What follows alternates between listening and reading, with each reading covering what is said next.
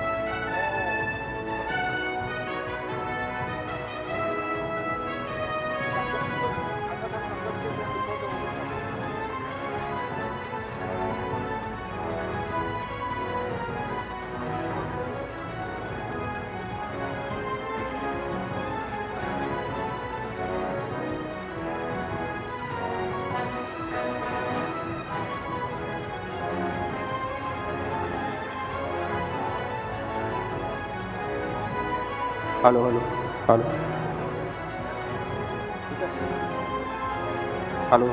Check. Hello.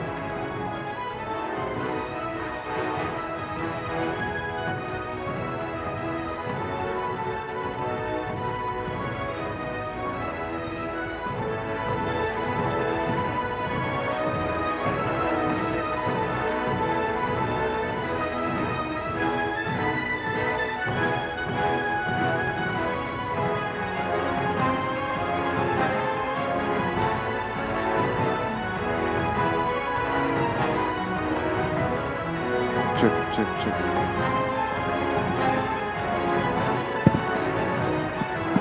Check, check.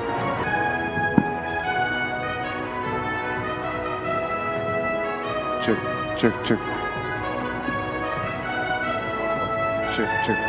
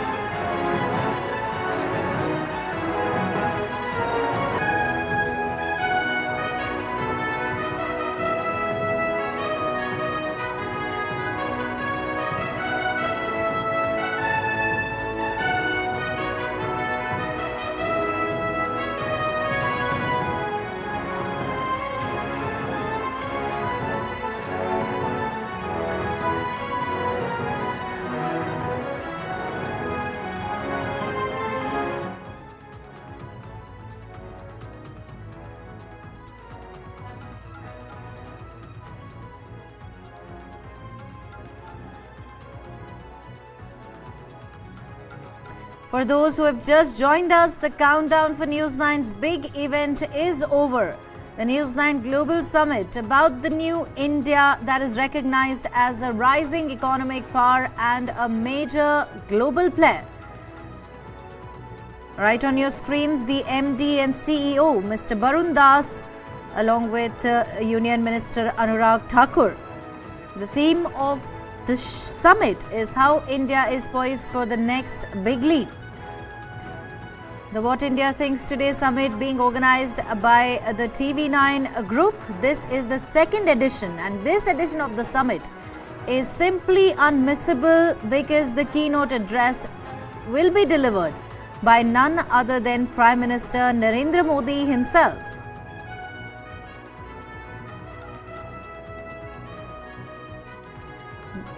The What India Thinks Today Summit starts from today and will continue through the 26th and 27th of this month.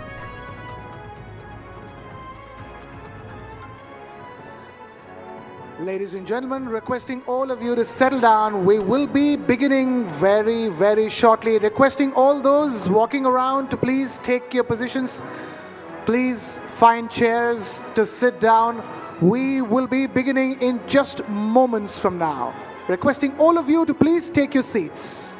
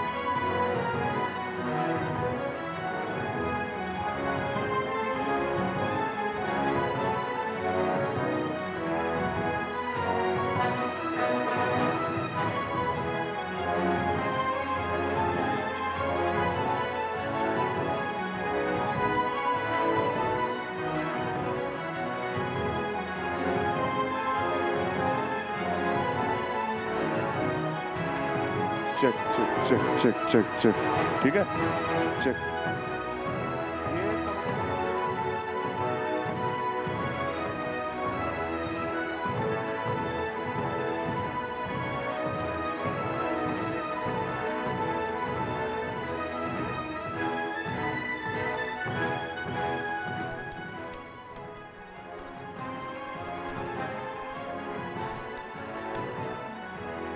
Hello. Ladies and gentlemen, just about 2 minutes or so left before we start the inaugural of TV9 What India Thinks Today. May I request you all to kindly take your seats. Unfortunately, a lot of cameras here and the view gets obstructed if people don't take their seats. So I'm humbly requesting everybody to please find chairs and sit down for clearing the camera field. Thank you so much.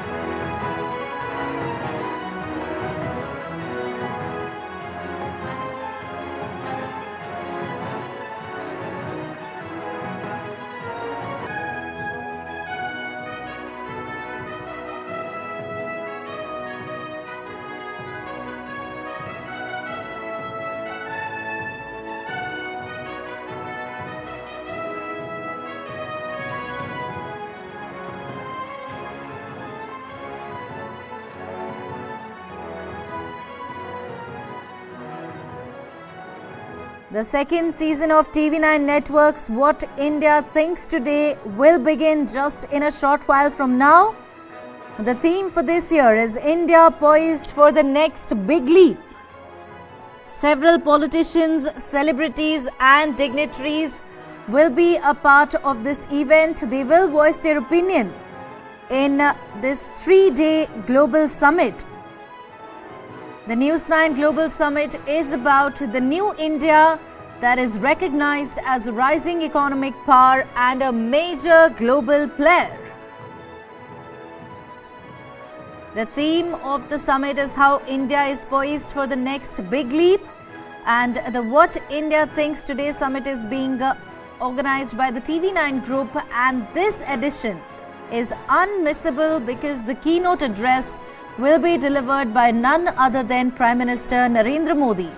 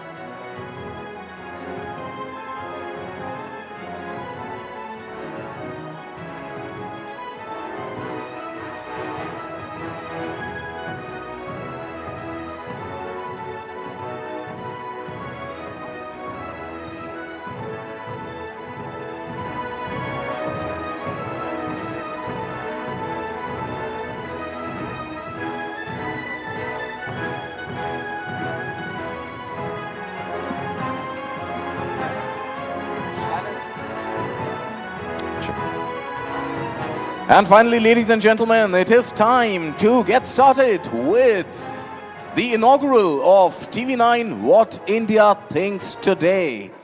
Please give it up for your hosts for this evening, TV9's Neha Khanna and Krishna Kumar.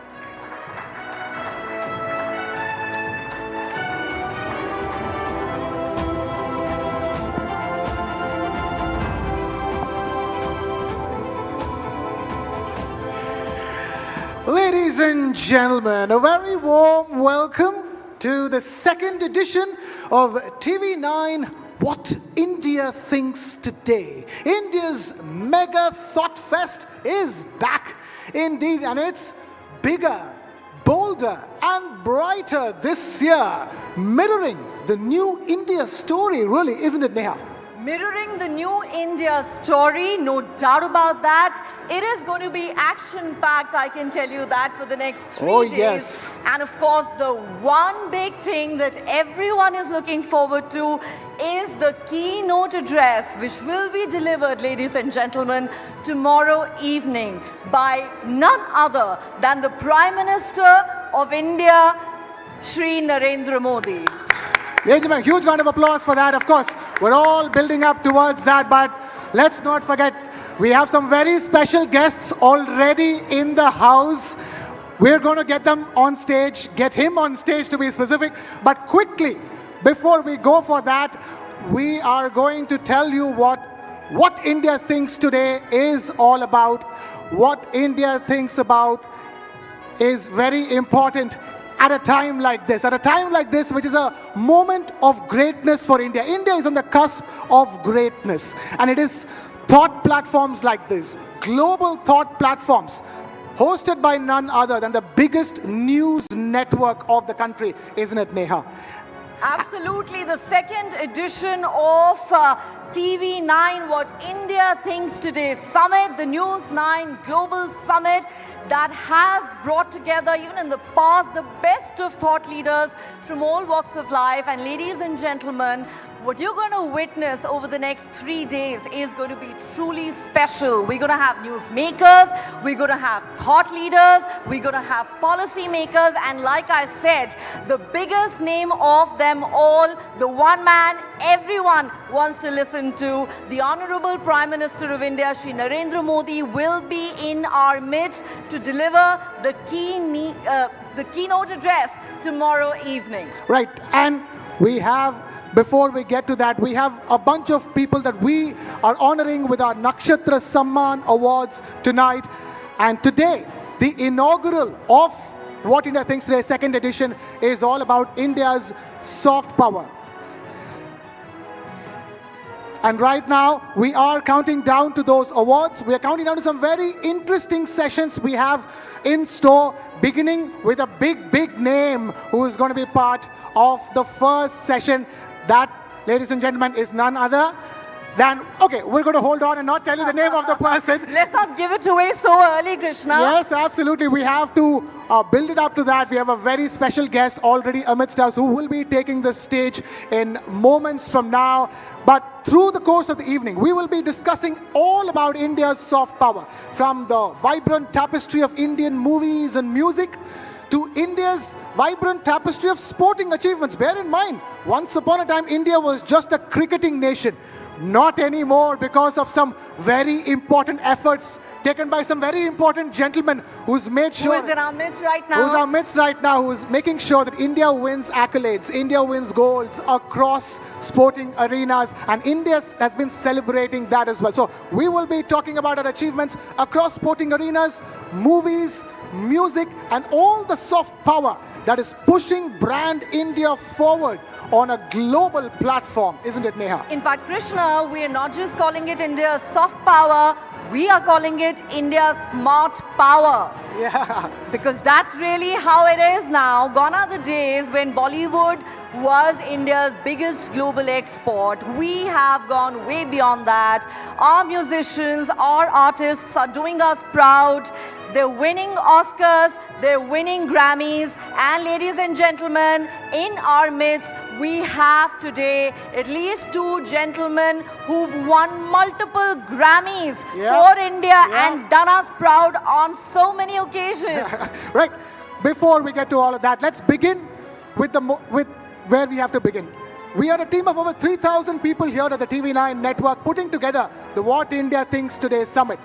But one man has been leading us from the front, and that is none other than our MD and CEO, Mr. Barun Das. Requesting Mr. Barun Das to come on stage, and also please put your hands together for Shri Anurag Thakur, who also joins us for our first session. Requesting both these gentlemen to please take the stage. And requesting Mr. Barun Das to first present Shri Anurag Thakur ji with a stole. Ladies and gentlemen, a huge round of applause.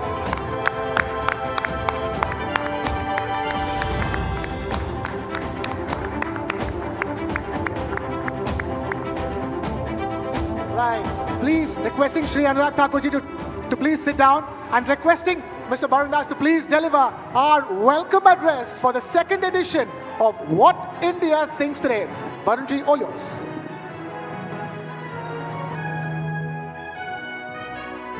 Thank you, Neha and Krishna. The Union Minister of Sports, Youth Affairs and Information and Broadcasting, Sri Anurag Thakur ji, distinguished guests, ladies and gentlemen, welcome to the inaugural. Today is the curtain raiser of the second edition of TV9 What India Thinks Today Summit. Over the next 2 days, we will be hosting several international thought leaders and cabinet ministers and industry captains discussing India's next big leap in the arena of geoeconomics and geopolitics.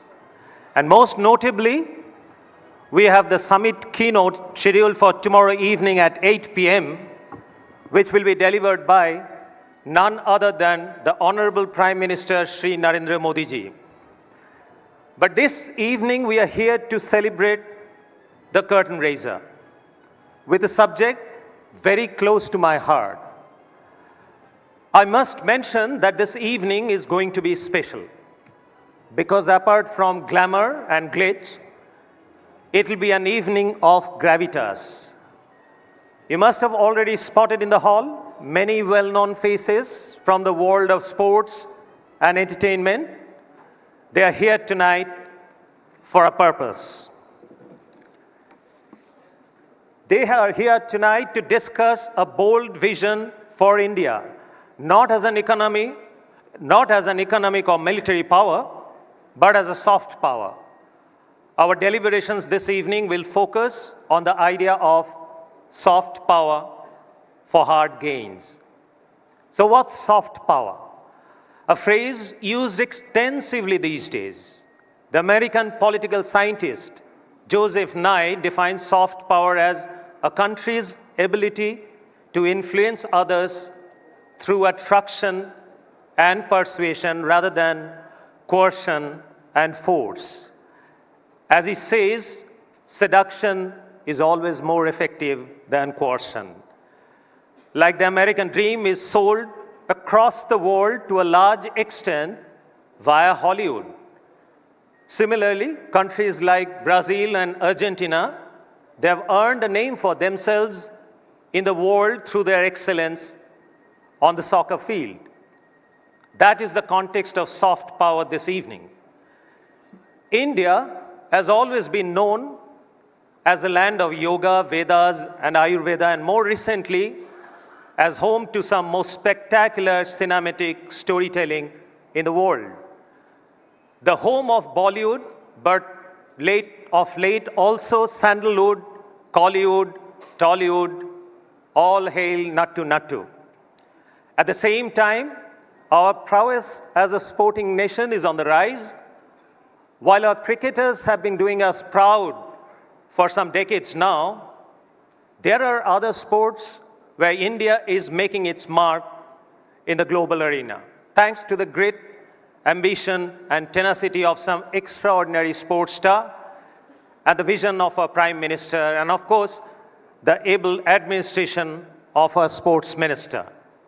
Badminton, tennis, shooting, wrestling, boxing, athletics are some such sports. Thank you, Anurag ji.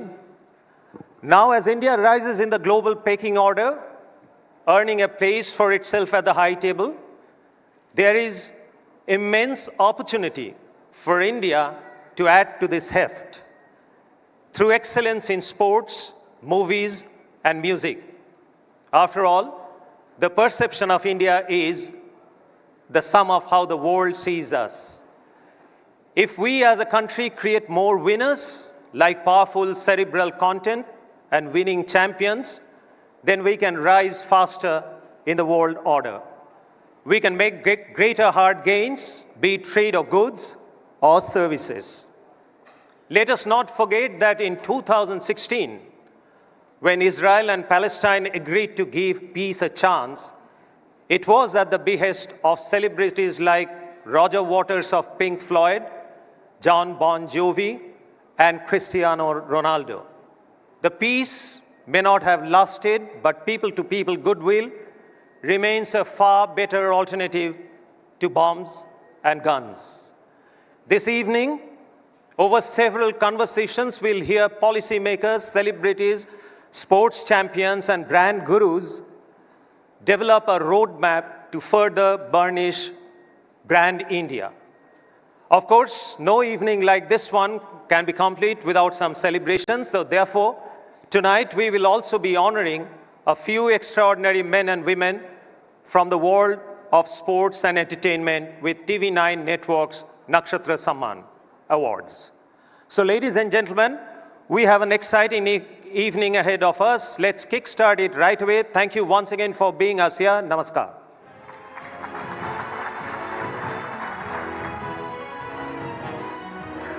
Thank you, Barun, for that. Requesting both Mr. Barun Das and Shri Anurag Thakur to please stay on stage. And before we go further, we have to talk about the sponsors for the day, isn't it, Neha? Absolutely. Let's remind all of you that TV9 What India Thinks Today is presented by Poonawalla FinCorp, co-powered by Zydus Wellness, Ultratech, Priya Gold, and Finolex Cables. A premier global platform that not just takes stock of India and where it has reached, but also sets the agenda for the path ahead. And with that, it's time now to invite upon stage Mr. Abhay Bhutada, Managing Director of Poonawalla FinCorp, for a special address.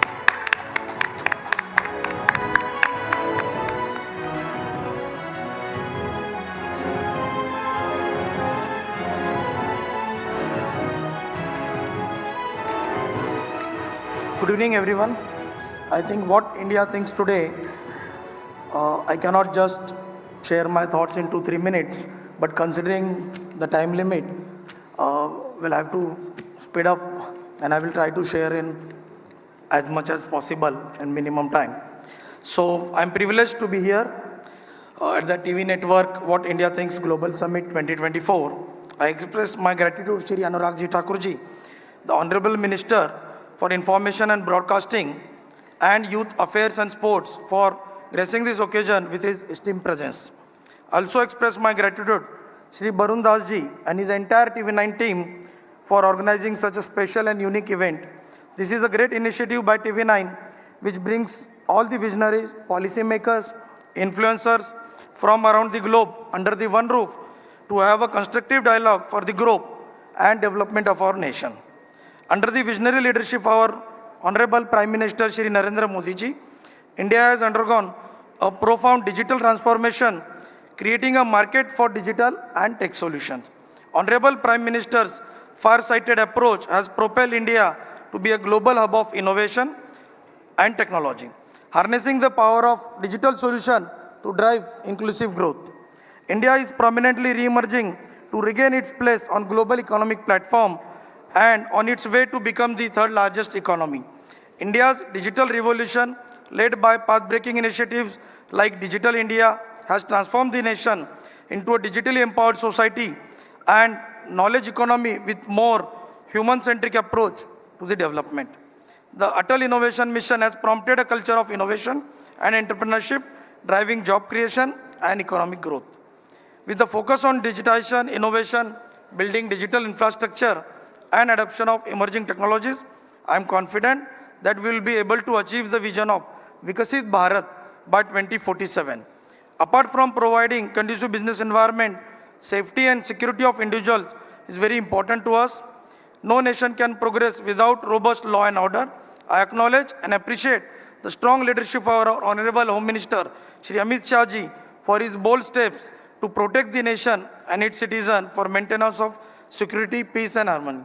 I also acknowledge Shri Anurag Thakur ji, who has been instrumental in creating awareness amongst the youth for various other sports. Under his guidance, Khelo India initiative and Target Olympic Podium scheme has revolutionized India's sports landscape and increased participation amongst the youth. These initiatives have helped in identifying deserving athletes who can win the medals in the Olympics and increase our medal tally. Digital payment ecosystem in India has also shown significant growth in recent years, driven by a combination of government initiatives, rise of e-commerce, increase in internet, smartphone usage. Key initiatives such as Pradhan Mantri Dhan Jana Yojana, UPI, BHIM have emerged as a game changer in the digital payment landscape. These initiatives have enabled seamless real-time digital transaction, paving the way for a cashless economy. Various digital initiatives of our government are positively helping every fraction of our society to aspire, grow, and fulfill their dream. Let me share with you, I also come from a place like Latur. I have witnessed the digitalization, how demolished the barriers and given the wings to every small town citizen like me to grow and contribute towards the nation building. To me, this is a real testament of Sankalp Se Siddhi, and millions of Indians like me feel confident than ever that we as a nation has all the potential to become the Vishwaguru. At Punala FinCorp, we believe in having complete transparency in our dealing as we understand and value the trust of the customers upon us. Through deep investment in technology and innovation at the core, we strive to create endless possibilities each time and partner in the growth journey of our customer. Trust, integrity, transparency, and excellence are at the core of our institution. Our long-term corporate goals focus on enhancing shareholder value and safeguarding stakeholders' interest. As I conclude, I am confident that dynamic leadership of our Honorable Prime Minister Shri Narendra Modi ji will reaffirm India's status as a global powerhouse with a focus on innovation, entrepreneurship, and capital development. Once again, I thank you TV9 team for conceptualizing this event and allowing me to share my thoughts. Jai Hind, Jai Bharat.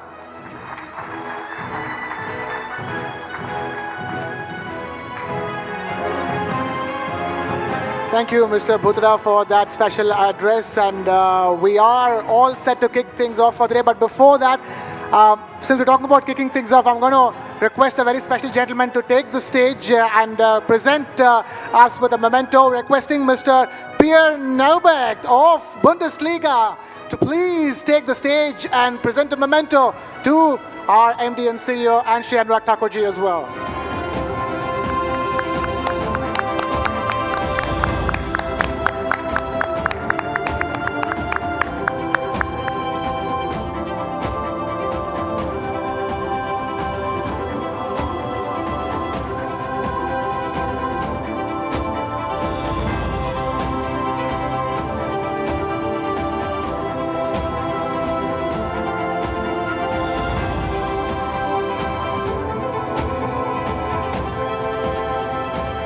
Very much for that. All right, ladies and gentlemen, let's get on with the show. Now, today is all about India's surging soft power, India's growing global clout, powered by everything from its vibrant tapestry of movies and music to its phenomenal sporting achievements. That's right, and that's why the inaugural is called Soft Power, Hard Gains. And with that, we are officially all set after Bundesliga as well to kick things off on the inaugural. Isn't it, Neha? Haha, nice wordplay there, Krishna, with terminology from the world of sports. Because our first session, ladies and gentlemen, is titled Gearing Up for Sports Ascendancy. even as the Indian cricket team dominates the world of cricket, India has long gone from being a one-sport nation. Today, India is a force to reckon with in a range of sporting arenas. And one man is playing a crucial role in that evolution. Take a look.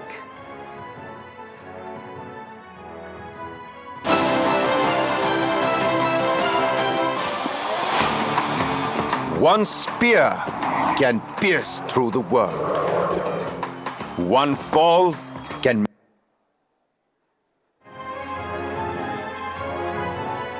It's dreams of a billion.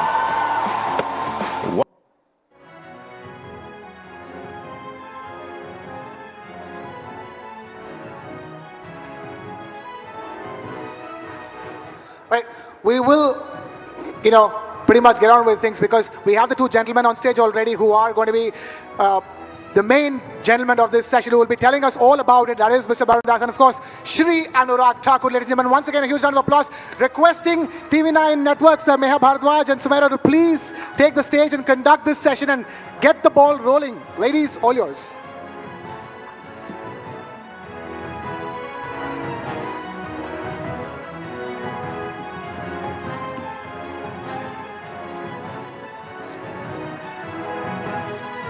Good evening, ladies and gentlemen. It's the first session, so it better be good because it'll set the tone for what's to come. But in our experience, when we're talking about sports and entertainment, it's never dull.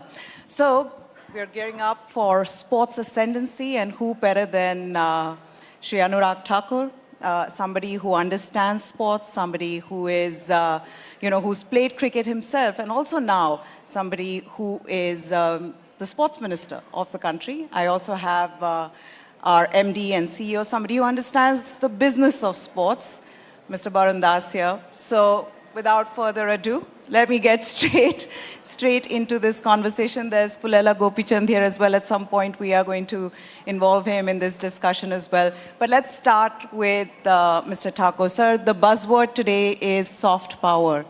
Mr. Thakur, and sports is an integral part of it, sir. Cricket, we know, is already a superpower in the country. How can we bring in the lessons that we've learned from cricket to make other sports as successful? Thank you for starting the session. And let me just say this, that if you look at 1983, before that, even in cricket, you didn't have enough money. When the Indian cricket team won, even the BCCI didn't have enough money to pay them or to celebrate in a big way. But when they fought the case against Prasar Bharati and won the case, that is where they won the telecast rights and the game changed. Then the money came into the field of cricket, and that is how the Indian Cricket Board, the BCCI, how they done well with the professional working of BCCI for the last so many years. And over the last 2-3 decades, we have seen one after another cricketer who have come up on the international stage and done extremely well. So in cricket, we had a lot of stars to look up to. And today, in other sports also, we have a lot of stars we can look up to. So I think the time has started when the country, the mindset has changed, the way Prime Minister Modi said, "Kheloge to khiloge." It's all about participation, it's all about your involvement in sports rather than just thinking about winning and all that. On one hand, the government has increased the sports budget 3 times in the last 10 years. Apart than that, we have spent close to 3,000 crore rupees on creating about 300 sports infrastructure. Apart than that, we have a lot of other schemes for the benefit of players, so that they can perform well rather than worry about their facilities, how they can train, where they can train, who will fund for that. Now that is not the worry today. They all need to think about training hard and performing at the national and at the international stage. And that is why India has won for the first time ever 100+ medals in the Asian Games.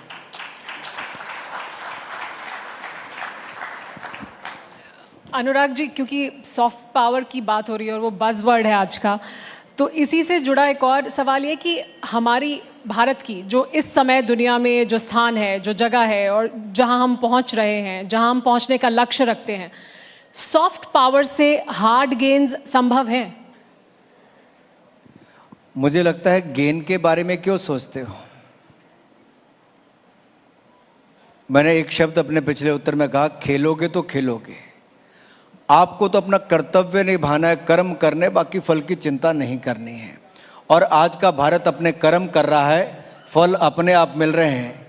कहाँ 10वीं लड़खड़ाती चरमराती अर्थव्यवस्था थी, आज दुनिया की 5वीं सबसे बड़ी अर्थव्यवस्था हम बनकर खड़े हो गए हैं। और जब मोदी जी तीसरी बार आएंगे तो will become the 3rd largest economy in the world. So हमें अपने एफर्ट्स में कोई कमी नहीं करनी चाहिए। इसलिए मैं कई बार खिलाड़ियों से भी कहता हूं कि आपको अपना जो पार्ट है वो प्ले करना है, मुझे अपना करना है। एक समय था जब खिलाड़ी को लगता था कि परिवार में अगर कोई रिक्शा चलाने वाला है, मान लो पिता कोई चाय बेचने वाला है, कोई सब्जी बेचने वाला है, तो उसका बच्चा यहाँ तक कैसे पहुँचेगा। आज मैं आप सबकी जानकारी के लिए बताना चाहता हूँ, आज खेलो इंडिया अभियान के बाद, टॉप स्कीम के बाद, टारगेट ओलंपिक पोडियम स्कीम में बोर्डिंग, लॉजिंग, ट्रेनिंग सारा खर्चा भारत सरकार वहन करती है। और जो एलीट एथलीट है उसको 6 लाख रुपया साल का जेब खर्च अलग से देती है खेलने के लिए, ट्रेनिंग करने के लिए। और इसी तरह से जो डेवलपमेंट एथलीट है उसको 3 लाख जेब खर्च अलग से देती है। और बाकी सारा बोर्डिंग, लॉजिंग, ट्रेनिंग देश और विदेश का सारा खर्चा भारत सरकार करती है। फिर आता है खेलो इंडिया एक्रेडिटेड एकेडमी। मान लीजिए पुलेला गोपीचंद की एकेडमी चलती है, वहाँ पे किसी खिलाड़ी को जाके सिलेक्शन होकर ट्रायल दिया, खेले, तो उनको 5 लाख रुपया बोर्डिंग, लॉजिंग, ट्रेनिंग के लिए और 1,20,000 रुपया जेब खर्च के लिए अलग से मिलता है। ऐसे 3,000 खिलाड़ियों को प्राइवेट एकेडमीज में भारत सरकार फंड कर रही है ताकि पूर्व खिलाड़ी उनको अच्छी ट्रेनिंग दे सकें और भारत के लिए खेल सकें। लगभग 23 नेशनल सेंटर ऑफ एक्सीलेंस बना दिए हैं, 69 साइट ट्रेनिंग सेंटर हैं। और आज़ादी के जब हम 75 वर्ष मना रहे थे साल पहले, तो मैंने कहा था 750 हम खेलो इंडिया सेंटर बनाएंगे। आज मैं इस मंच पे कह रहा हूँ 750 नहीं, 750 नहीं, 1075 1075 हमने पूरे कर दिए।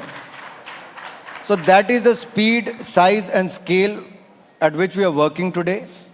अभी बहुत आगे जाना है। राज्य की सरकारें भी अगर, क्योंकि स्पोर्ट्स इज स्टेट सब्जेक्ट, अगर राज्य की सरकारें थोड़ी मदद करेंगी, थोड़ा और अच्छा करेंगी, तो भारत जैसे देश में 36 स्टेट्स और यूनियन टेरिटरीज में से अगर 20 भी अच्छा कर लें, तो मैं कह सकता हूं जो लक्ष्य मैंने 2036 के लिए रखा है कि इंडिया दुनिया की पहली 10 मेडल विनिंग कंट्रीज में से एक हो और 2047 तक हम दुनिया के पहले 5 देशों में हो जो मेडल जीतने वालों में हैं।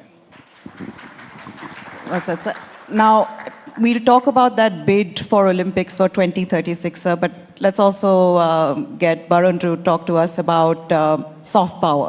You had that in your keynote address, sir.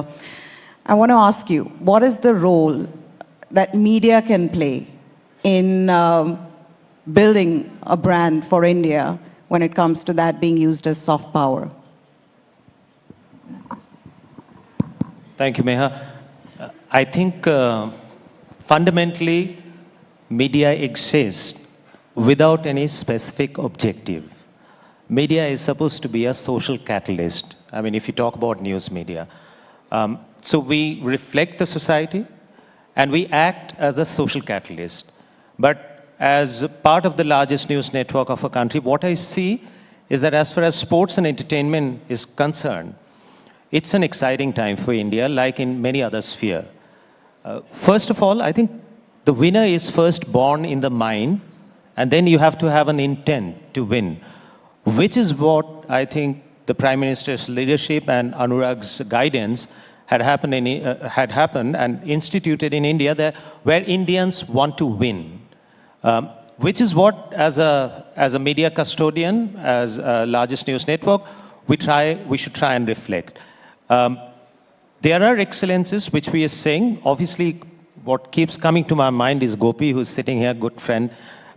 He's shown that he was possibly the second All England champion after about 29 years or so. He won it all by himself. But then he decided that he'll create many champions. So he set up that academy. And then, as Anurag ji said, that the nation is supporting the administration and the government is supporting that. So this acts as a very, I think it's a self-fueling positive spiral which will only grow from now. See, as far as the media is concerned, let me add something to that. When I used to play cricket, rather than the money or the cash prize, it is the next day news in the newspapers, which is to encourage like sports person like us, कि अच्छा अखबार में नाम छप गया, अब देश में हमें लोग जानते हैं. तो मीडिया एक बहुत बड़ा रोल अदा कर सकता है, वो पैसों से बहुत बड़ा है, आपको पहचान दिलाने का. Right. Sir, I will just, absolutely. This is a very good point that unless and until we bring that to limelight, we celebrate those successes, the successes will remain confined to some corners here and there. So that definitely is a role that media has to play. Anurag ji, और अभी क्योंकि आपने कहा कि जब आप cricket खेलते थे, तो ये एक सवाल ज़रूर सबके मन में आता है कि क्रिकेट भी आपका पैशन है, पॉलिटिक्स भी आपका पैशन है, तो एक पैशन को छोड़कर दूसरे पैशन को चुना है या वो साथ साथ कैसे, मतलब क्रिकेट को छोड़ा कैसे, राजनीति की तरफ ज़्यादा पैशनेट कैसे हो गए? देखिए, छोड़ना कोई नहीं चाहता. मैं पंजाब की और नॉर्थ जोन की टीम का कैप्टन था, ऑल इंडिया चैंपियन रहे, under 16, under 19, north zone under 19, all India champion, under 19 camp से लेकर रणजी ट्रॉफी तक सब खेले. लेकिन बहुत छोटी उम्र में छोड़ना पड़ गया, परिवार की परिस्थितियां ऐसी थी. लेकिन जब मैं 25 साल की उम्र में हिमाचल क्रिकेट संघ का अध्यक्ष बना, तब सबसे बड़ी चुनौती थी कि स्टेट में एक भी ग्राउंड नहीं है, कोई बड़ा मैच नहीं होता, कोई मैच जीता नहीं. At the age of 26, I built that Dharamshala Cricket Stadium without any government, without even a single penny from any government, neither central nor the state government. तो एक जुनून था कुछ करने का, वापस गेम को देने का.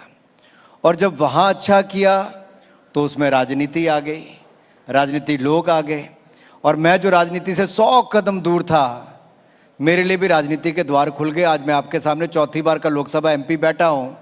वो स्टेडियम नहीं बनाया होता तो शायद यहाँ नहीं होता. तो ईश्वर ने आपके लिए कहाँ लेके जाना, उसके रास्ते बना के रखे हैं. आपको केवल अपना कर्म करना है. मैंने पहले भी कहा, मैं क्रिकेट खेलना चाहता था. मेरे पिता मुझे फौजी बनाना चाहते थे, वो खुद प्रोफेसर थे, मेरे दादा परदादा फौजी थे. मैं तीसरी बार सांसद बना, तब जाके मैंने 2016 में टेरिटोरियल आर्मी में मैं लेफ्टिनेंट बना. अब मैं कैप्टन हूँ. अब मैंने मेजर का एग्ज़ाम दिया, देखता हूँ पास हो गया तो थोड़ी दिनों में मेजर भी बन जाऊँगा. तो आप कहाँ जा सकते हो कोई पता नहीं चलता. तो जहाँ पे भी आप हो, वो आप काम अच्छे करते रहें. Sir, Paris Olympics is 5 months away. This is a headline question now. What are you expecting from our Indian athletes? Are we going to better Tokyo? If you look at Tokyo Olympics, we were facing the COVID-19 pandemic at that time. It was very hard to train the players locally or maybe overseas. But we provided them all kind of help. Look at Mirabai Chanu. She got injured in India. Yeah. Within 24 hours, she was given the US visa. We sent her coach and physio with her. After that, the visa was stopped and the entry was banned into US also. So she trained in US for 6 months. Many of our athletes were training overseas in Europe. She flew directly from US to Japan in Tokyo. And the first medal won for India at Tokyo Olympic was by Mirabai Chanu. Yeah. So that is how the government of India helped her with funding her recovery and everything, and she won us the medal. So मैं यही कहता हूँ कि तब आपने सोचा नहीं था, लेकिन हमने आज तक के सबसे ज़्यादा मेडल टोक्यो ओलंपिक्स में जीते. उसके बाद कॉमनवेल्थ गेम में हमने 61 मेडल जीते. उससे पहले पैरालंपिक्स में 19 मेडल जीते, डेफ ओलंपिक्स में 28 मेडल जीते. और जब हम एशियन गेम्स में जाने लगे, तब मैंने कहा था इस बार 100 पार. तो सबको लगा नेता है, नेता जैसा भाषण दे दिया, इस बार 100 पार होगा नहीं होगा. बट मुझे विश्वास था मेरे खिलाड़ियों पर, जो हमने सुविधाएं दी थी. और इस बार भारत ने 107 मेडल जीते हैं एशियन गेम्स में.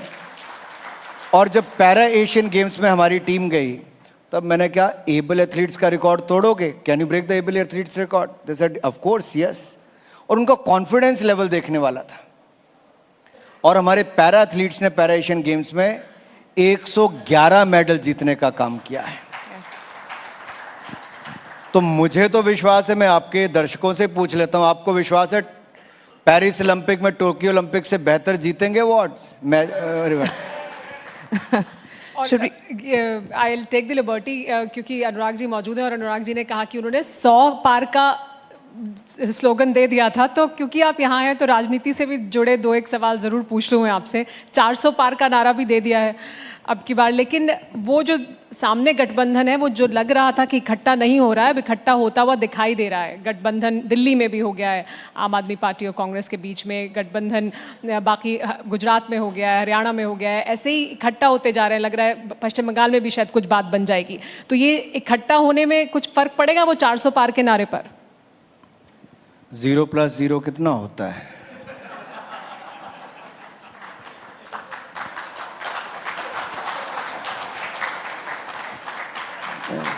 ये कोई पहली बार इकट्ठे हुए हैं?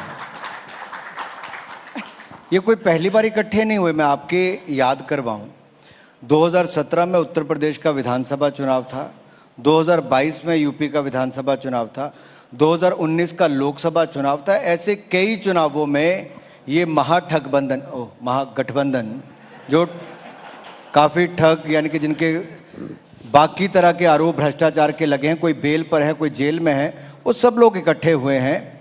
लेकिन ये चाहते क्या हैं? They gonna scratch each others back just to support them because they are facing the corruption cases. और ये भ्रष्टाचार के आरोप जो सह रहे हैं, और श्रीमान राहुल गांधी जी, सोनिया गांधी जी भ्रष्टाचार के मामले में बेल पर हैं। अरविंद केजरीवाल जी जो सबको ईमानदारी के सर्टिफिकेट बांटते थे, वो 7 बार ईडी के समन आने के बाद भी आज जाते नहीं। लेकिन जब राजनीति में नहीं थे तब ज्ञान बांटते थे कि कांग्रेस वालों को भ्रष्टाचार के चलते बाहर करो। जितने ईमानदारी के सर्टिफिकेट इन्होंने अपने हेल्थ मिनिस्टर को दिए, वो 1.5 साल जेल में रहे। इन्होंने अपने शराब घोटाले वाले मंत्री को दिए, वो जेल में है। उप मुख्यमंत्री वो हैं, अपने सांसद को ईमानदारी का सर्टिफिकेट दिया, सब लोग जेल में हैं, किसी को बेल भी नहीं मिली। तो आप लोगों के पास मोदी के खिलाफ क्या लेके जा रहे हो? क्या आपके पास ईमानदारी है? मैं गर्व के साथ सीना चौड़ा करके और सिर उठाकर कह सकता हूं, 2014 में हमने कहा था भ्रष्टाचार मुक्त शासन देंगे। आज 10 साल के बाद मैं कहता हूं 10 पैसे का भी भ्रष्टाचार भारत में नहीं हुआ, तो मोदी सरकार में ईमानदारी के साथ हमने काम किया है और आगे भी करेंगे। लेकिन देश में जो 70 साल में इन्होंने नींव डाल रखी भ्रष्टाचार की, वो सिस्टम में ख़त्म करते करते समय लगेगा। लेकिन आज मैं अपनी सरकार के बारे में तो कह सकता हूं, ईमानदारी के साथ मंत्री से लेकर प्रधानमंत्री ने काम किया है। दूसरा, आज हम भारत को, आपने बार बार सॉफ्ट पावर की बात कही।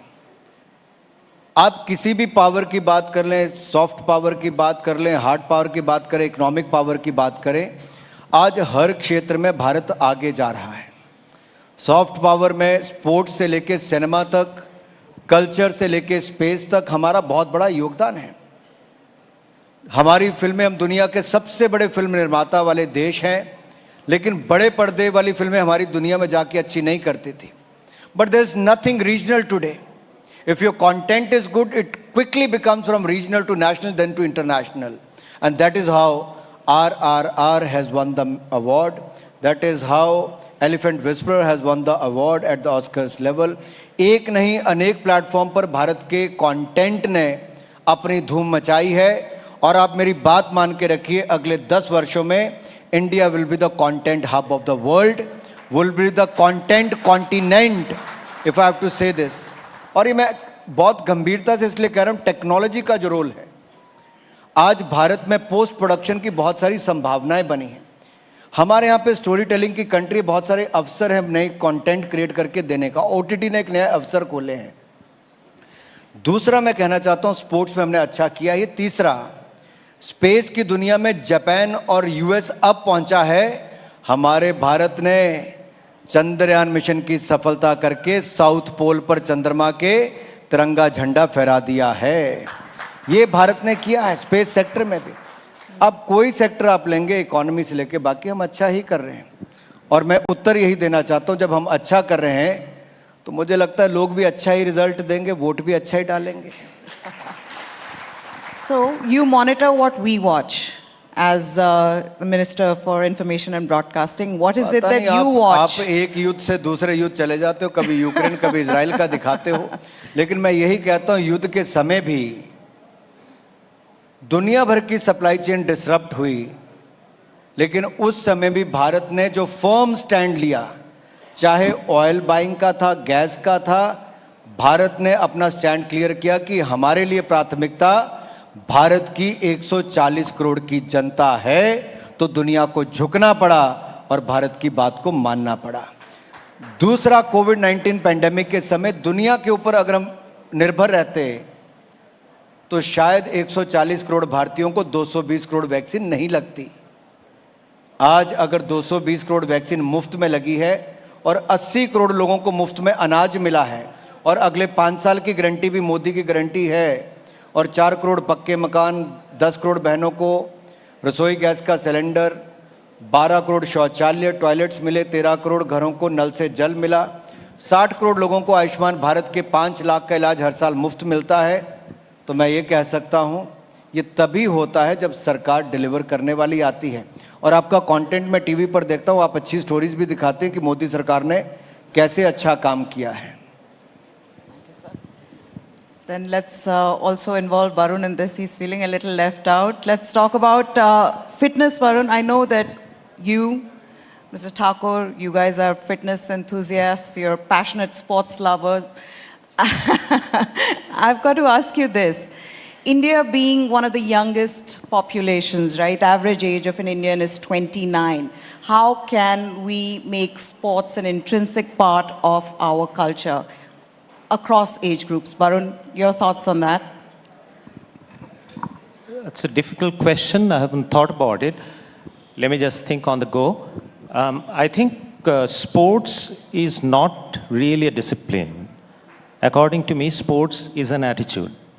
Like some time back, even today, if I have to recruit even a top management person, in his resume, I look through whether he's played any games and sports or not. So I believe that we have a great opportunity to grab if we can inculcate sports to be an attitude in our country's citizens, which is what's happening now. Now, if you see what IPL has done, today you have one full, almost if you replace the 11 top players of Indian cricket team, you have another 11 filling up. India would produce so many pace bowlers, a series of them we've never thought. That's what IPL has done. And IPL also has inculcated appetite in youth. As I always maintain that there's no harm in earning fame and money, provided you have put in effort for it and you have the competence for it. So that is what is the opportunity to be grabbed. And badminton is another game where I think today there would be several players in top 50 which we've never seen. This sensitivity, when we celebrate these winning moments in media across the country, that's what drives the youth of a country to excel and to be accolated, to be celebrated, to be awarded. So that's what India's moment is all about. Okay, I've been asked to wrap up, but the journalist in me wants to ask you one last question, sir. Prime Minister Modi has spoken about the bid to Olympics for 2036. Is India ready? Are we ready to host an event of that scale in our country? And if we are, what city could that be in? I think Prime Minister Modi made it very clear during the IOC session in Mumbai that India is very serious to host the 2036 Summer Olympics, and before that we want to host the 2030 Youth Olympics. And I have a reason to say so. If you look at India today, in the last 10 years, from fragile 5, we have become the fifth largest economy of the world. On the other hand, if you look at Self-Reliant India campaign, the Atmanirbhar Bharat, From being the second largest importer of the mobile phones, India has become the second largest manufacturer of the mobile phones. From 85% of the toys being imported from overseas, now India has 90% of the toys production made in India and exporting to the world. From being the largest importer of the defense equipment, India has 1 lakh crore defense production last year, and which had 16,000 crore rupees export as well. So if you look at sector to sector, India is doing extremely well. Economy-wise, we are the 5th largest. In the next 5 years, we're going to be the 3rd largest. By 2036, Indian economy will be much larger. On the other hand, in India, if you look at the capex, the investment on the capital expenditure, it has gone up. Last year it was 10 lakh crore rupees. This year it is 111 crore rupees. That means 11 lakh crore plus will be spent to create infra. On the other hand, the cities are growing, the infrastructure is growing. From 74 airports, we are 150 airports today. The sports infra is also becoming better and better with each passing day. We have the 1.4 billion population, out of which 65% is below the age of 35 years. That clearly shows 1/6 of the humanity, the 1/6 of the total population of the world lives in India. So what could be a bigger market? We have 1 billion mobile phones, smartphones. We have 1 billion internet connections. We have the largest population to see the Olympic sport last time. And this time it makes more sense for the IOC to give 2036 Olympics to none other than Bharat, our India. So that will be a very serious bid. Okay, we have been asked that this is a wrap from us for now. Thank you so much, Mr. Minister, for joining us. Thank you, Barun, for joining us. Thank you. All right, ladies and gentlemen, huge round of applause for TV9's Meha and Suman, and of course, requesting Shri Anurag ji and Mr. Barun Das to please stay on stage and move toward the awards section of the stage, because it is time now for our Nakshatra Samaan Awards, the first set of Nakshatra Samaan Awards for the night, isn't it, Neha? That's correct, Krishna. Now, as India gears up for sports ascendancy, Requesting Sir, Anurag ji and Barun Sir to please move on to the awards section of the stage. thank you very much, gentlemen. All right, now as India gears up for sports ascendancy, the importance of infrastructure development remains supreme. And Shri Anurag Thakur has been instrumental in developing sporting infrastructure across India, which has helped Indians from humble backgrounds to excel in a wide range of sports going way beyond cricket. This is clearly mirrored in the Nakshatra Samaan winners from the world of sports. That's right. The stories of all those sporting winners of Nakshatra Samaan, from an athlete, Harmilan Bains, to badminton player Anmol Kharb, to para-cricketer Amar Hussain Lone, to professional shooter Sift Kaur Samra.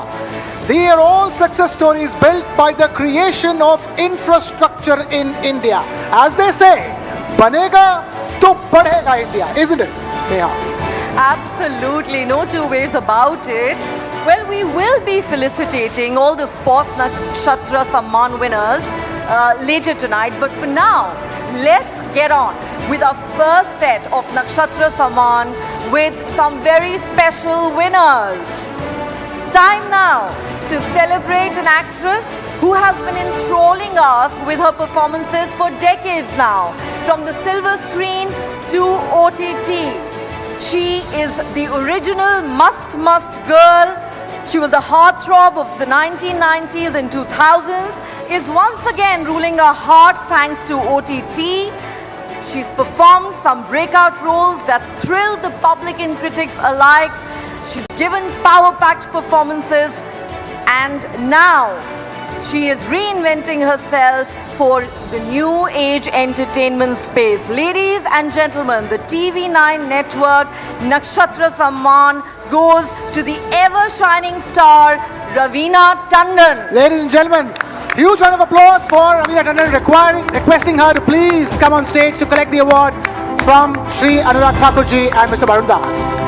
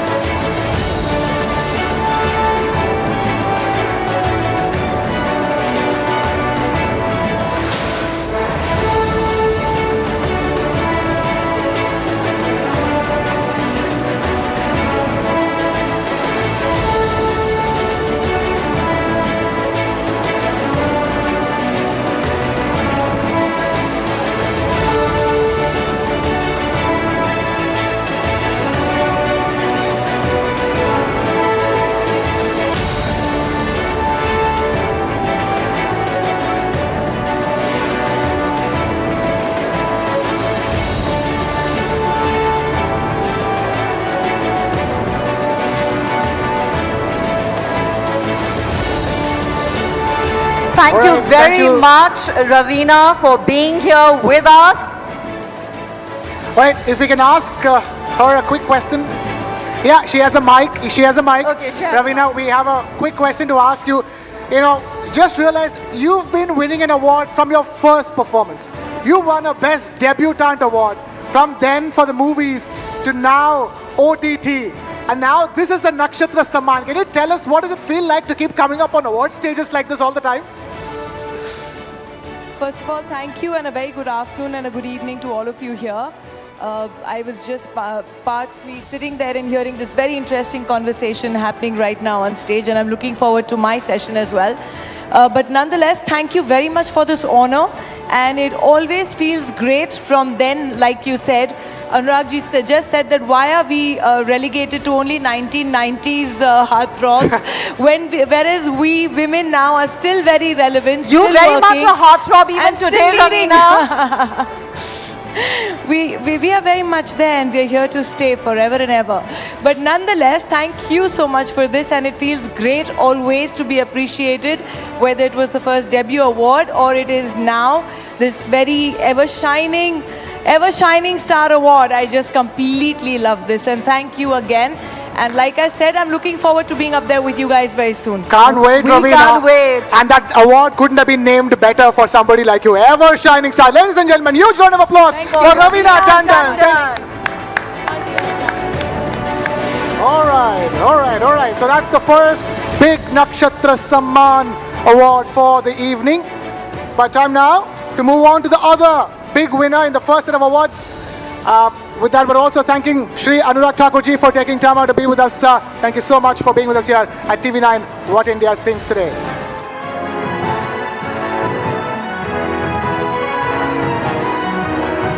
Right, thanks very much once again to Ravina Tandon, to Barun Das and to Shri Anurag Thakur for being here in our midst. Of course, everyone's looking forward to Ravina's session. But now, ladies and gentlemen, it's time for the next session of TV9 What India Thinks Today, presented by Poonawalla FinCorp, co-powered by Zydus Wellness, Ultra Tech, Priya Gold and Finolex Cables, where we will continue to stick with the world of sports. Absolutely, Neha. The next session is titled Sports Burnishing, an opportunity for new India. And it's all about how sport can be used as a fuel that can make brand India burn brighter in all its glory. And we have a very special panel of guests lined up for this session, ladies and gentlemen. Please put your hands together for Pulela Gopichand, former All England champion and national badminton coach.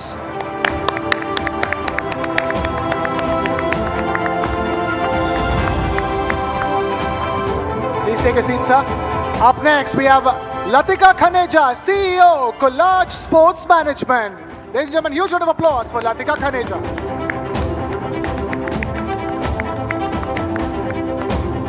All right, next up, we have with us Pierre Nobert, CCO, Bundesliga. Ladies and gentlemen, huge round of applause for Pierre Nobert. Guten Tag, Pierre. Please take the stage.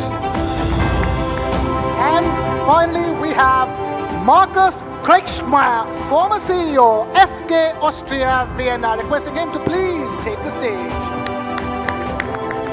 Thank you so much to all of you for being here with us, and this session is going to be moderated by business strategist and marketing veteran Mr. Lloyd Matthias and TV9 Networks Shweta Kothari. If we could request both of them to take the floor, please.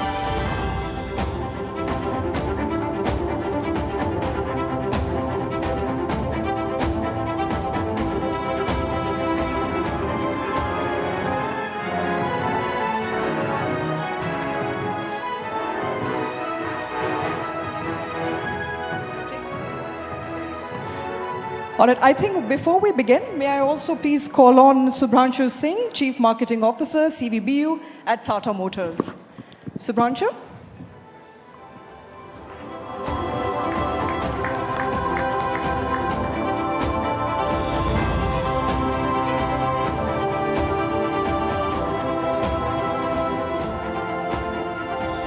Thank you very much. Ladies and gentlemen, absolute pleasure to be here. But before I kick off on what is in the session, I am a storyteller. I'm a journalist. So I'm going to begin with a story.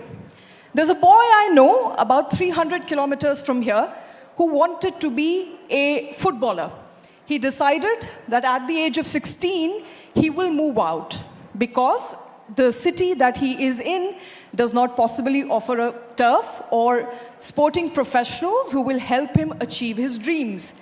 He comes from a middle-class family, so he moves to the next best possible place, which is Chandigarh. From Chandigarh, he gets trained. Now, it takes money, of course, to be trained. If you want to be a footballer in India, you know that there's not enough coaching facilities available, and he gets that right kind of coaching and the right kind of turf in Chandigarh. At this time, he's trained. He's told he has potential. So then he decides to go to Bengaluru. Bengaluru is where he starts his sort of professional football training as well as his journey. Now, it's already been 3 years in the process. He's now 21 years old. A lot of people are telling him that his time is over. A lot of others are telling him, don't listen to them. Your story is still unending. It's unfinished. It's not written off just as yet. Now, this is a story of a typical new India, where parents are not scared to send their children away because they believe sports has a future.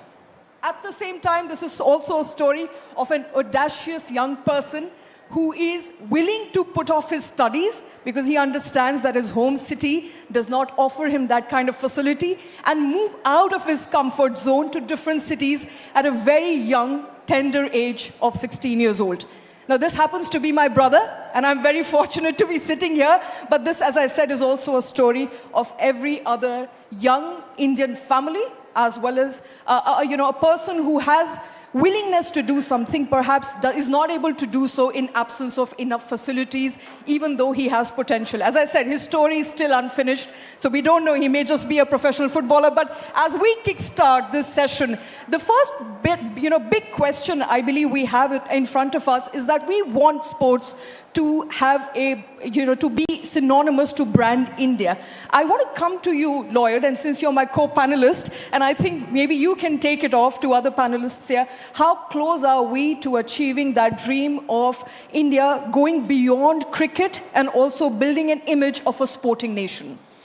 Hey, thank you, Shweta. And I think we've got a great set of panel who should be answering this. But if I could just say one thing, I think the last decade truly has seen Indian sport come of age. As many people would say, for a long time we were a one-trick pony, right? Cricket was Indian sport. I think clearly what we've seen in the last decade is the coming of age of many other sports. Of course, athletics with Neerav Chopra was a big turning point, but across chess, across badminton, across the whole range of sports, I think today India has become a major force. And I think that has been one significant achievement. And clearly just given the size of the growing Indian economy, I think you could say we were punching below our weight. I think that's slowly correcting itself. And I hope through the course of this session, we'll actually be able to probe deeper into this aspect. I think no better than Pullela to answer that question. Pullela, do you still think we are punching below our weight? Do you think we are getting there just as yet? We heard Sports Minister just before the session, and he talked about how India has had a pivotal journey in sports in the last decade. And I believe a lot of you agree that there have been significant changes. Would you agree with that? Well, I think the last 10 years have been phenomenal in Indian sport. I think the way the growth has been is enormous. The inspiration has been fantastic. No time before has the Prime Minister of the country spoken about sports so much.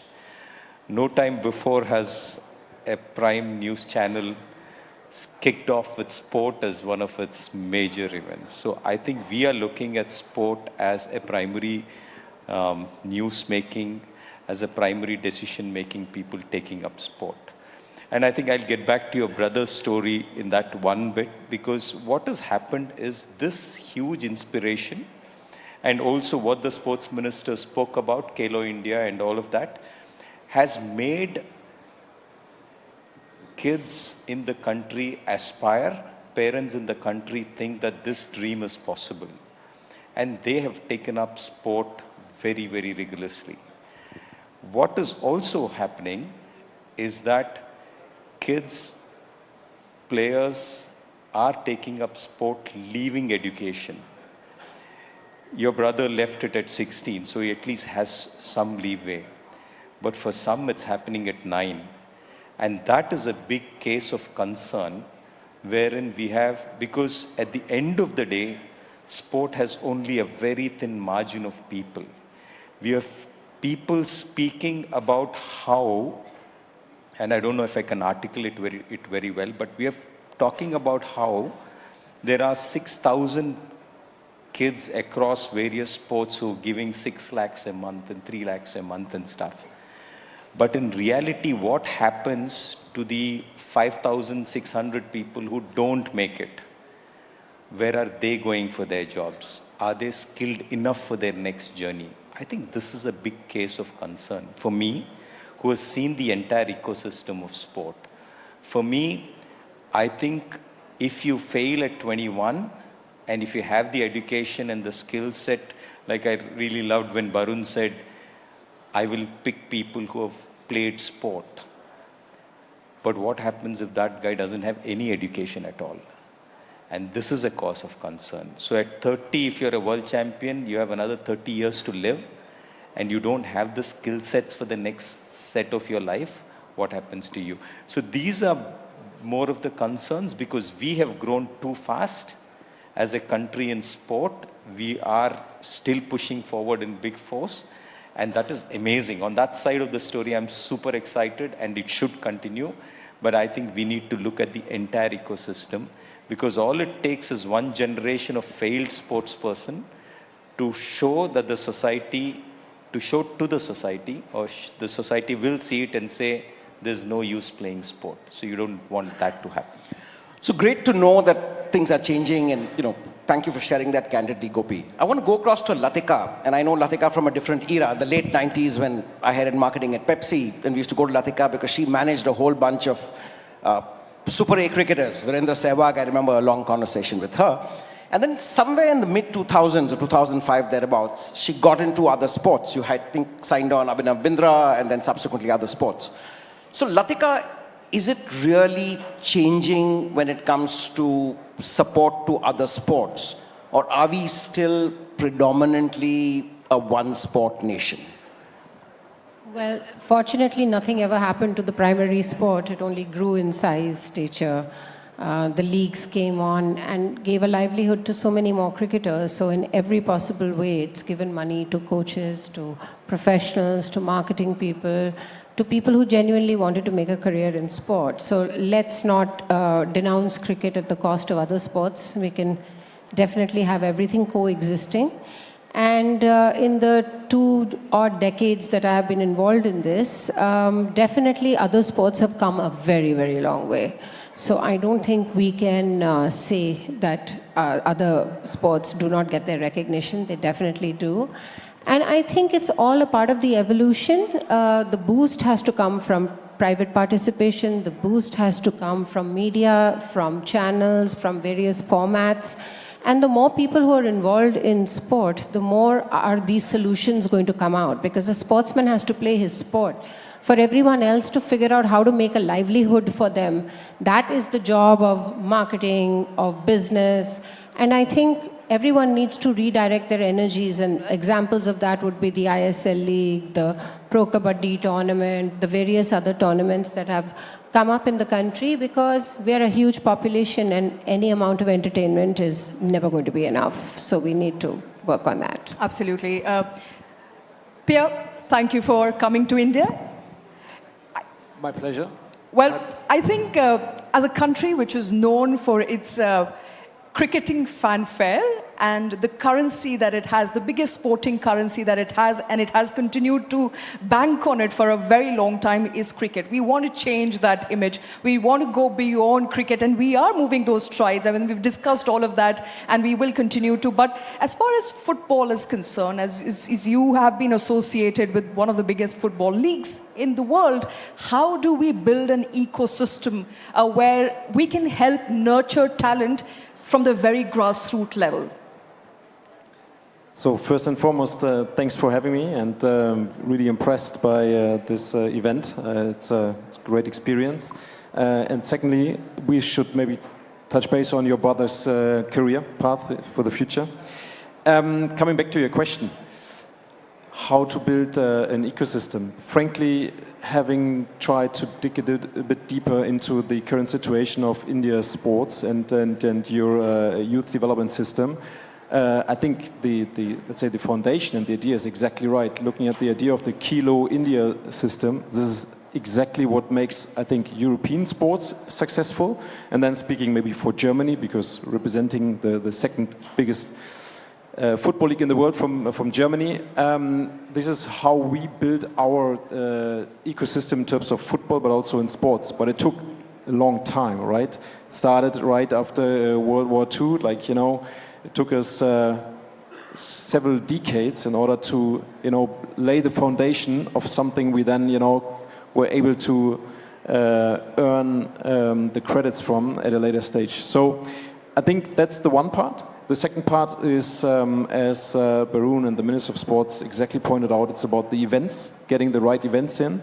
And yes, I think the ambition to have the Olympics 2036 is perfect, but there are so many other major events you could have and which could really help and make India benefit from. That's exactly the right way to do in order to get the attention from international, but especially also to build fandom and talent nationally.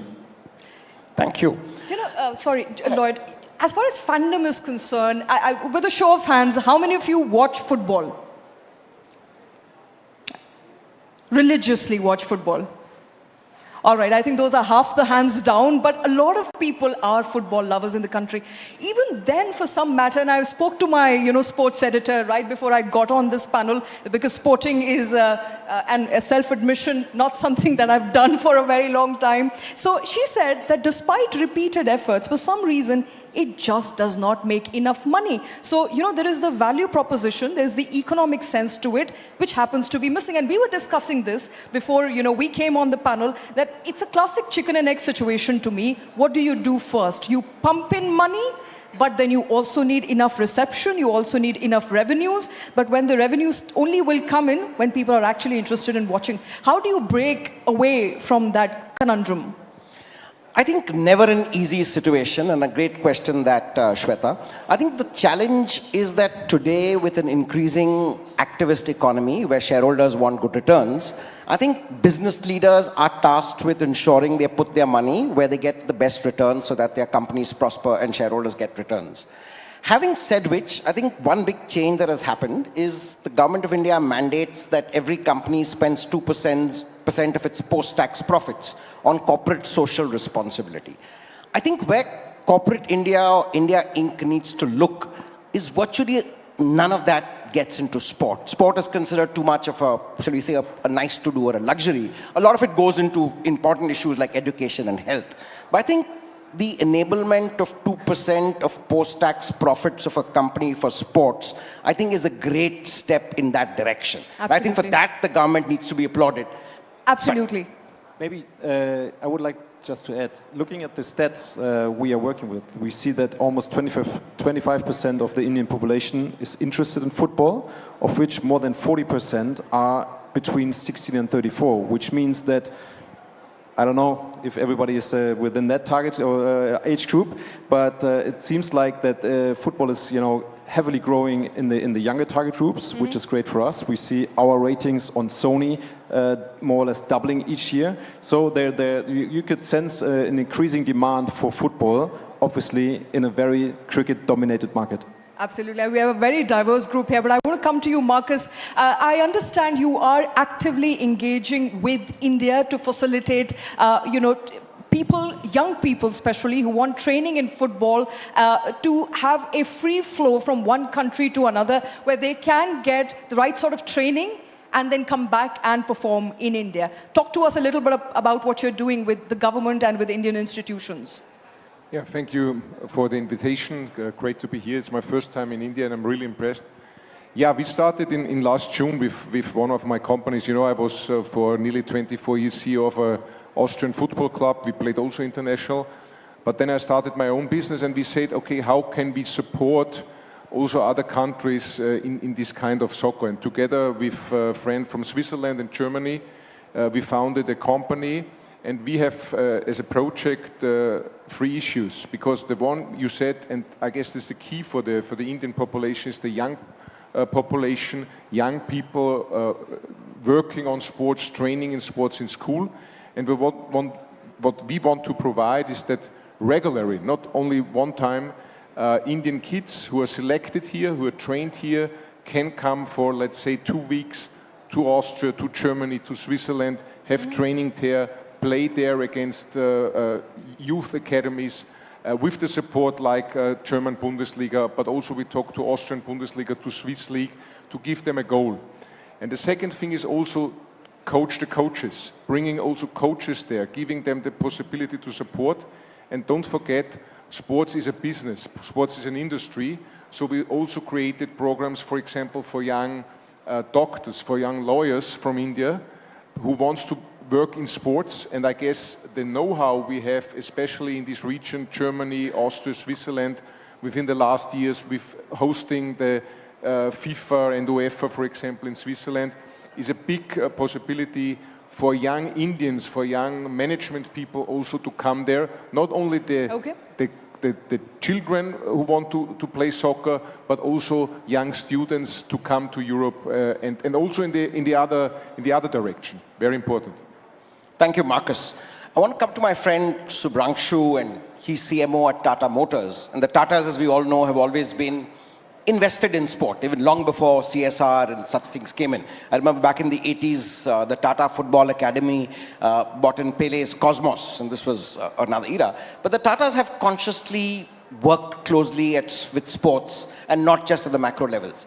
But as a marketer and a business person, Subhranshu, do you think corporate India does enough for sport? Not just in a manner of the kind of returns they get, but also in terms of what needs to be done to build sports, the whole sports ecosystem in the country? Well, purely as a marketer, I can say that the short answer is yes.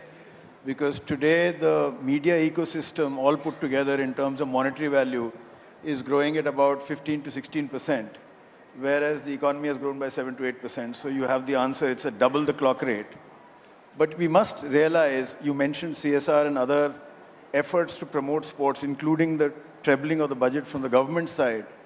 But as a marketer, I'm looking to reach them, audiences, premium advertising audiences. So there are 3 large trends which have shaped the sports ecosystem.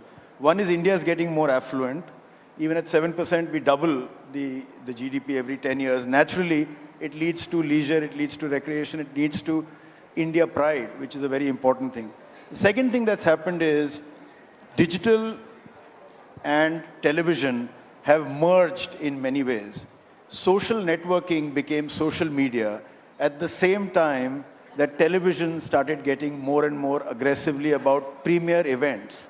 So from a business standpoint, why we are interested in sports is to reach the right audiences, give them what is really pure play reality TV.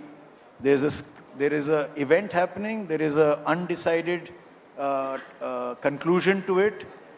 There is a large fan audience, there are committed eyeballs. And that's very precious and advertising which you don't miss.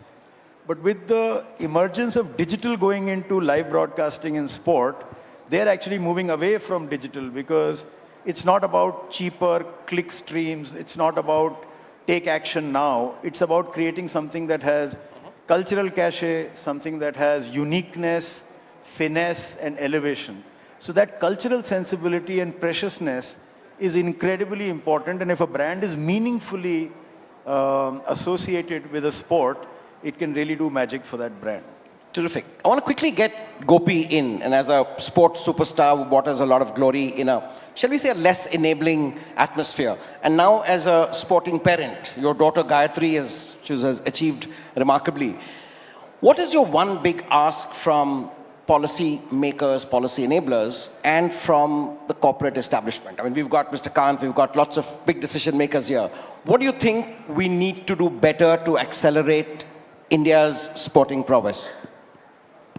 I think from policymakers,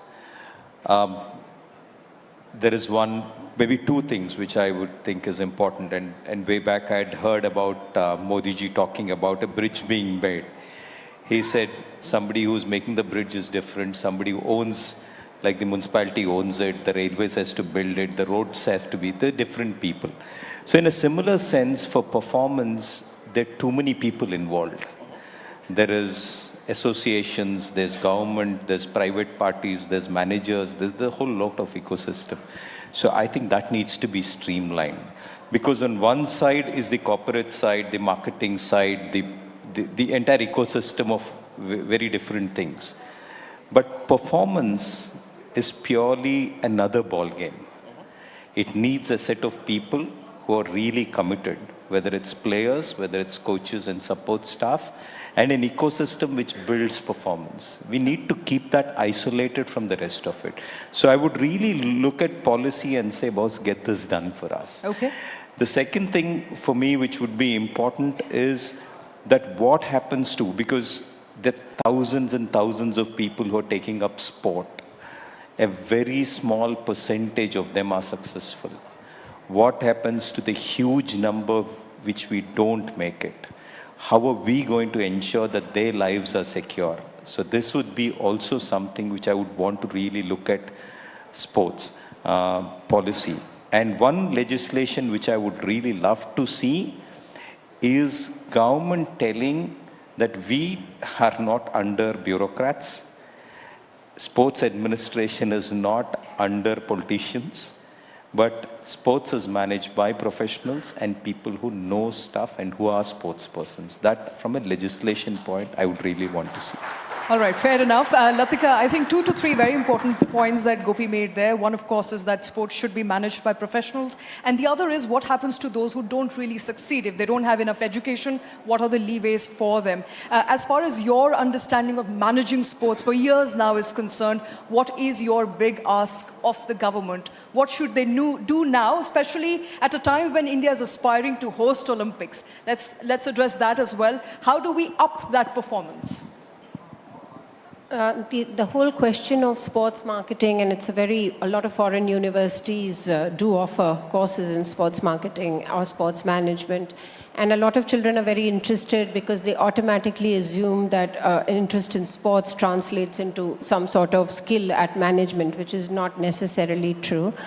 The evolution of jobs which run parallel to it. Now, people who are in sports, sports coaches, sports association, people to manage the associations, people to manage the sport.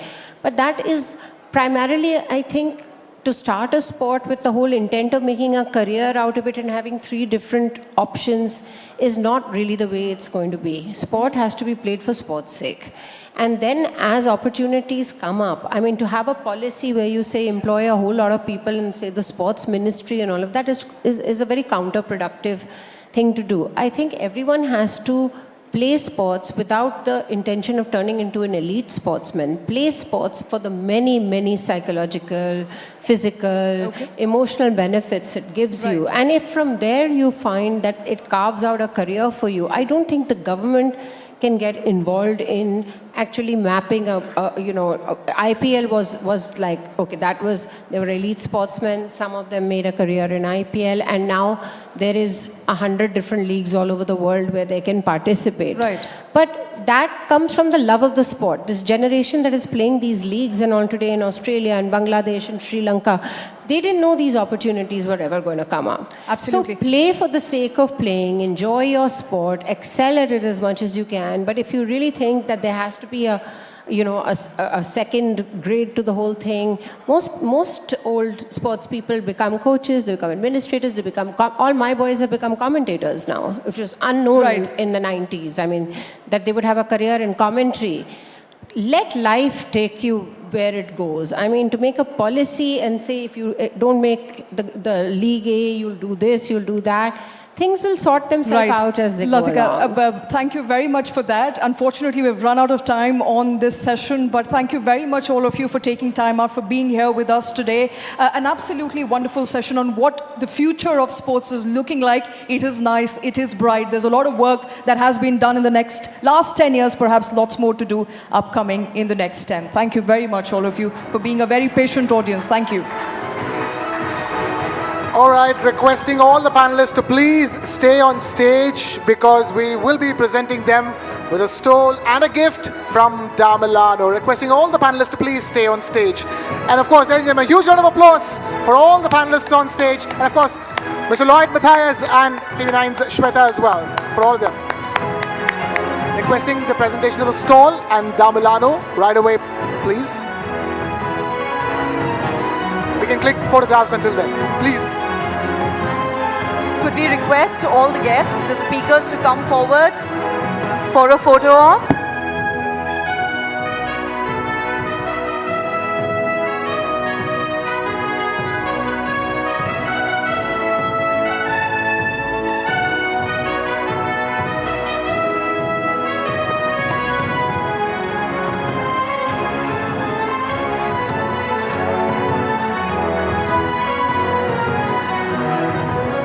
All right, and with that, yes, we are presenting all the gifts for the panelists with Milano and the stole as well.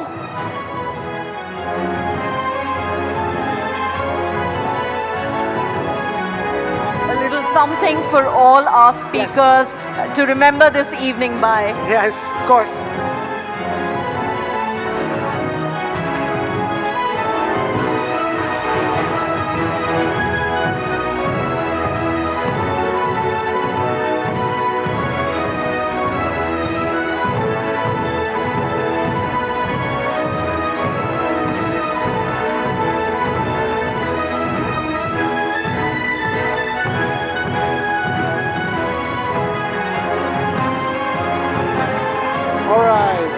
And with that, we move on. And we're requesting Mr. Pullela Gopichan to please stay on stage to present the next set of Nakshatra Samaan winners. And some of them are from the world of sport as well.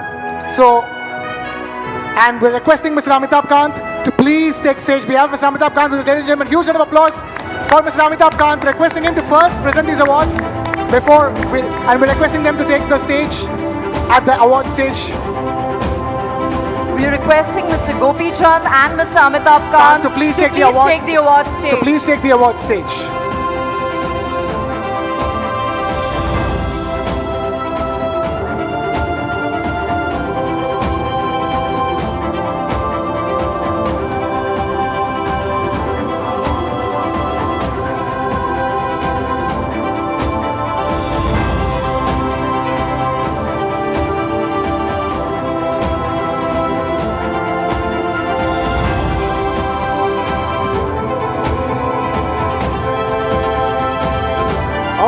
The first Nakshatra Samaan winner in this set, since we have Mr. Pullela Gopichand on stage, is somebody from the world of badminton. India's next smash hit prodigy is making her opponents sweat.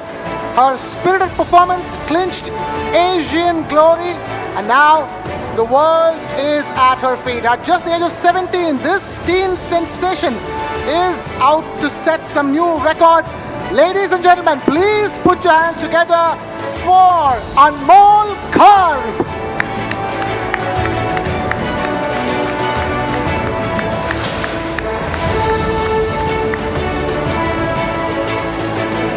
Requesting Anmol Karp to please take the stage and receive the award from Mr. Amitabh Kant and Mr. Pullela Gopichand.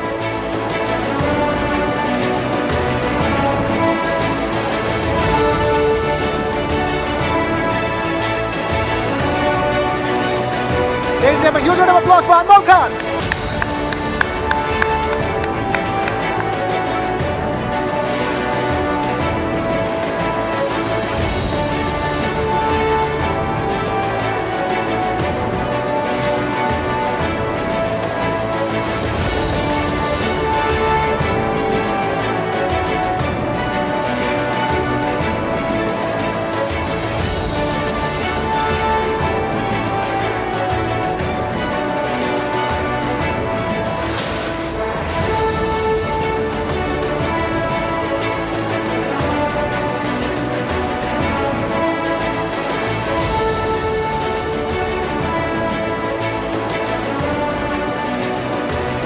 Right.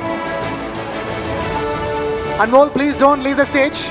We have a question for you. The mic is being passed on to you. I have a very simple question to ask.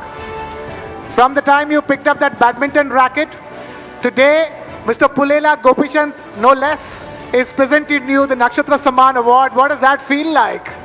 I'm feeling very happy and I'm feeling very proud that I'm standing here and receiving a award from him. It's like a very big thing for me because he's like the god for Indian badminton, so I'm very happy.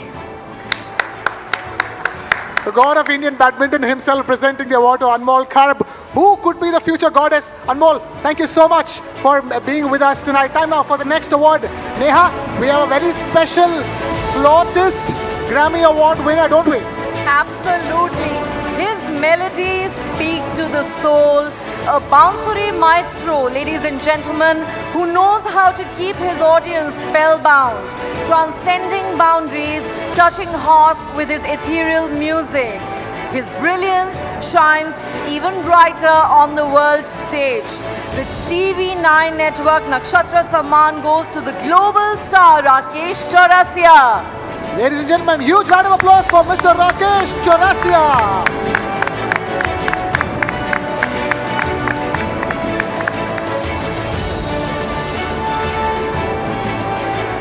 Could we please have Mr. Rakesh Chaurasia on stage?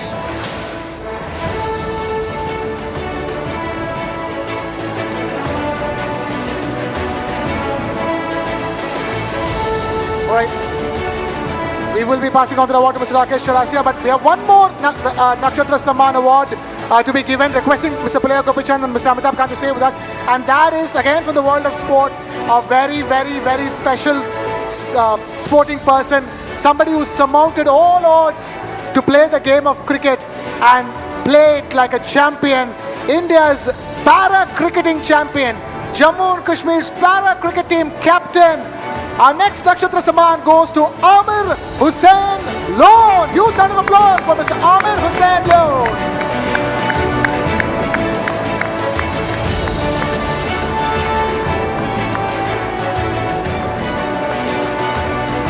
We do understand Mr. Amir Hussain Lone is here with his family, ladies and gentlemen. So wonderful to see the wife and the proud kid accompanying Mr. Chaurasia. I beg your pardon, Mr. Lone.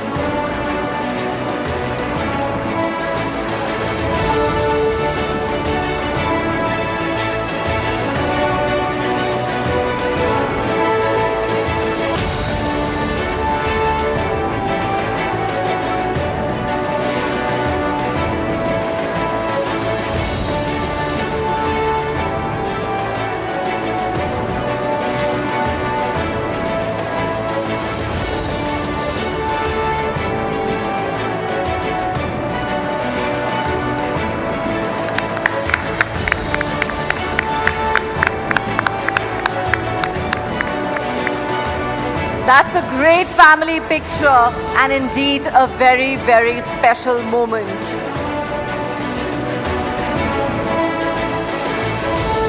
A special cricketer and a special award, ladies and gentlemen. Even as India is dominating England in the Test cricket, there you go. India is making new strides in the world of para-cricket with the likes of Amir Hussain Lone. His bravery and his tenacity has brought him to this stage and will take him to many, many more stages after this. We here at the TV9 network are extremely happy to present him with this award. Thank you, Amir Hussain Lone and family. And of course, thank you, Mr. Pulela Gopichand and Mr. Amitabh Kant for giving this award.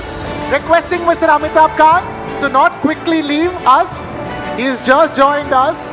Mr. Amitabh Kant, please stay with us. We will be bringing you on stage for that fascinating discussion we're going to be having with you. Absolutely. Well, ladies and gentlemen, after that award ceremony, it's time for our next session on TV9 What India Thinks Today, presented by Poonawalla FinCorp, special partner Servacon. It's called Brand India, leveraging soft power. Right. And talking about branding, Neha, taglines are crucial for branding. And around 35 years ago, a very famous tagline was born. It was meant to promote the state of Kerala's tourism initiative. It was called God's Own Country. I can't help but think how apt it still is. And it can be used for not just one state in India, but for brand India as a whole, isn't it, Neha? I couldn't agree more with you, Krishna. And we have the man who was instrumental in the creation of that iconic tagline right in our midst this evening, ladies and gentlemen. India's might as a nation is not only in terms of its hard power, that's economic prowess or its strong government, it goes far beyond that. And who better to talk about leveraging India's soft power than our next guest? That's right, ladies and gentlemen, please put your hands together for Mr. Amitabh Kant. India's G20 Sherpa, Mr. Amitabh Kant. If we could please have you on stage, sir, for the next session. And to conduct this session, let's invite on stage TV9 Network's Karthik Malhotra and Karthikeya Sharma. All right, gentlemen, all yours.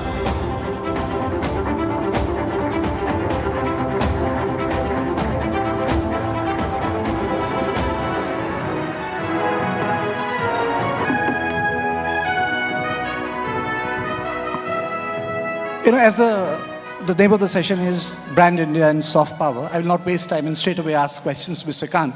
He doesn't need any introduction, but what is a soft power? How is it different from hard power? Prime Minister Narendra Modi has used parts of hard power, parts of soft power, which we call smart power. Is it Vasudev Kutumbakam? Is it Incredible India, the man who is sitting here who made the campaign?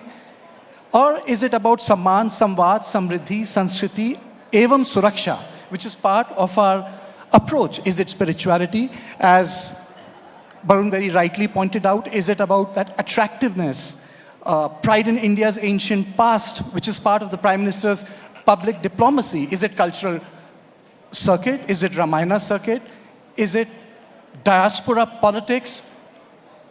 Or is it plain, simple developmental work of Indian government, which is making schools, dams, not putting boots on ground?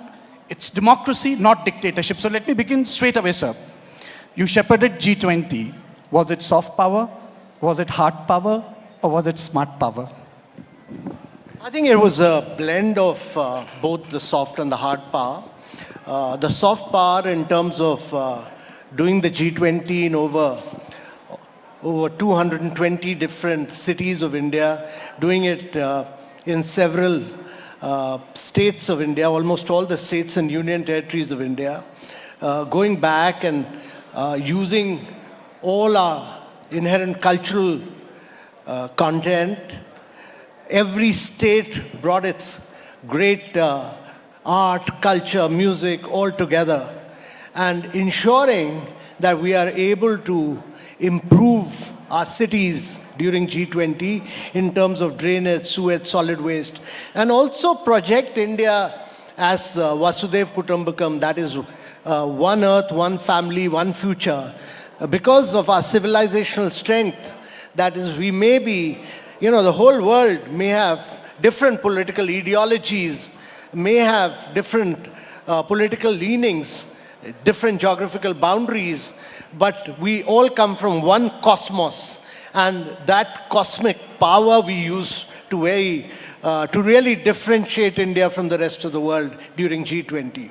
Sir, I want to spend some more time on G20, and of course you have literally shepherded the whole G20 initiative, and in fact it went well beyond a festival. Festivals have a start time and an end time, and streets are decorated for a while. But look at New Delhi right now, for example. We are still dotted with G20.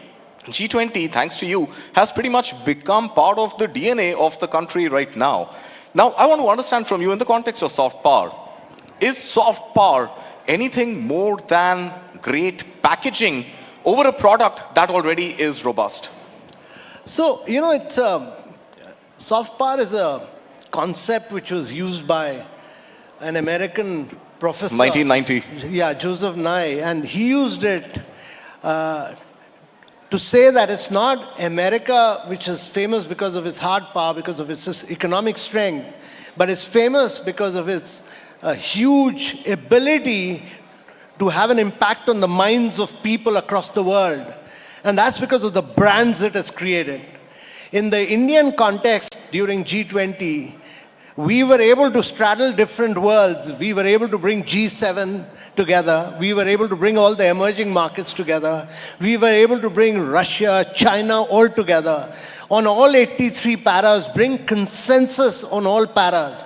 It demonstrated India's great ability to work with all countries of the world and bring consensus. You know, the important thing about multilateral is nothing works without a consensus. To bring consensus on issues of development, on issues of sustainable development. Would you call it diplomacy, sir? Would you call it soft power? What is that thin line between diplomacy and soft power? So the thin line was, it was a great combination of India's hard power, the fact that India was growing at rapid rates. It was a great combination of unique political leadership. If it wasn't for the stature and the great standing of the Prime Minister, it would have been very difficult to get consensus in the Russia-Ukraine para. It was, the great hard power of the fact that we had demonstrated India's digital strength through the digital public infrastructure. Everybody has a digital identity. We do 46% of the real-time fast payment. The world accepted that it's leapfrog technologically in many parts, many areas of growth and progress. Okay. You made the Incredible India campaign. You rebuild the imagination around tourism. So there are two questions. One, when we talk about soft power, what are its core? And the secondly, do you feel that we have gone beyond chicken tikka masala in context of, imagining India in terms of food? Because ultimately food is also part of, greater lifestyle cultural projection when it comes to projecting the attractiveness of a country. So, the important thing is that you need to differentiate yourself in whatever you do. So when I started working on Kerala as a destination, Kerala was known for one product, and which was the Kovalam beach. And we went back to... And the banana chips, sir. Yeah, banana chips at that time. But Since you mentioned chicken tikka masala. We went back to the roots of Kerala. We went back to its traditional products. We went back to the inherent strength of its backwaters. We went back to its houseboats where not a single nail is used. We went back to Ayurveda. We went back to its mother of martial arts, Kalripet. We went back to its traditional architecture, Nalkittam, houses which have a unique spiritual strength. We went back, we restored all its traditional art forms from Tayyam to Kathakali to Mohiniyattam.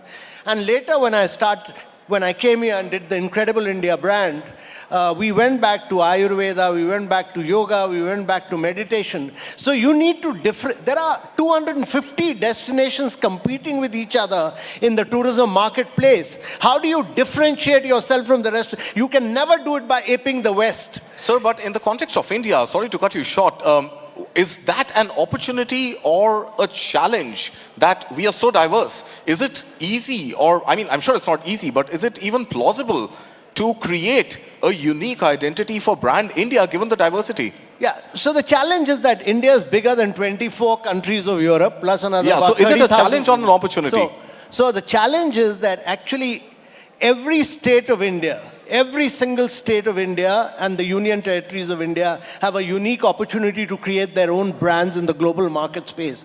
And tourism can grow and prosper much like what Rajasthan has done, much like what Kashmir has done, much like what Kerala has done. If every state of India becomes a global tourism brand, India's tourism will grow by 10x simply by doing that. So, tourism is the biggest job creator. Its multiplier impact is enormous. And every state of India must take this opportunity of really driving travel and tourism. So ODOP, should that now progress from one district, one product to one district, one tourism? Is there merit in considering a services-based argument for ODOP? So I don't think there's merit in one district, one tourism, but there's definitely merit in one state, one tourism, because tourism is a private sector play. So, from the time you arrive to the time you depart, you get in touch with a number of private sector players. So you need to work in cohesion with all of them, and therefore you need to create state brands. And these are very large states. I mean, look at Uttar Pradesh. If it was a country, it would be the 5th largest country in the world. So, you know, you have enormous strengths of, I mean, Bihar, for instance, can be a great Buddhism destination. UP can be a great Ramayan circuit. Even Chhattisgarh, Jharkhand have tremendous potential. Mr. Kant, can you take us through the distinct effort made by Prime Minister Modi? A lot of prime ministers have addressed the issue of diaspora. There are two types of diaspora: economic opportunity diaspora, and one diaspora is a result of colonialism, indentured labor, Mauritius, Suriname, even Myanmar. These are the places where people remember what it meant to be an Indian in India, in Bharat. So when we look for the Bhartiyata, and I'm not using the word Indian, Bhartiyata, Prime Minister Modi made a special effort in the last 9.5 years of his tenure to marshal that diaspora. How has that worked for creating a new brand Bharat and for marshalling those resources for betterment of Bharat? So one, you know, let me first say that there's been an enormous, huge effort by the Prime Minister on his every single trip to mobilize, to actually communicate one-to-one with India's diaspora and create a sense of pride, great sense of honor, a great sense of giving them the feeling that what India has achieved in the last 9 years. And it's important to convey to them what India has achieved. You know, that we've done, you know, it's important to understand what India has done in terms of size and scale. We've done 40 million houses in the last 8 years, which is like making one Australia. We've done 110 million toilets, which is like making one Germany. We've done 253 million piped water connection, which is like providing a piped water connection to everyone in Brazil. We've done 80,000 kilometers of road. That's 3 times the diameter of the earth. And we do 46% of the real-time fast payments in the world. You know, we did last year, we did 126 billion real-time fast payment on the mobile, on the go. You know, without going to a bank or without using an ATM machine. China was next with 26 billion. That was the difference. The difference was 105 billion between India and China. Now, how do you convey this? The Prime Minister has used this opportunity to actually communicate directly with Indian diaspora, and they've now understood how India has grown and prospered. And that is why the Bank of International Settlement said that what India has achieved in the last 8 years would have actually taken India 50 years to achieve. Now, you've conveyed that to the Indian diaspora through this communication, direct communication between the Prime Minister and the non-resident Indians. So is that soft power? I want to come back to the subject. Does soft power have the potential to exist minus hard power? And that brings me back to the packaging analogy that I had given you earlier. You've got to have a solid product that you can package and you can communicate. So is the role of soft power limited to communicating the story of our achievements? So the important thing to understand is what the Prime Minister is saying, that we need to grow rapidly into a $10 trillion economy by 2035, become a $35 trillion economy by 2047. This is important. That's right. You know, that is, economic growth is critical. Economic growth is critical because you need to raise the per capita income of every individual. When you do that, automatically your hard power grows.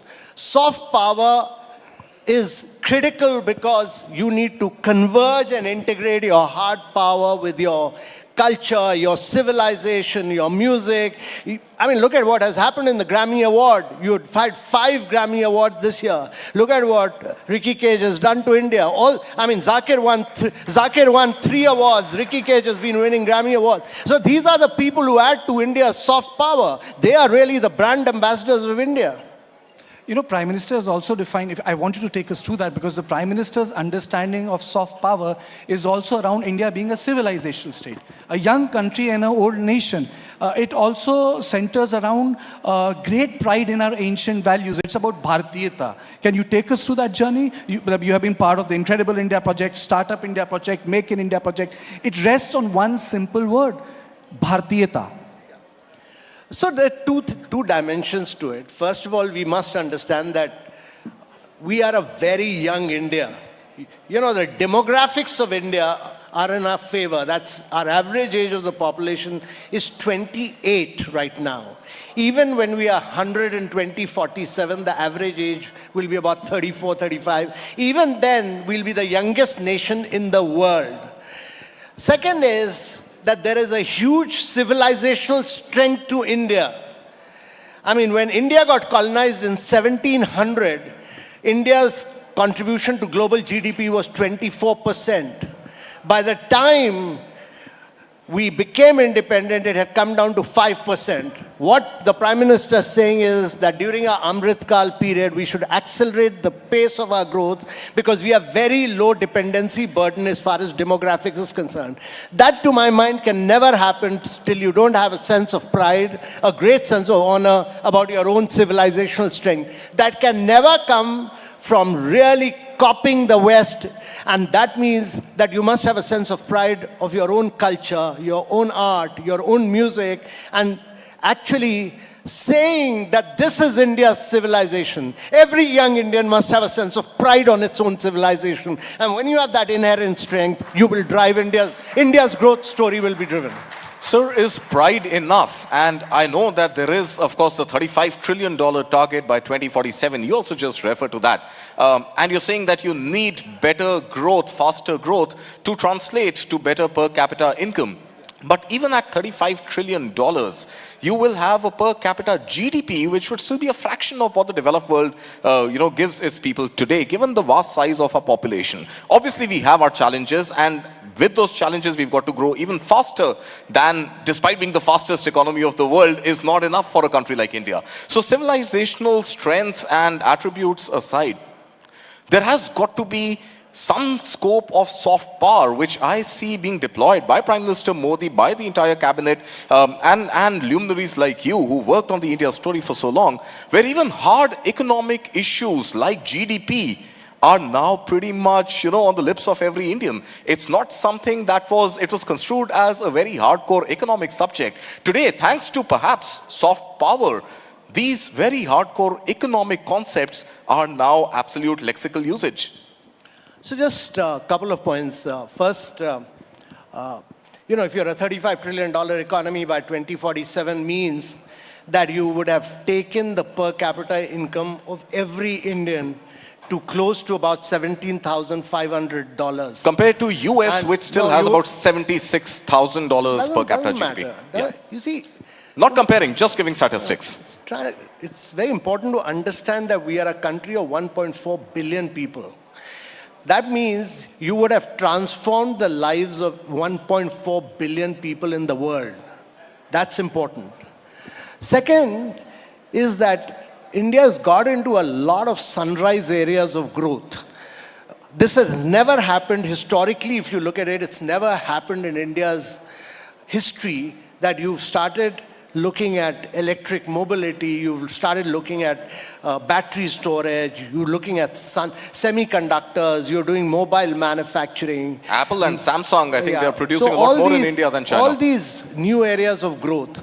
And the third very critical thing is that if you look at the last 2 decades, all technological innovations that come from the western part of the world, whether it was Apple, Google, Meta, Amazon, and in China from Tencent and Alibaba.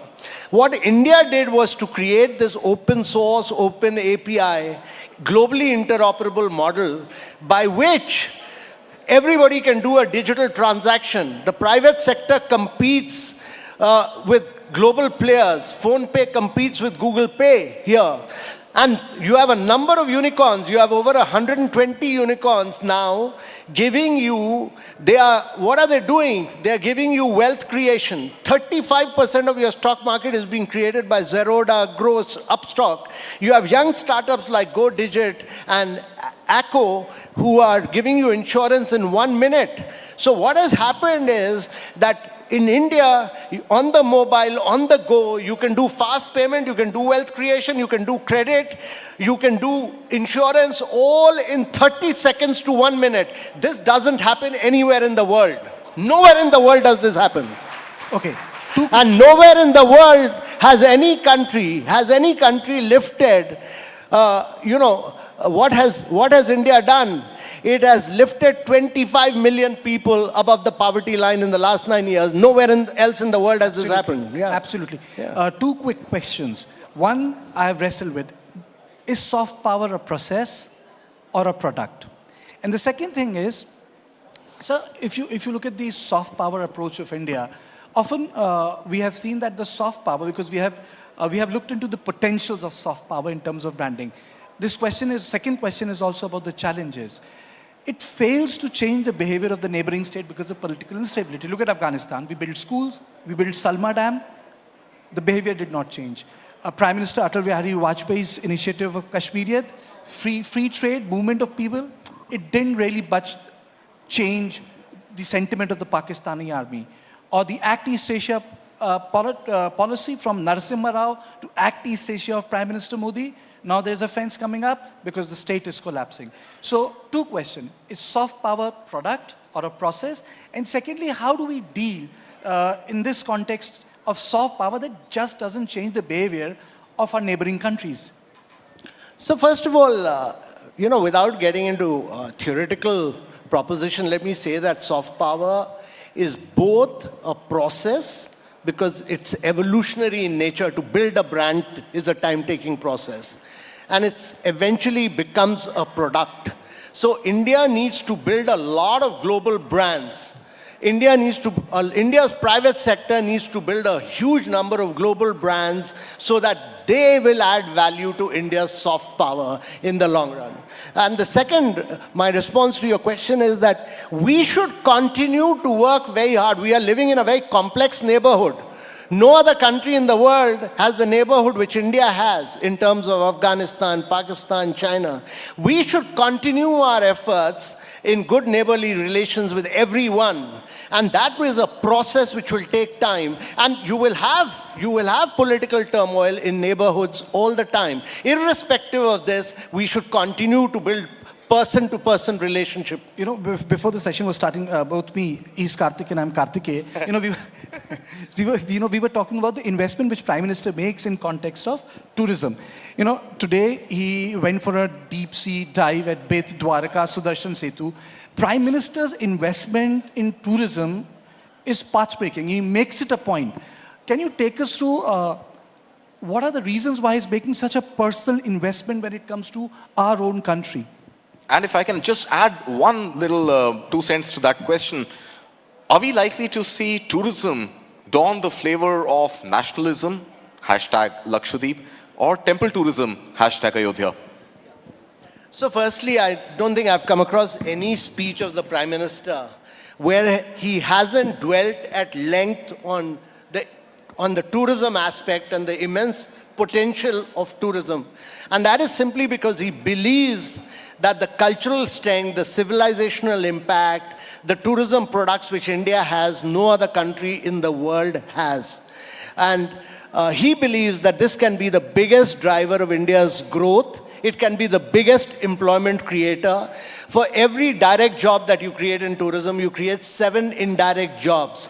So every state, and I repeat that, it's a biggest opportunity for job creation. India can create 25 million jobs in the next 5 years through travel and tourism sector. This is a potential which Prime Minister believes in, and he's driving the states to push for tourism. And that is why, wherever he goes, his first focus is on travel and tourism.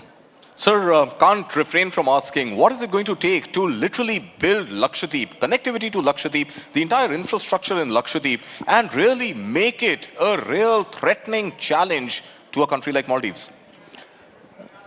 So first and foremost, Lakshadweep is very, very fragile. It can't be mass tourism. The islands have very limited capacity. So you need to do carrying capacity of the islands, which Lakshadweep Island has done. It has bid out certain islands, defining the carrying capacity of these islands. We cannot make the mistakes which Maldives has made, which Mauritius has made. Right.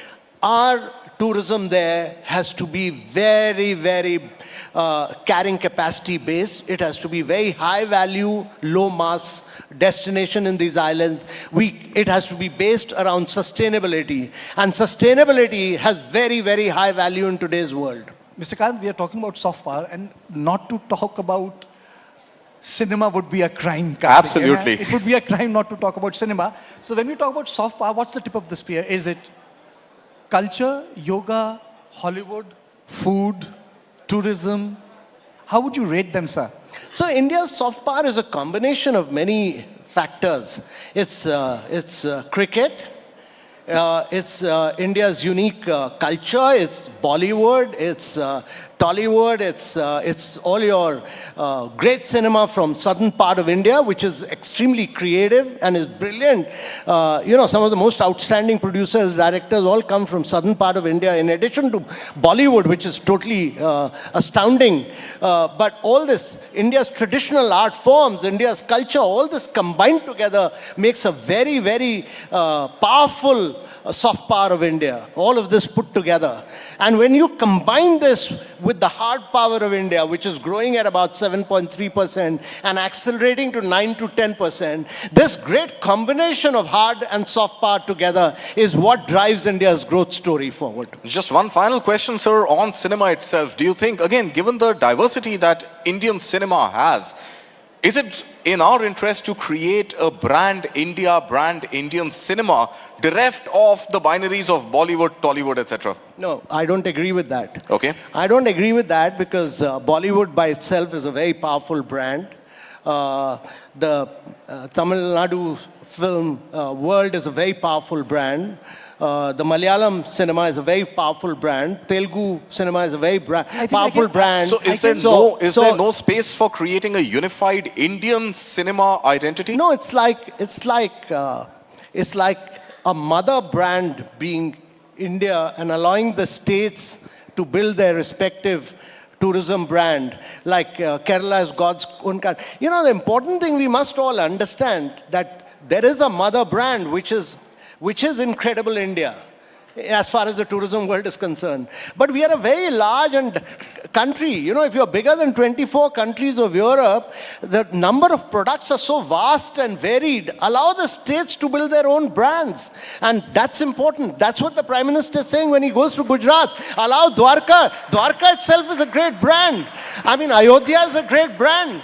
Ayodhya can be one of the greatest Ramayana circuit brands in the world. Why diffuse it?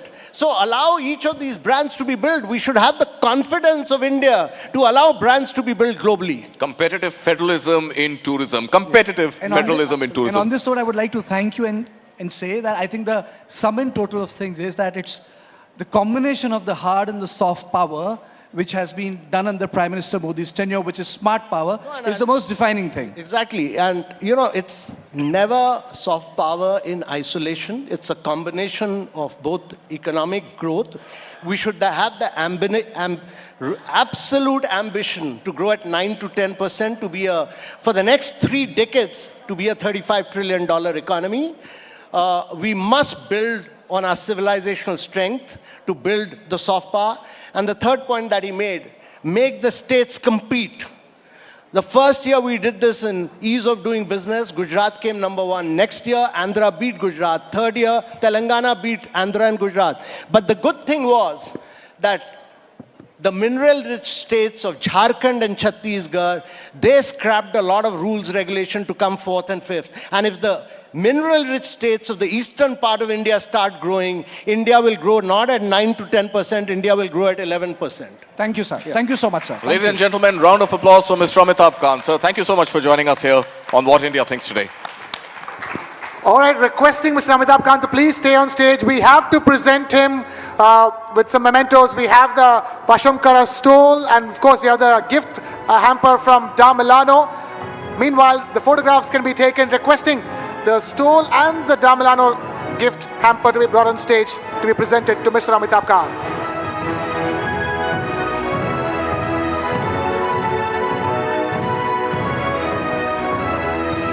Mr. Amitabh Khan, thank you so much for taking time out to be with us here on TV9. What India Thinks Today. Ladies and gentlemen, huge round of applause for Mr. Amitabh Khan.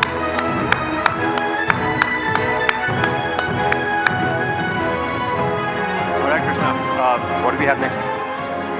Well. That was a fascinating conversation with Mr. Amitabh Kant. People are still looking at him even as he takes our leave, because that's how engrossing and engaging that particular conversation was. We have a lot of them lined up. Absolutely, Krishna. More lined up for the day. But before requesting everybody to take their seats, because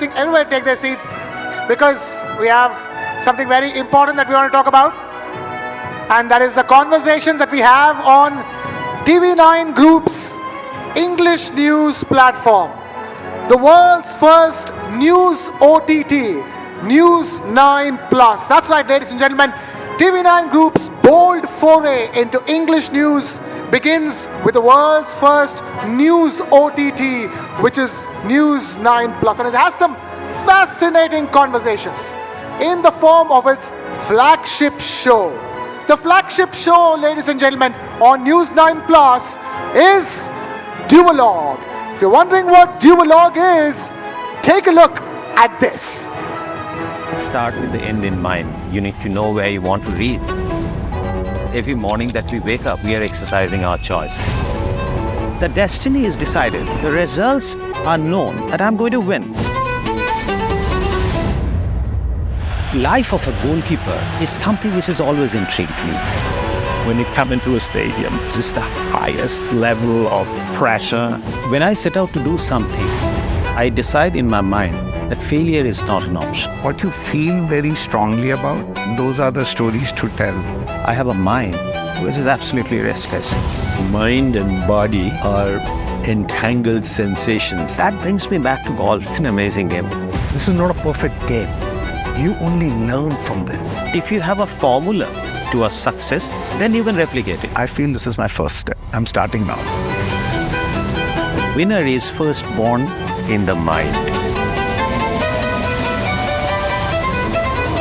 I think, therefore I am. We are all about our mind.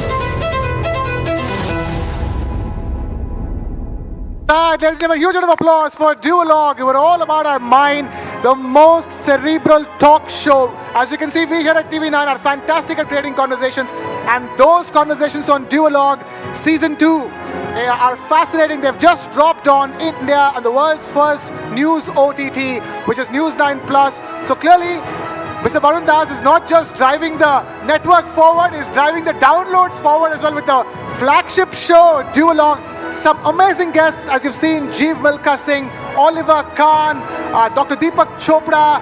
We're talking about filmmaker Rakesh Oprakash Mehra and a star like Allu Arjun. All of them on Season 2 of Duologue, which you will get to see only on News9 Plus. So make sure you download News9 Plus and catch India's most cerebral talk show, award-winning one at that. And with that, it's time now to move on to our next session. That's right, Krishna. I mean, we've been talking about soft power. What a great conversation there with India's G20 Sherpa as well. But this next session, ladies and gentlemen, is all about women power.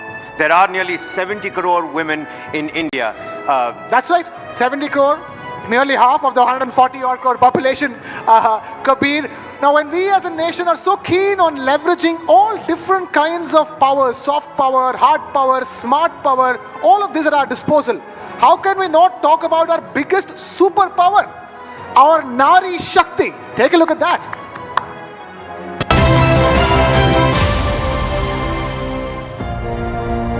Shattering stereotypes, breaking barriers. The world is coming full circle, where women are taking center stage. A new hero is emerging, rising to the challenge. The female protagonist empowers a generation. As real life gets all too real, and real life gets imprinted in reels, India's new hero shines as a symbol of change. From boardrooms to battlefields, from classrooms to courtrooms. When women begin to rewrite the narrative, India scripts its destiny. Let's salute the female protagonist, the new hero. Yes, ladies and gentlemen, this session is called Female Protagonist, the New Hero, and And there are two parts to this session. That's right? That's right, Kabir. There are two parts to this session. And strangely, it's called Female Protagonist, the new hero, and two men are introducing it, the irony of it all. And the first part of this session involves a very special woman. Ladies and gentlemen, please put your hands together and invite Ms. Raveena Tandon on stage. And to host this session, we have another very special woman. TV9 Network's Sudha Sadanan, please get up here on stage to conduct this session. Over to you, ladies.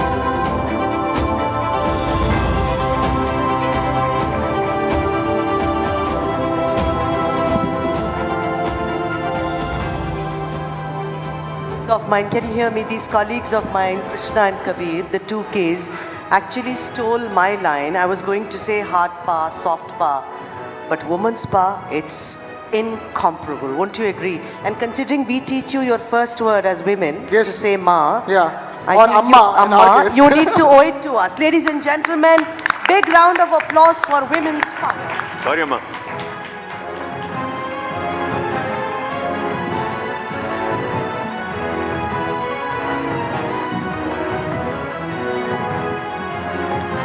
All right. Many congratulations, Raveena, for the Nakshatra Award. And I don't think I would like to slot you in any era. I think you are eternal as an artist. And artists really don't have any kind of from this to this. They live forever, and that's what art is all about. Yes? Thank you. All right. So, generally when we speak about cinema, when we speak about films, we keep it to great directors. Of course, there are great directors. But like I said, our first teacher at home is the mother. Always. Now, Raveena, you come from a fantastic film family. Ravi Tandon ji, your father. I remember all the films, Khud Garz, Khel Khel Mein, Majboor, shows that I only saw films, did nothing else. Also, your uncle, McMohan, the famous Sambha from Sholay, iconic. Who doesn't know him? But I have read an interview by Ravi ji where he said, all that is fine, she had talent, बहुत talented ladki thi.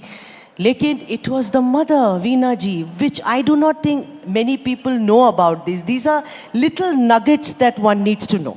Isn't that right, Raveena? I think I agree with you because you are right. My dad would never refrain from mentioning my mother every time when it came to giving her due credit for the upbringing, because ultimately and honestly, especially being experienced, I have two grown-up children now. I have two adoptive and I have two biological children as well. And I do think that the upbringing, the major part contributing towards any child's nourishment, nurturing, and their upbringing is the mother. And same way, I think it was my mom who played a very integral part as far as I'm concerned. And like you yourself did quote my father. पापा ने यही कहा था शायद interview में जो आपने मुझे बताया कि it was all in the genes.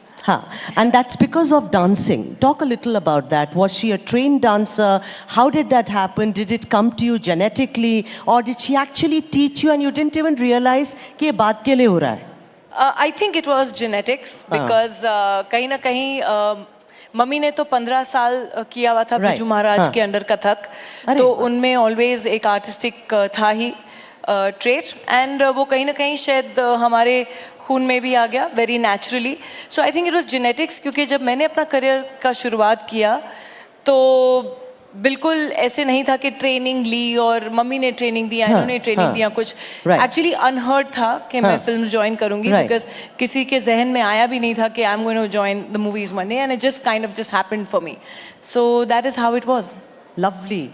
So you see, there is one, these days the most popular thing is Nepo kids, we keep hearing it.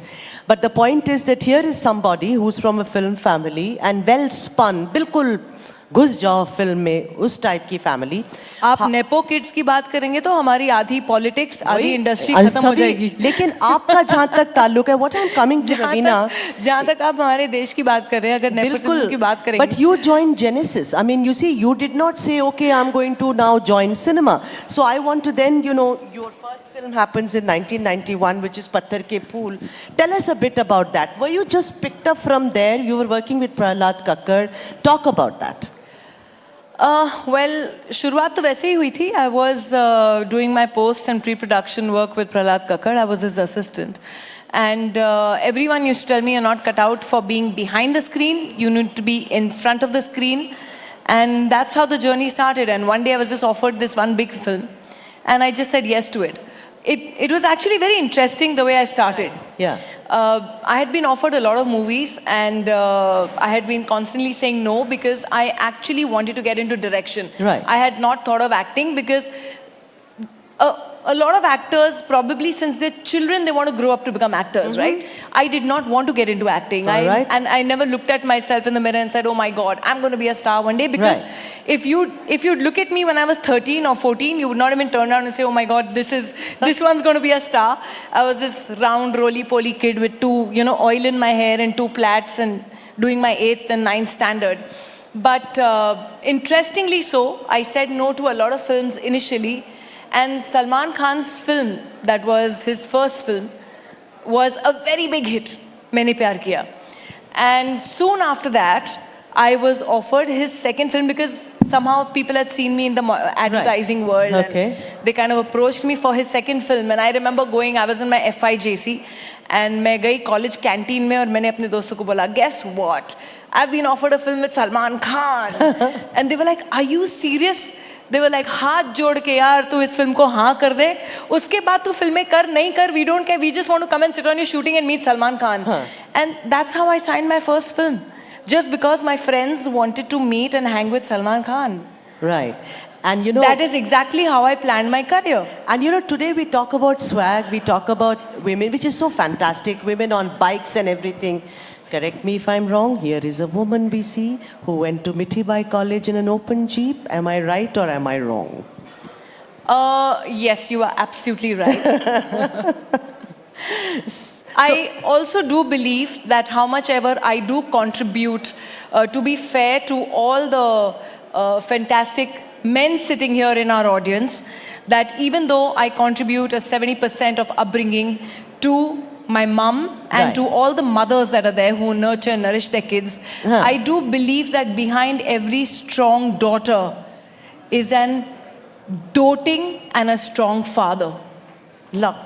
I totally believe, and this is for all the men out here, because it was my dad who taught me literally how to change car tires, to drive, to ride a bike, and I was absolutely allowed to do everything that my brother did.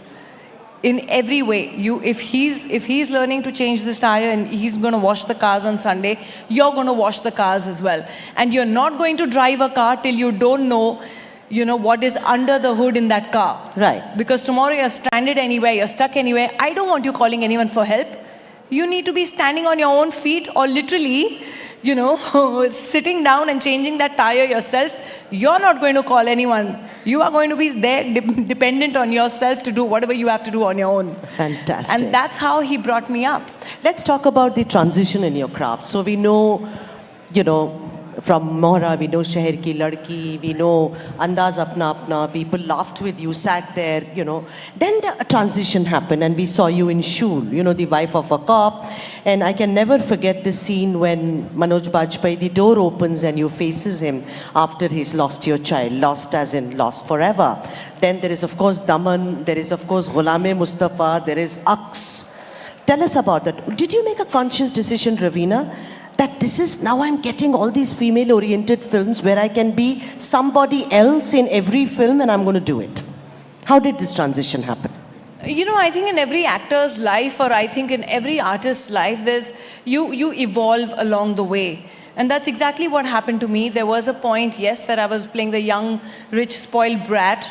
And all I changed was not my dialogues, but just my costumes for the next film. So it was literally doing the same role in every second film. Nonetheless, there came a point where I said, yes, now it's the time where I want to do something more substantial. I want to do something that challenges me as an actor, that challenges me as what my craft is.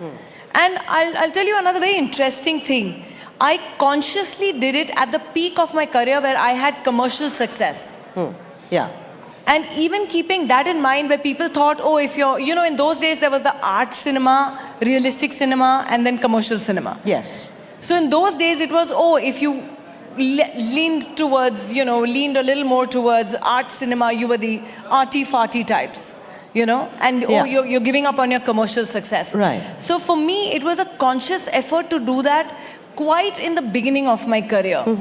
And honestly, in the 90s, or a little before the 90s, in the 80s probably, that was, I think, when I was also too young, but one would hear, the generation before me, the heroines and the actresses, they mostly had to hang up their boots, या तो वो retire कर जाते थे जब उनकी शादियां हो जाती थी, क्योंकि हमारी audiences शायद शादीशुदा औरतें accept नहीं करती थी. Right.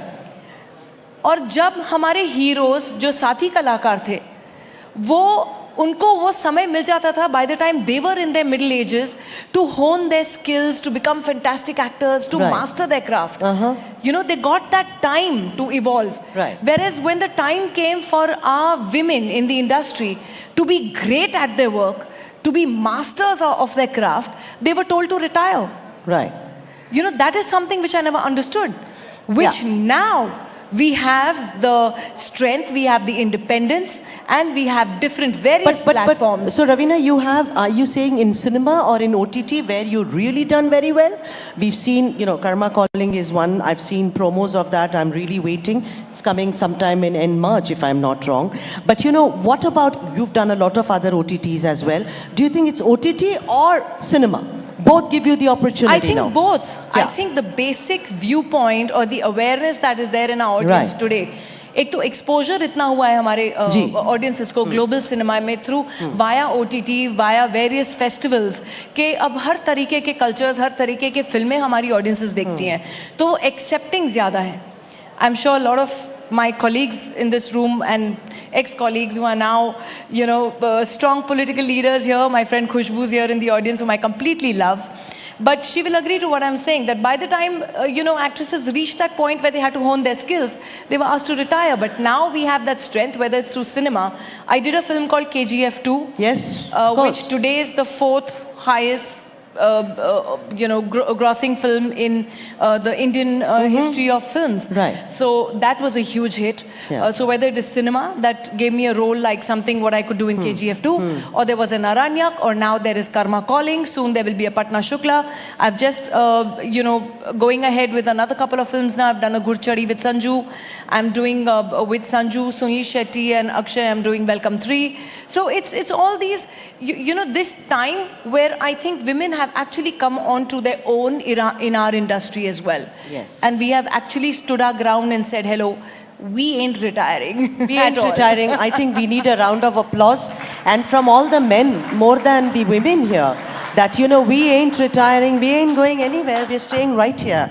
You know, let's talk about tropes now, you know, stereotypes. And go back to the time, Khushbu, I mean, it all happened in our, you know, where you had either a Devi or a Dayan. There was nothing in between. So a Devi would be this, you know, a woman clad in a sari and not knowing that we can be very wicked. But then, you know, also the stereotypical thing that you can't take such a woman home. You know, don't you think at least that thing has been blurred, Ravina? You know, I'll actually little cut you midway in this, because I think I broke that stereotype with a film called Daman. Yes. For which I won the national award. Kalpana Lajmi. Yes. Kalpana Lajmi. Yes. And at a time when you rightfully said, when our films were depicting ke bhala hai, bura hai, jaisa bhi hai, mera pati, mera devta hai, you know, we were depicting that. And even though the villain was the worst person that you saw on screen, but the hero's बहन would always stand in front and said, गोली पहले मुझे लगेगी फिर मेरे सुहाग को. You know, whereas I probably would have stepped and said, go get him, dude. It's like, but nonetheless, jokes apart, we did make a film called Daman in the year 2000, which spoke about marital rape and domestic violence, which till date is being debated in the Supreme Court. That's right, marital rape, yes. And we still haven't passed that law, which I'm hoping that we do soon, because there are a lot of stereotypes to be broken. Because earlier on, everyone was कि ठीक है, whatever the जो भी झगड़े हैं, जो भी violence है, वो घर की चार दीवारी से बाहर नहीं जाए. And women were victimized throughout. And that is exactly what that woman, the movie Daman spoke about in the year in 2000. Right. And we are in 2024. Right. Yes. 24 years down the line, I still feel that that topic is still so relevant, that we are still talking about women not being able to come out and are constantly quiet on being victimized, whether it is domestic violence or it is rape or it is every horrific form of abuse. All right, so, India poised for the next big leap. We have shining examples of women. I mean, if I name all of them, it's going to take at least 15 minutes. But I'm going to take two names. Indra Nui is one, and the other is Meera Nair, and comes from your field. Great filmmaker, started way back. Salam Bombay was what, like 35 years ago, right? I want to ask you that, what does it take? I mean, we are one nation which makes the largest number of films and fantastic cinema. Look at where our cinema has gone. What do you think will take? How do you look at the future for our cinema to be right on top, doing even better than this? Because sky is the limit, Raveena Tandon. I definitely feel that as far as our Indian cinema is concerned, where I do see that I do see in today's day and age a very united front. Right. So we have strong films coming from every part of our country, north, south, east, west. And it is pretty incomparable. I cannot even say that we can compare to anyone else or any other industry, because actually today, if you see, we are the greatest industry that is there globally. Yes, true. The amount of films per annual that we come out with, the production value, the costing of the films that we make. Today, whether a Bahubali or if you see a film like RRR, they probably cost much more than a Mission Impossible 4. Right. And the kind of monies that we put in and the kind of investment that we've done and the kind of returns also that we're getting. It's high time that our industry is touted today as taking a global stand and not waiting anymore to be called the second best and definitely not to be called Bollywood. Trust me, all the industry insiders hate the word Bollywood.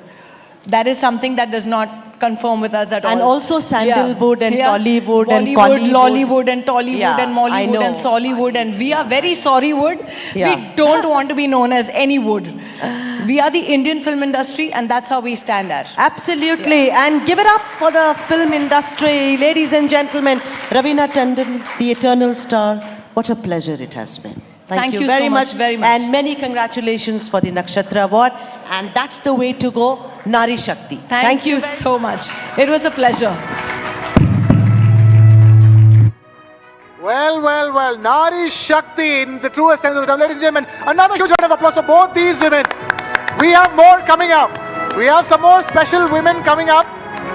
So, Nari Shakti, this is just part 1 of Nari Shakti.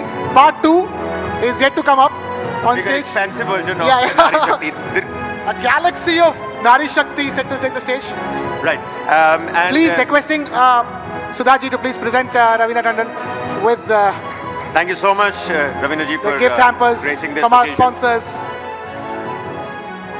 All right, Krishna, in the meantime, before we call on the next set of panelists, the expanded version of this Nari Shakti, we have a few more Nakshatra Samans that are supposed to be given out. That's right. We have our next set of Nakshatra Samaan awards. And to give away the next set of Nakshatra Samaan awards, we have some very special people joining us. I'm going to request one by one the award givers for the next set of Nakshatra Samaan. I'm going to request Mr. Ricky Cage to please come on stage now. On to the award section, please. On to the award stage, please, on the left. Requesting Mr. Christopher Ripley, CEO of Sinclair Media Group, to also please take the award stage, sir, on the left. A loud round of applause for Mr. Ripley. Mr. Christopher Ripley, CEO of Sinclair Group, all the way from the United States of America. And also requesting a very special guest who's just joined us on stage to give away the award, Mr. Shekhar Kapoor. I know you're mobbed right in front. Requesting Mr. Shekhar Kapoor to please join us on the award stage on the left. Krishna, I think it's going to take some more time with Yeah, Mr. Shekhar Kapoor. that's why I'm just repeating, Mr. Shekhar Kapoor. Don't be Mr. India and get, Mr. Shekhar Kapoor to the on the award stage section with over Mr. there. Ricky Cage and Mr. Christopher Ripley. Ladies and gentlemen, huge round of applause for Mr. Shekhar Kapoor. All right then. Well, Krishna, it has been an incredible year for this next person that we're going to award with the Nakshatra Samaan, this Indian flutist who has won 2 Grammy Awards for Best Contemporary Instrumental Album, ladies and gentlemen, and Best Global Music Performance for a very special track. Not 1, 2 Grammys in 1 Grammy Award session. Take a Ladies look. and gentlemen, take a look at this.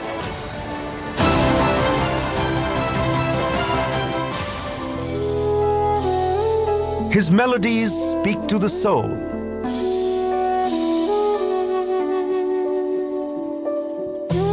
A Bansuri maestro who knows how to keep his audience spellbound. Transcending boundaries, touching hearts with his ethereal music. His brilliance shines even brighter on the world stage. TV9 Network Nakshatra Samaan goes to the global star, Rakesh Chaurasia. Ladies and gentlemen, global star Rakesh Chaurasia requesting him to please come on stage and take the Nakshatra Samaan from Ricky Cage, another global star, music himself, and of course, Mr. Shekhar Kapoor and Mr. Christopher Ripley.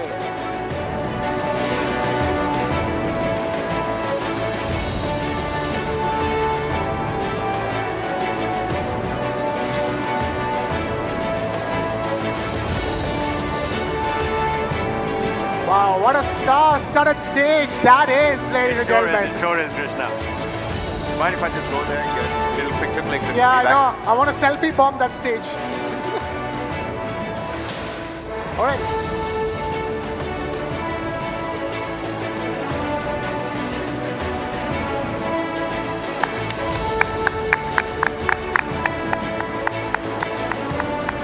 What a year it has been for Mr. Rakesh Chaurasia, ladies and gentlemen. What For a Indian year. music. For Indian music. What a year for Indian music. And Mr. Chaurasia, please don't go. We do have a couple of questions for you as well. May you please make sure the mic lands up in the award section. Of course, he's been presented with the Pashamkara stole and the Da Milano gift hamper as well. All right, Mr. Chaurasia, thank you for staying with us. Quick question. The question is quite far away. It's fine. All right.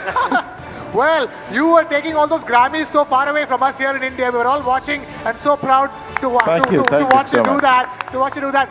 Playing the Indian Bansuri flute and garnering a global audience. Sir, tell us, what was that moment like? I mean, music is above awards. We all know that. But what is it to play the Indian Bansuri and win a global award with it? Well, I would like to first of all, a big blessing from my guru, Padma Vibhushan Pandit Hari Prasad Chaurasia, and then I would like to thank Ustad Zakir Hussain for getting me into this collaboration. My family, my kids, and my wife, who was wishing more than me to have this award. But when the name was called, I stood up and I didn't know what to do. Because I was not expecting, because here it was fine, like, okay, we might get it, because we have big names. But when the category was announcing there with huge amount of artists and everything to get this, but the first thing what came in my mind that I'm grabbing something for my country through my music. Oh, lovely, lovely. It's for the country, Thank you. ladies and gentlemen. It's for the country, it's for India, Indian Bansuri player, Indian flautist, sir. as it's called in English. Thank you so much, sir. Thank you. For Thank you, everybody. Thank you so much. gracing us with your presence. All our esteemed award givers, Mr. Cage, Mr. Ripley, and Mr. Requesting Shekhar Kapoor, all of them please to stay do on with stage. us. All right, Mr. Ripley, Mr. Cage, and Mr. Shekhar Kapoor requesting you guys to stay on stage. Mr. Chaurasia, please, thank you for joining us. We have another very, very special couple of awards to give. Next up is an athlete from Punjab. Who is the Indian record holder in the 1500 meters category? Please, ladies and gentlemen, put your hands together. Before that, take a look at this. Before that,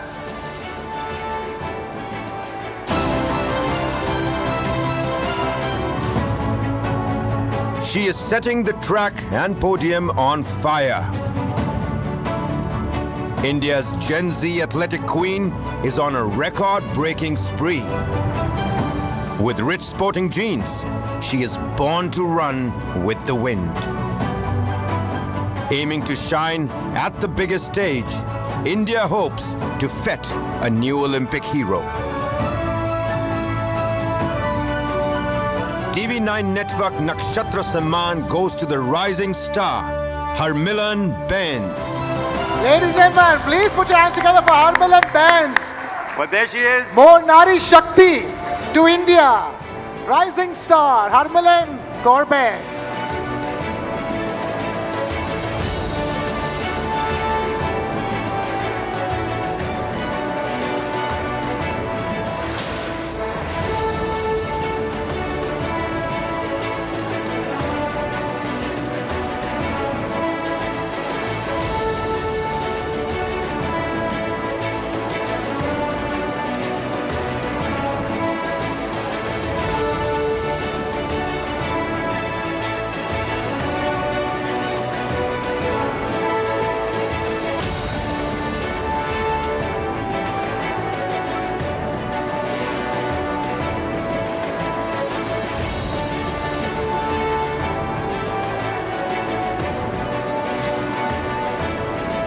Harmilan, stay with us, stay with us. We've come to you this time. You've been running for India. I'm getting all the laurels for India. We've run towards you this time around. So tell us, I've been asked to come on stage as well.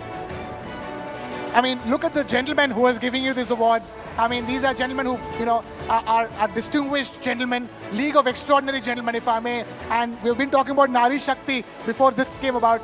Tell us, where does your Shakti come from? And, where do you get, because it's not 100 meters. It's not 200 meters. It's 1,500 meters, Harmilan.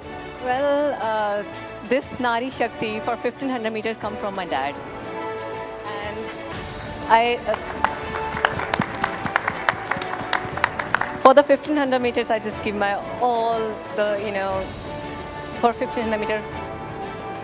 Everything to my dad, and for 800 meter, everything for my mom. I won 2 medals over there in Asian Games, one for my dad and one for my mom. When I won, the only thing was like my parents were talking about to win medal in Asian Games, just because my mom had a medal in Asian Games, and they want me to repeat history, so I did it. But I just took 2 medals, one for my dad and one for my mom. Harmilan, one question that a lot of my friends wanted to ask you as well was that you have some real cool-looking track stars out there, okay? Look at the Usain Bolts and the dreadlock Afro-American runners and track stars, but you have a very cool-looking hairstyle yourself. आपको लगता है कि आपके 1500 की दौड़ में कभी कुछ प्रॉब्लम आती है, ट्रेनिंग में प्रॉब्लम आती है, because it looks really cool. अभी इतना अच्छा लग ही रहा है तो प्रॉब्लम कैसे आ सकती है? Well, there you have it, Harmilan Benz, ladies and gentlemen. But that's not all. Again, asking Mr. Cage, Mr. Ripley, and Mr. Kapoor, please stay on with us. One more person that we have to. We have one more award, requesting the League of Extraordinary Gentlemen to please stay on stage for just one more award. Finally, we have now, after a professional track and field athlete, we have a professional shooter. Ladies and gentlemen, our next Nakshatra Samaan winner holds the current world record in women's 50-meter rifle 3 positions, which was set while she won the gold medal at the 2022 Asian Games. Take a look at this.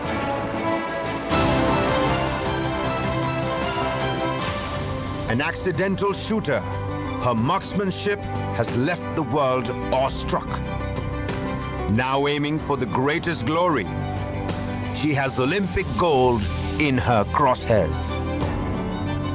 TV9 network Nakshatra Samaan goes to the shooting star, Viksit Bharat.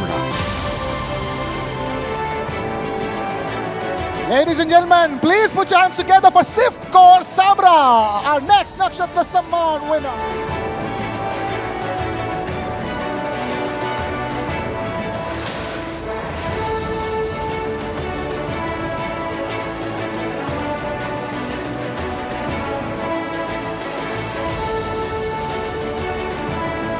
gentlemen, keep the applause rolling, please. Sift Kaur Samra.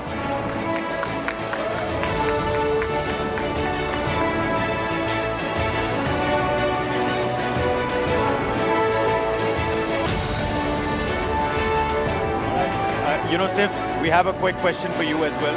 Right, in the AV that you just saw over here, it starts with the sentence says an accidental shooter that, her marksmanship is something that the entire world is now talking about. And this is that one little story that might not be, well versed with the common multitude out there. क्या आप बताना चाहेंगे अपनी इस story के बारे में? Why is it that an accidental shooter today is winning accolades for the country? So when I was introduced into the shooting, and we were not knowing about the shooting because I came from a very small city, Faridkot from Punjab. So there's my dad's friend, son. He's a shooter. He told my dad that Sift should try it. So I still remember it was a June vacations from the school, and I went to his range. He do shotgun, and I tried it. And after the June vacations, I gave my name for the shooting. And my dad called school, and they were like, how she can become a shooter, we don't know anything about it. And the teacher said, okay, no worries, she will get a certificate. The stick, I was alone, and I went for a state, I performed 4th in first time. So from there it started, and my dad helped me a lot. The one thing I can understand is that we've been talking about it over here, for the development of sports in this country, development of infrastructure is very important. The availability of infrastructure, which in fact gives birth to sports people, and especially a sport like yours requires infrastructure, doesn't it? Because as they say, banega to badega India. How important was the fact that you had that shooting range to lead to the fact that you eventually end up sending the world record? That's the point, that now the Indian government is doing great, but in 2016 my dad made that range at my home for my training, and I had range at my home, like in a small city. So this is all that my dad did for me, and now also I have my mom. I would really love to invite her on the stage. She's Please here. Please do. Proud mother making videos. This, ladies and gentlemen, is the actual shooting star that is now coming up on stage. A loud round of applause.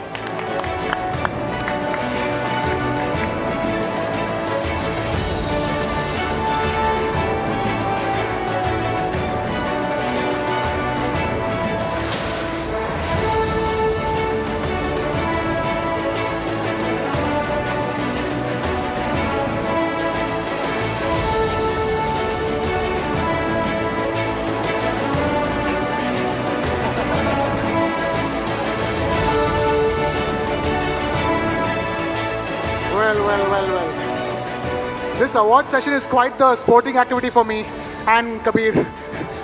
Right, requesting all the gentlemen now to please, you can take leave from the, thank you so much for that. Please, you can take leave from the stage and take your seats. We will be calling you guys back very soon for a panel. Ricky, All right, ladies and gentlemen, time now to get some more exemplary women like we promised, who have joined us tonight, and call them up on stage. Yes, and continuing with our focus on female protagonist, the new hero.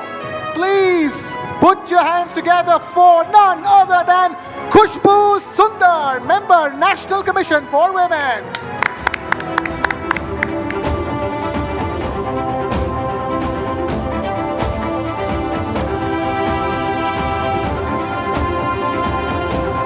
All right, also calling up on stage, please put your hands together for Miriam Meisel, Director, Stiftung Bayern. Guten Tag, Miriam, guten Tag. Please come on stage. Right, let me also now call upon stage another special guest from Germany, Julia Farr, football evangelist, Borussia Dortmund. Head of Asia Pacific for BVB Dortmund. Very warm welcome to you. Also with us is Ayush Gupta, HR Head for Gale. Please get up on stage, sir. Thank you so much. And to moderate this session, we have some double Nari Shakti again. We have with us TV9 Network's Sudha Sadanand and Neha Khanna, requesting both the ladies to please take the stage.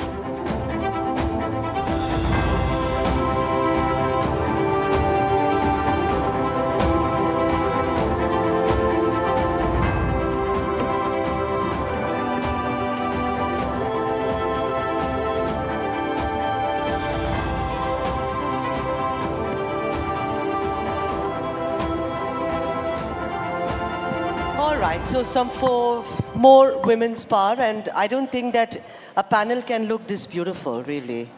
I include you, Mr. Gupta, as well. I mean, of course. You know. So, if everyone can settle, Kushbu, எப்படி இருக்கீங்க? நல்லா இருக்கீங்களா?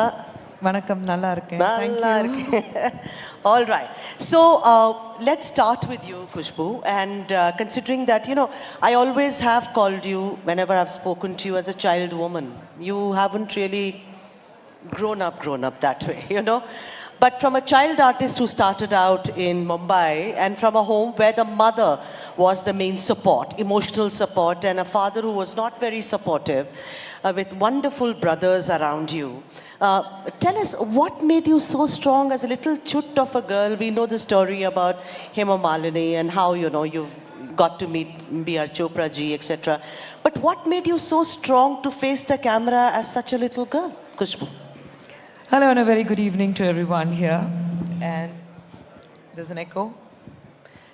Yeah, I think what made me very strong is against every negativity, there's a positivity. There are always two sides of the coin. So when I see, as a child, when I saw my mother going through the kind of abuse at the hands of her husband, and I think that made me very strong, because I think as a child, it was very clear in my mind that I'm not going to grow up as somebody who's very, very submissive, who's going to be hanji, bilkul sahi ji. Like Ravina said, kuch bhi ho jaye, mera pati Parmeshwar hai. So I was very clear right from my childhood that I'm not going to grow up into that abla nari. So I think, you know, in all the negative aspects, and that strength, of course, came to me from my mother, because she never wanted me to be what she went through. Right. So I think it was there with me, within me. All right, okay. All right. That's lovely to hear, Kushbu. Really, you are an inspiration for so many women out there. Let me now bring in some of the other lovely women that we have in our midst today. Miriam Eisel, if I could begin with you. You know, it's 2024. And as educated, independent, liberated women, we would ideally have liked to live in a world where we could take equality, gender equality, for granted. Absolutely. But unfortunately, right? I mean, it should be fundamental to human existence. But unfortunately, it's proven to be very elusive. Now, in your area, you work with a lot of young people. The question I want to ask you is, how do you sensitize them towards treating everyone, especially women, with a sense of equality? Honestly, has that been a challenge? That's really a good question, and to be honest, it's challenging. It's still challenging. I'm coming from the field of education, and I'm coming from the field we want to extend youth exchange, so give everyone a chance to go abroad. And this everyone to have a chance is really difficult, because you really have to focus on the needs of those who are underrepresented. And those are the ones who come from lower education, and those are often also the girls. So we try to really focus on their needs and helping them, that they say, I'm good enough to do exchange, for example. I'm good enough to take part in it. And this needs a lot of time to educate them. All right, and Julia Farr, you look wonderful today. And before we, get into the excellent work that you've done for Borussia Dortmund, what people would like to really know, a lot of questions from the audience who actually ambushed me and said, ask her, what made you fall in love with this beautiful game of football? I would say the fact of being part of a team. I think football always connects people and unites people. And that makes it so special. I remember when I started playing the game myself, I was a very small girl, and back in the days, there weren't many opportunities for girls to play in a girls' team. So I started playing with boys in an all-boy team, and whenever we went somewhere for games, of course, everyone was looking at me, the only girl. But then, as soon as you are on the pitch and the game starts and kicks off, it doesn't matter anymore where you are from, who you are, or what you are. You just play the game, and that's what made me fall in love with it. Superb. That's amazing. Okay, Ayush Gupta is, of course, heavily outnumbered on this panel, as you can see. And as the only man on the panel, and since we're talking about Nari Shakti and he represents, the PSUs, the government sector, I'd say let's not miss out on this opportunity to put him on the spot. All right, Mr. Gupta, from newsrooms to boardrooms, I think we can all agree that we need many more women in decision-making and powerful roles. But unfortunately, the reality leaves a lot to be desired. The question I want to ask you is, we all know that it's still a huge challenge for women to smash the proverbial glass ceiling. What are organizations like yours, for instance, doing to level the playing field? And frankly, are they doing enough? See, first of all, being the only man here is making me a bit nervous, and let me admit that. But going forward to your question, and rightly said, whatever we said that we are doing this thing and that thing, the reality remains that still the numbers are very few at the top, and a lot more needs to be done by each and every organization, and not just the organization, I believe by the society at large. Because if we have to see the results, it's not just one organization or one particular sector which we can do. All the stakeholders, be it the educational institutes, academic institutes, be it the family or the society, the family members, or the companies or the organizations, all have to come together to make sure that women will not only reach at the top level or the board level positions. The journey has to start from a very early stage when we are talking of admissions to the educational institutes. So for example, when we talk of organization like GAIL, which is predominantly represented by 70% engineers. So unless we have a pool of engineers who are passing out from top IITs or the engineering institutes, the representation there of women passing out is still less than, say, 14 to 15%. So the pool itself at the entry level is getting limited, and because of which the progression or reaching to the top level gets limited. At an organizational level, many more programs like from an early stage mentoring to making sure a fair and equal opportunity is provided at each milestone in their career when they reach up to the top is really, really important. All right. Khushbu, today I think Prime Minister Narendra Modi is one of the prime ministers that we have who has spoken, appreciated and respect Tamil like no one can. Do you agree? I mean, Sengol, talk about Sengol. He talks about how Tamil is the most ancient language. He talks about how the culture needs to be preserved. Every speech of his, he has this respect for Tamil. I want to ask you, you were one of the first heroines who goes from Mumbai and starts speaking Tamil like a native. I mean, she speaks the language better than I think look at Selva Ganesh there, all the Tamils, you can't make out the difference. We tell our children, if she can learn it, you can learn it better. Khushbu, talk a little about it. I've heard, correct me if I'm wrong, I've heard that Kamal and Rajni sir, everyone encouraged you that, pesuma, parvalla, vandudum. See, if I speak Tamil very well, I would love to speak in Tamil, address this esteemed audience here in Tamil. But I don't know how many of you will understand, but irundhalum Tamil பேசுறதுக்கு ஒரு மிகப்பெரிய பெருமை வேணும். ஏன்னா நம்ம நாட்டுடைய மிக சிறந்த ஒரு மொழி, பழையமான மொழி, and அந்த மொழி சொல்லும்போது நான் இன்னைக்கு தமிழச்சியாக தமிழகத்துல வாழும்போது எனக்கு ரொம்ப பெருமையா இருக்கு, and which translates that though I belong to Mumbai, for me to come to a place called Tamil Nadu and make a home there and speak the oldest language on this planet, I take a pride in calling myself as a Tamilian. Having said that, if I've started learning Tamil, yes, I've had a great help from my co-stars. But I definitely would like to give the credit to my co-workers, especially on the sets. my light men, my production boys, my dancers, my fight choreographers and the fighters, because they are the ones I used to basically converse with in Tamil, and they gave me the encouragement that speak. Even if it's wrong, it's fine, we will correct you, we will not make fun of you, but you speak the language. I remember my very first day shoot for my first Tamil film, Dharmathin Talaivan, where I was paired with Prabhu sir and Rajini sir and Suhasini were paired together. It was a remake of Kasme Wade, where I played Neetu Singh, to make it very simple. And I went to the set and I was zero in Tamil, so I was conversing with Rajini. So the very first day I had shoot with everyone. And Rajni sir was speaking to me in Marathi,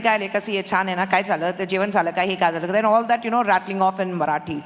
I was so comfortable. And over the entire day while we were shooting, I was watching people where they were talking to each other and said, hey, vada, hey, poda, and all that. So I was like, okay, it means something which a lot of respect. And when Rajni sir was leaving, he said, Khushbu mi zaunit. And I said, poda. And the entire set just froze. And I'm like, okay, where did I go wrong? And then immediately Prabhu came forward and he said, you're not supposed to say poda. I said, why? He's saying it doesn't mean that you're saying with respect. It's in a very respectful manner. You say, okay, jao. And I'm like, okay. But Rajni sir was very gracious enough where he came, he patted my shoulder because he knew that I don't understand the language. So he patted my shoulder and he laughed and he said, it's okay, you will learn the language.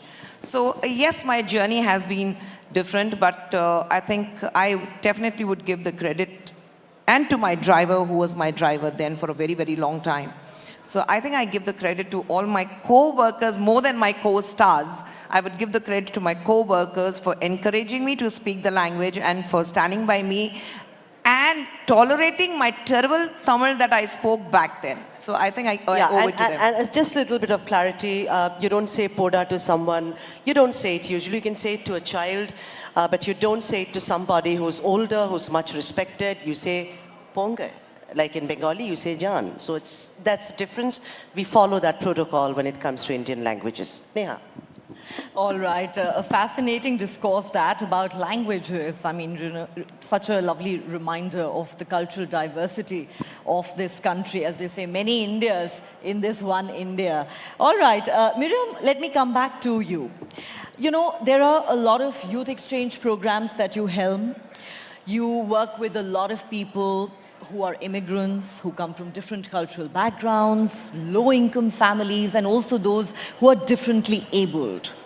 Now, when you add the female gender to the mix, does it get that much more challenging and complicated? What has that journey been like for you personally? And I'm sure that as an educationist, you've had a fabulous learning curve as well, working with all these young people. Well, I think, as you said, it's a journey. And it's a journey we started, and it will continue. So I think the most important thing on this journey is that we do not stop to encourage each other.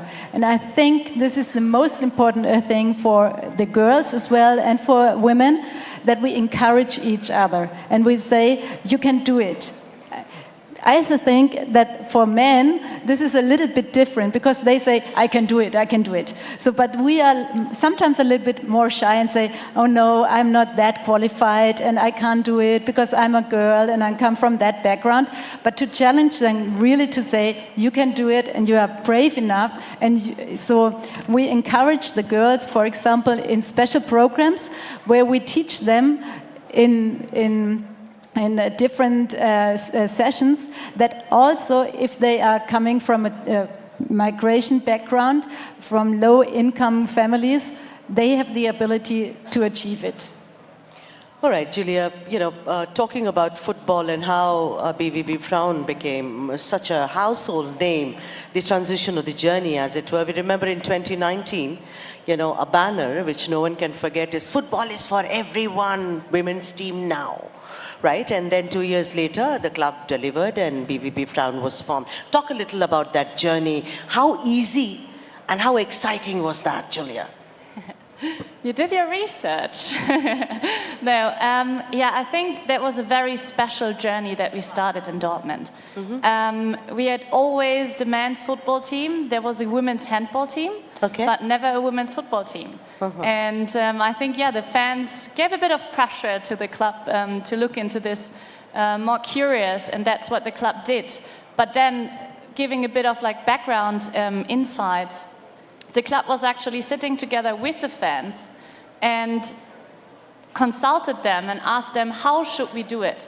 We had the chance, or we had the option to just buy another club that's already existing, that already has a structure, and just play and take over their players, their league, and everything. Or we could have bought a license to start a little higher. But then the fans said to us as well, well, we are Dortmund, we are Borussia Dortmund. We come from a region which is a working class region. Right. So it wouldn't be authentic if we go out and just start somewhere in the second Bundesliga or first Bundesliga already. So the fans decided with the club together that we go on a journey. We start from the lowest league. We start from the bottom and work our way up.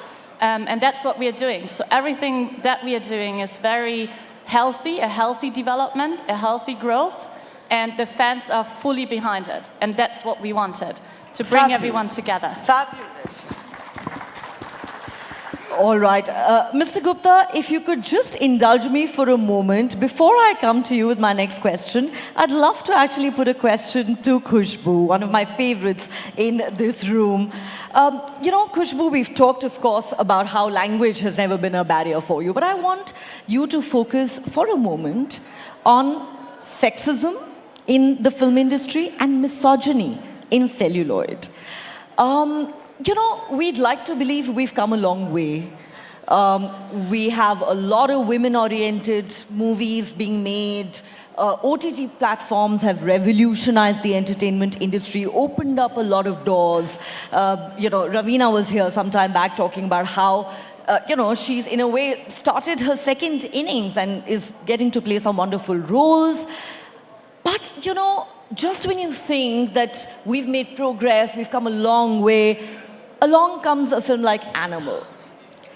And it reignites this whole debate about how we project women on the big screen. Now, I don't know what your personal view on that movie are. I have very strong views, which I will keep to myself for now. You're also a member of the National Commission for Women. So when we talk about domestic violence, when we talk about misogyny that's projected in celluloid, how do you see it? Have things changed? All right. First thing I would like to tell in this room that I haven't watched the film Animal because that's not my kind of a film. So I haven't watched that film. That makes two of us. Okay, great. Well, yes, as a member of National Commission for Women, it becomes very difficult when we have the cases which talks about dowry, harassment. We still have cases about, though triple talaq is abolished, we still have a lot of cases which keeps coming in about triple talaq. The talaq being announced over a phone or through a letter or just by words at home. We do come across a lot of problems about like what Ravina was also discussing earlier about marital rape. And any kind of abuse, whether verbally or sexually. And I think, you know, we talk about moving forward. Our Prime Minister has been talking about Beti Bachao and Beti Badhao, where the Prime Minister keeps talking about from women empowerment to women-led empowerment. It's very saddening to see that in many areas of our country, and especially a little lower states, we get a lot of complaints which talks about the basic problem of women. And this is something which we need to address. Fortunately, we at National Commission for Women, we have been given a free hand where we have been taking up cases very, very aggressively, and we have been working on it. But as far as the mindset goes, I mean, if a film like Animal continues to bring in moolahs, bring in as one of the biggest box office grossing film, then we really need to think about the mindset of the people who go and watch such films. What about them? Couldn't agree more. Because these movies are blockbusters. Yes, and they are blockbusters. Even before that, we had a major issue with Kabir Singh. And which was in Telugu, it was Arjun. Same Reddy. director. Same, yeah, okay. I mean, I don't blame the director because I think for him it's the success which is going to count.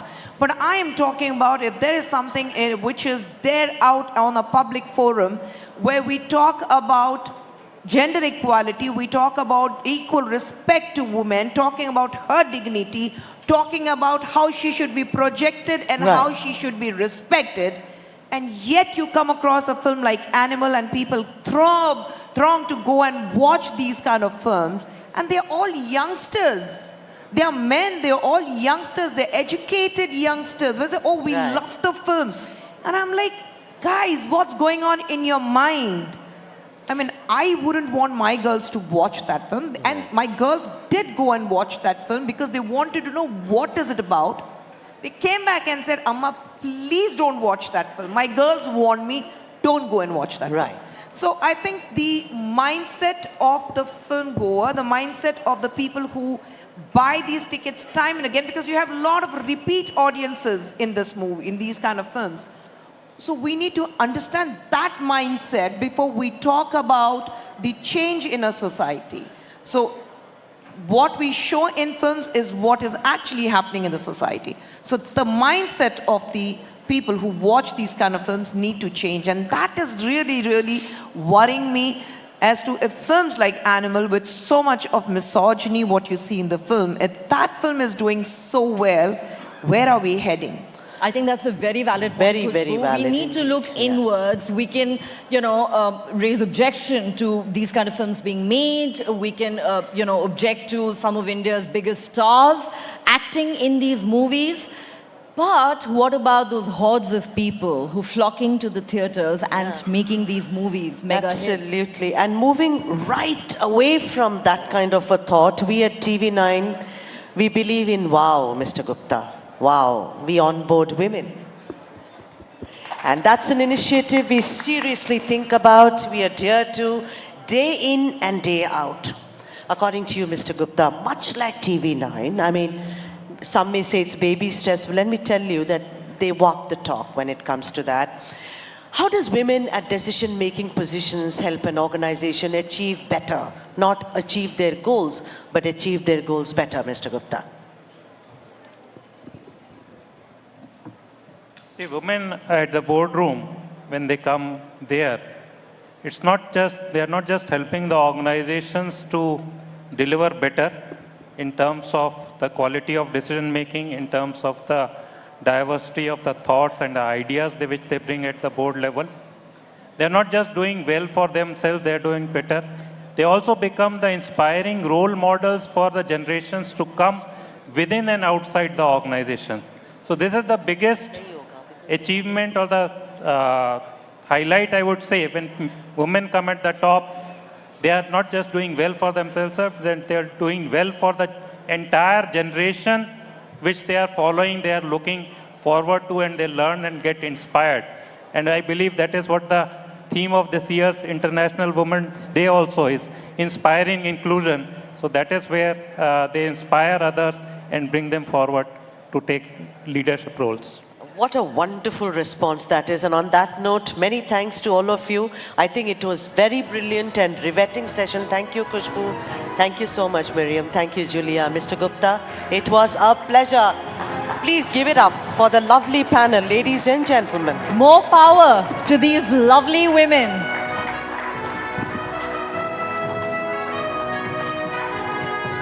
Thank you so much to our panelists. Thank you so much, Sudhaji. Thank you so much, Neha. A little bit of a photo ops, maybe that can take place. What a riveting session, ladies and gentlemen. Talking about, movies, soft power, football, all encompassing what women bring to the table. Nari Shakti over there. All right, a round lot of applause.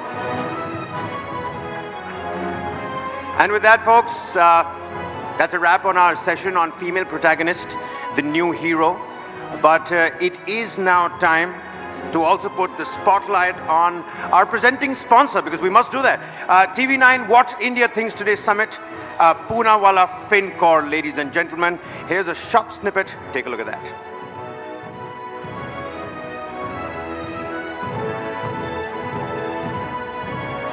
Every once in a while, a success story comes along that redefines and reshapes everything. Welcome to the world of Poonawalla FinCorp, where upwards is the only way to go. We operate on a simple philosophy and vision to be the most trusted financial services brand and to help individuals and businesses to achieve more by offering the best-in-class customer-centric products and solutions. In short, to be a pillar of support to people from different walks of life with a focus on ethical, transparent and end-to-end digital lending. Our products, service and philosophy resonated with the customers, allowing us to script a historic business story. With a record-breaking turnaround time in the history of financial sectors in India, the current valuation of the company stands at over $4 billion. 2023 has witnessed an exponential rise in our business valuation. In just 2 years, Poonawalla FinCorp has managed to race ahead faster than any other player in the finance sector. Behind this phenomenal growth story is a hard-working team, led by leaders with a razor-sharp vision, who are bound by our values of credit. Every team member involved in this success is valued at Poonawalla FinCorp. Through everything we do, our values and culture shine through. With a relentless passion for excellence, we are on our way to enabling dreams for millions of Indians. Poonawalla FinCorp, enabling dreams. Well, all right, ladies and gentlemen, a big round of applause for Poonawalla FinCorp as well. And before we move on to our final panel session discussion of the day, we are again breaking that up with another set of Nakshatra Samaan, ladies and gentlemen. Our next Nakshatra Samaan winner is a world-renowned percussionist, a film music composer, and also a Grammy winner. Take a look.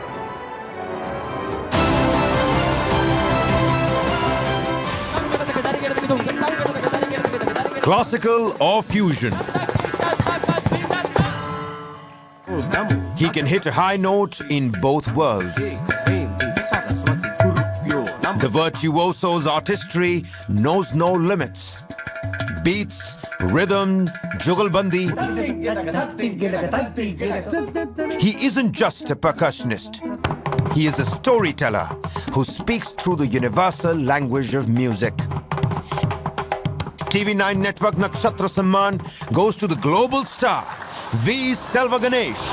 That's right, ladies and gentlemen. To present the award, let me please call on stage whole-time director TV9 Network, Mr. Hemant Sharma. Please, would you please grace the occasion and the award section over there. Also joining him, can I please request Pierre Norbert, the CMO for Bundesliga International, to please come on stage onto the award section over there to hand over the award to our Kanjira King, V. Selva Ganesh, right here present amongst us. Ladies and gentlemen, put your hands together for V. Selva Ganesh, our next Nakshatra Award winner.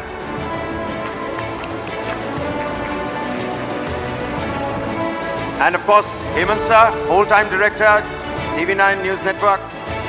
He's here amongst us. Please come to the stage, sir. Hemant Sharma sir, if we could have you on stage as well.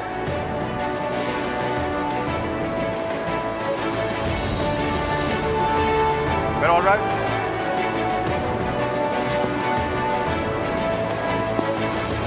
Varun sir, I'm going to have to ask you to please come and present this award, sir. Ladies and gentlemen, Varun Das, MD, CEO, TV9 Network. V. Selva Ganesh, ladies and gentlemen.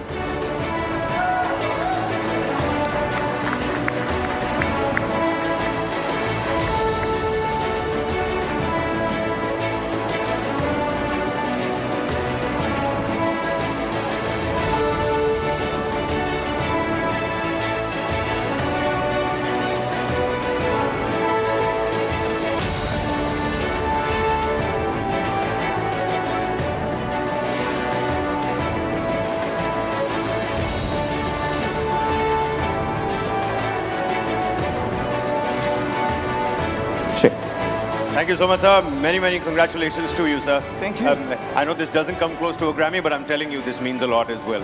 Thank you. At that, fruitful moment, let me ask you this.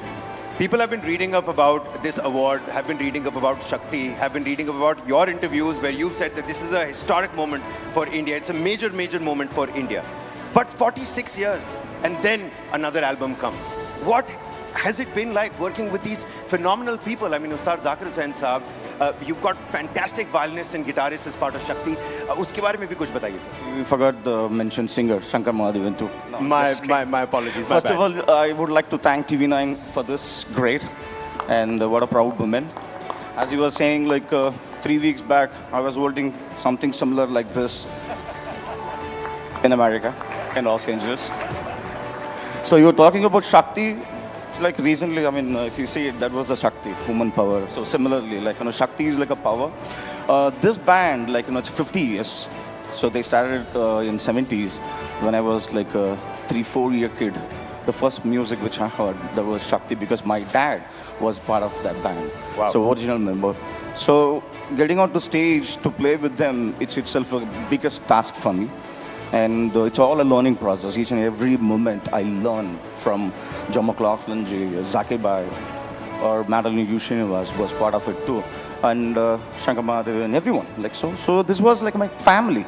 So Shakti is like my family. Thank you. That's a great, a synonym for family as well. That is Shakti. Many thanks, sir. Thank you so much for gracing us at this event and the occasion. Congratulations on the Nakshatra Samaan as well.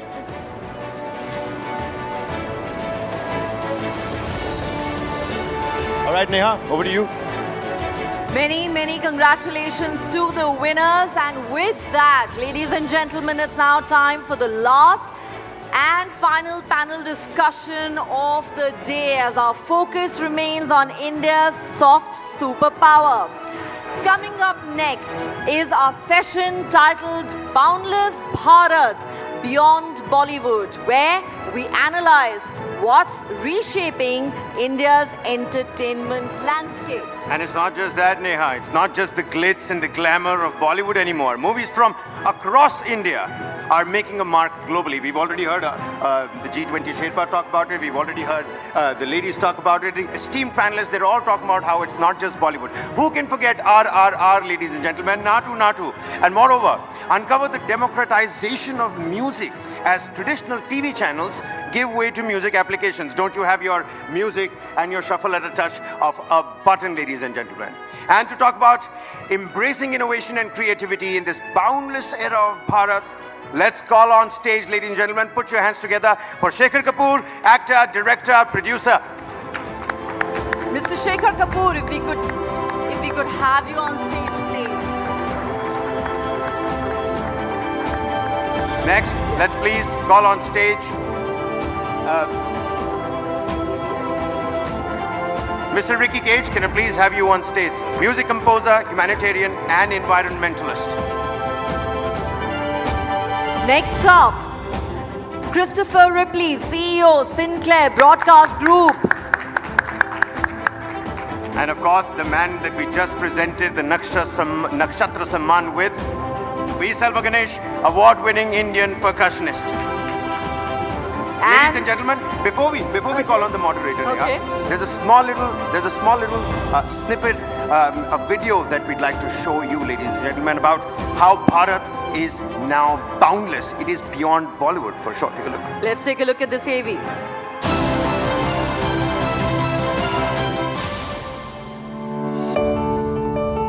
Neither boundaries nor language, bereft of the binary of caste and creed. Art unites a global family like no diplomacy does. Indian maestros are making the world dance to their tune. Reverberating through every soul,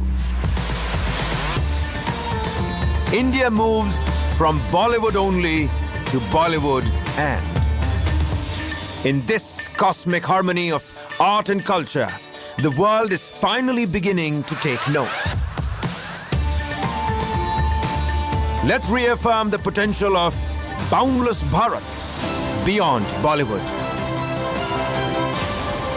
An August gathering this is of some legends that we have in our midst tonight, ladies and gentlemen. Shekhar Kapoor, Ricky Cage, Christopher Ripley and V. Selva Ganesh. And in conversation with these amazing men will be my colleague, TV9 Network's Krishna Kumar.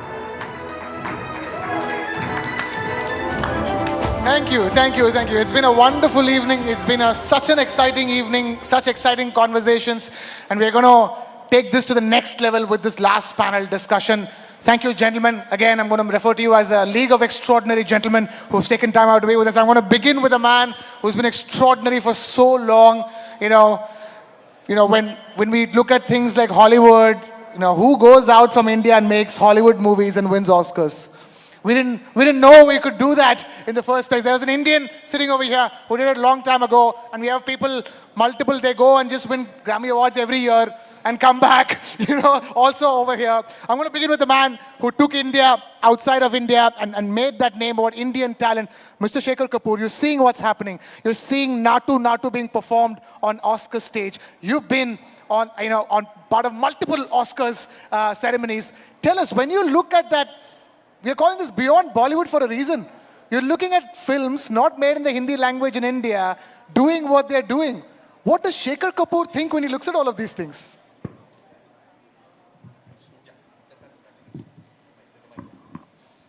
Can I say something about the previous session on Nari Shakti? Please go ahead. I don't know how many of us know that 65% of the agricultural labor force in India are women. And that they come to the fields, they work all day, they go home, they look after the babies, they look after their homes, they cook for them, they send their kids to school if they at all go to school, they come back. Without them, we'd all starve. So how can you not worship women in this country? We would starve without them. So let's get back to Wonderful Bollywood. message, sir. Wonderful message, sir. Absolutely. That's the reason why we spend so much time on Nari Shakti here at the inaugural of What India Thinks Today summit. For a reason we had that. We had such exemplary women on stage. So thank you for putting out that message. Just to take the conversation forward, women are our soft power, superpower, and so is our movies, our music.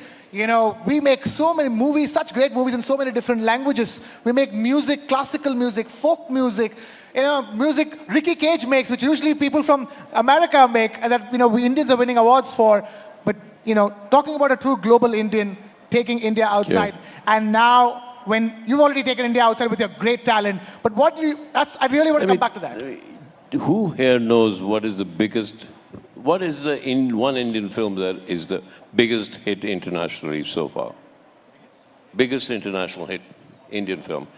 Adjusted for box office and inflation, the biggest hit to date is Avara. If you adjusted it today, Raj Kapoor's Avara has been the biggest Indian hit ever. So this is not a new phenomenon.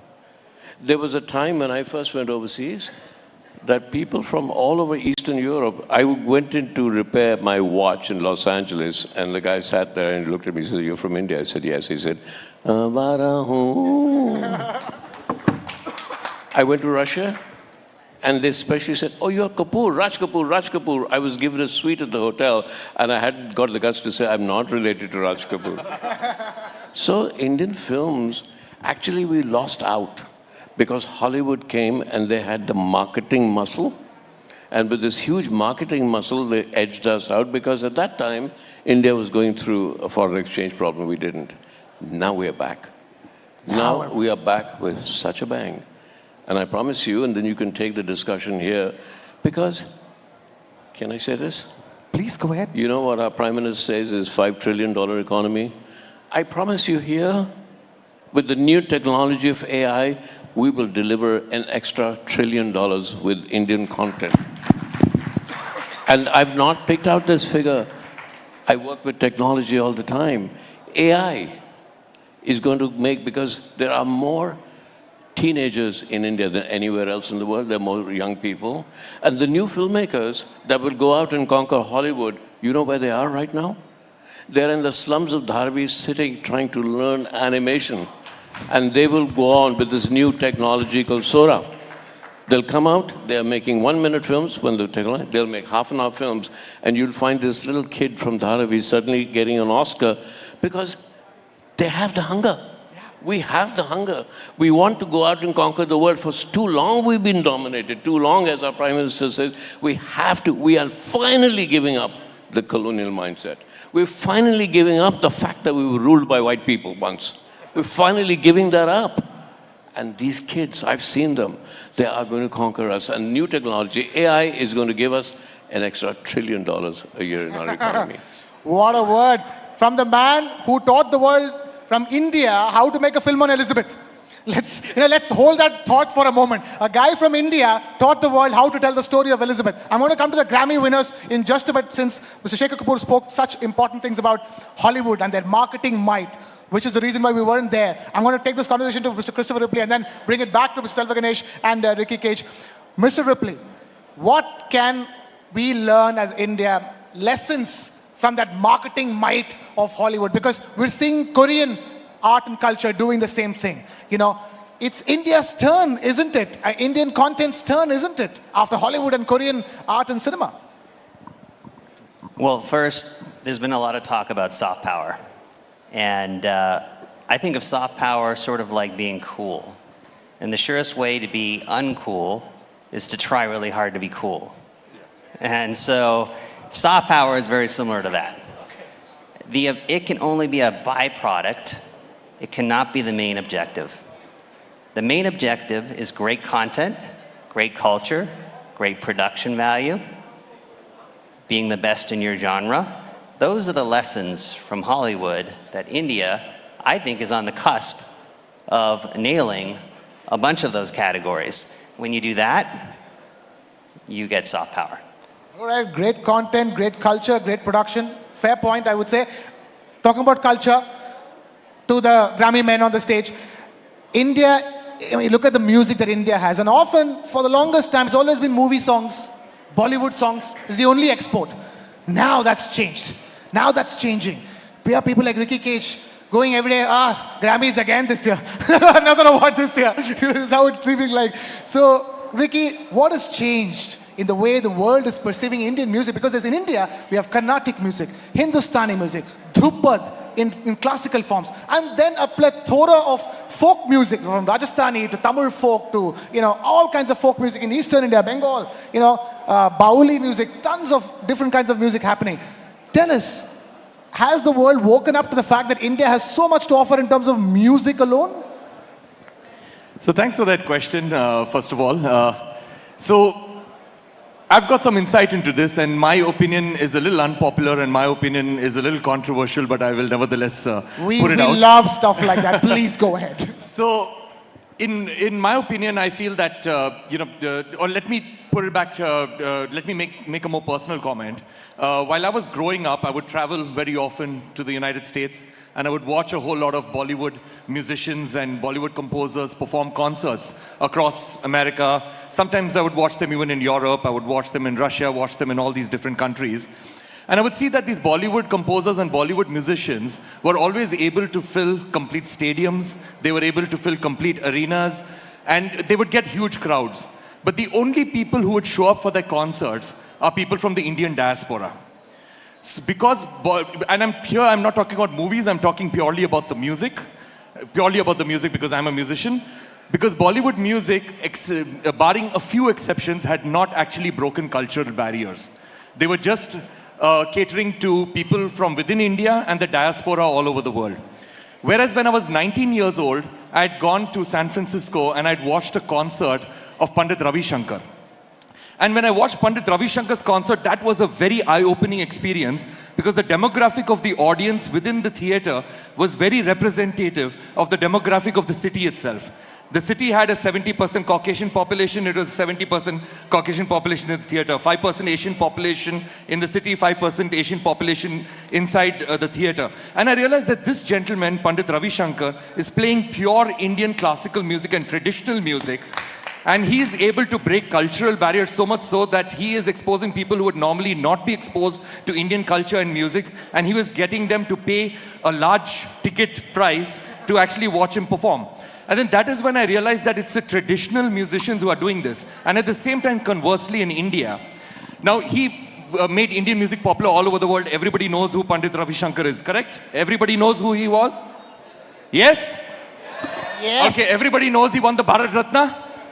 Yes. Everybody knows that his daughters are Anushka Shankar, Nora Jones? Yes. Okay, everybody knows him as being the greatest sitarist ever? Of course. Okay. Can anybody over here name one album of Pandit Ravi Shankar? He's made 70 albums. Can anyone over here name one album of his? Okay, you can. Can anybody name a song of his? Can anybody hum a tune of his? Can't use ChatGPT for this. And that is what? Okay, you can. Okay, so 2 people. Okay, in the whole audience. That's about it.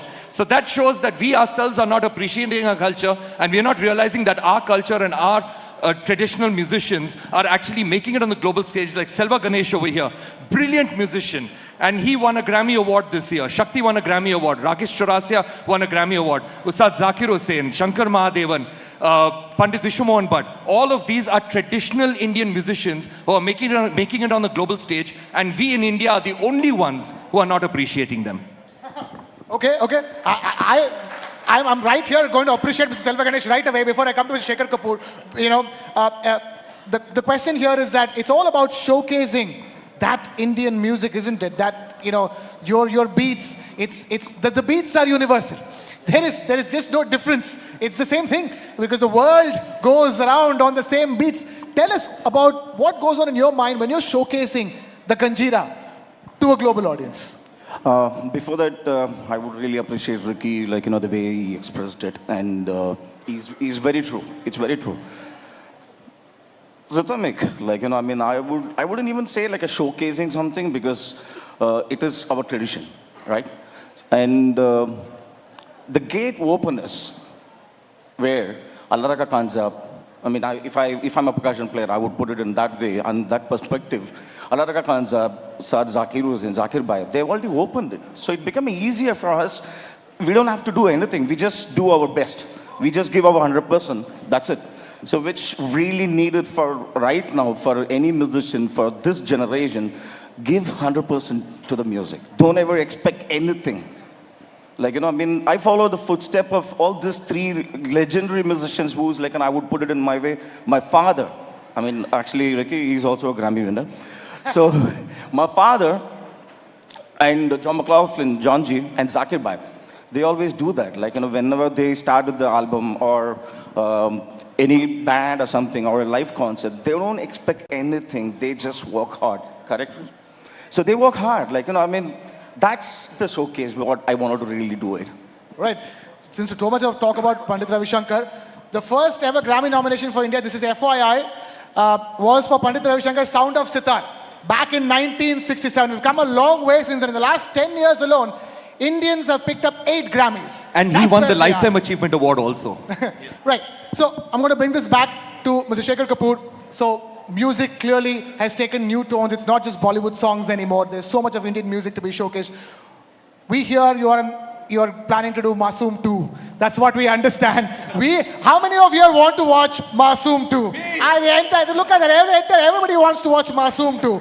Big round of applause. What a film Masoom was back in the day. The man who challenged Bollywood conventions back in the day. Today, sir, Bollywood has been truly challenged. Bollywood itself is evolving. It's changing. Indian movies and the kind of Indian movies that get showcased to outside audiences, like he's talking about, if you're showcasing it in New York, it has to be representative of the city of New York. So when they watch it, when people from, Mr. Ripley's nation watch it, you know, they're watching different Indian cinema right now, isn't it? Okay. Just one thing. Do you know where flamenco comes from? The dance flamenco? From Rajasthan. Yeah. So Indian forms and Indian traditional music has traveled for centuries. And it only stopped in Spain because it couldn't cross the ocean, right? And that's why flamenco stayed there. What was your question?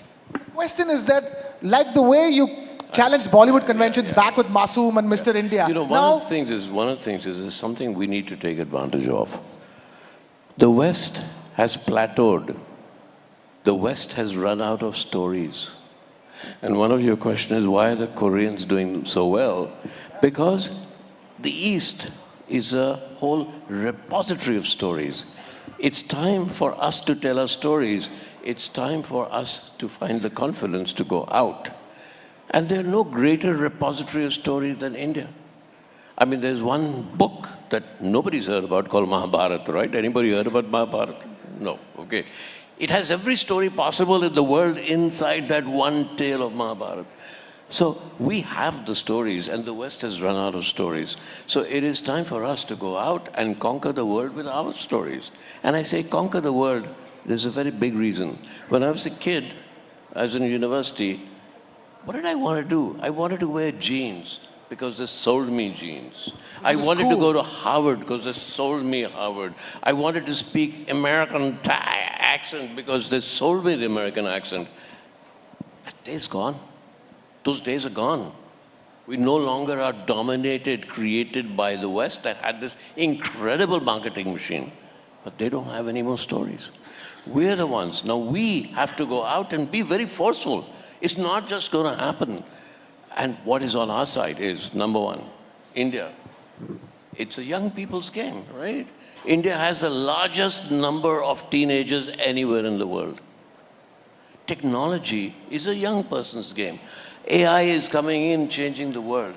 We need to be confident now. And the world has already said, Korea has shown us. There was a time when I saw that there were two Korean stories. There was Squid Games, that was the biggest hit on Netflix, and there was this other American film about Chinese in America. I forget the name. Something about bangles or kada. Yeah. But the interesting thing about it is there was not a single white American in that film. There was only white man, one white man, and guess what that white man was doing? Yes, boss. And I thought, hang on, that's what Indians used to do in English films. Yes, boss. Life is changing. The world is changing. We have the stories, but everyone in the room here, and TV9, thank you for saying this, and thank you for putting us up here to actually come up and encourage Indian filmmakers to say, it's not just India. You have the world, you have the capacity, and technology is helping you. Everything is helping you. Do you know, when I was offered Elizabeth, I said no 3 times. And then I sat down and I said, I'm Indian. I've been asked to make a film about Elizabeth, and she conquered us. Colonization started with her, and I was a colonized person, and then I picked Kate Blanchett, her first film, Kate Blanchett, I found her, and she said, oh, I'm Australian, I was colonized. So we were a lot of colonial people that sat down and said, how do we teach the British a lesson about their own culture and make a film about their own queen? You did! You taught them a lesson on telling their own story. Yeah. And then I sat down and said, who am I? Because art comes through you. Right? Art cannot come from somewhere exterior. So I said, okay, I'm not British, I'm not American, I'm Asian. So we all sat down, we hatched a plan, and I called Richard Attenborough. I said, I want you to play a part in it. He said, oh, I don't have the time, they're not paying me enough. And I said, Mr. Attenborough, we allowed you to make Gandhi in India. You have to allow me to make Elizabeth, and you have to be part of it. So you got to fight back. It's not going to be easy. Colonization, you know, our country, Gandhiji and everybody, and our Prime Minister said, get out of that slavery mindset, get out of the colonial mindset. Our film industry has to get out of, hum to sirf India ke liye film banate hain. We have to get out. The world's our oyster. You went out. All of you guys went out. I went out. The world has to follow. For years, I waited for another filmmaker to come. Nahi ji, India bahut acha market hai. 1,000 crores? Hang on. There's a film in America just made $1.5 billion. What are you talking? Right? And so look at it, Bobby, about a doll. So yeah, we can do that. I'm saying this because you've given me this platform to tell people, get out there. Just get out there. Be the first people to go out and colonize the world with your stories. We were colonized by their stories. Now let's go colonize with our stories. Yes? So let's go. Recolonize with our stories. What a message.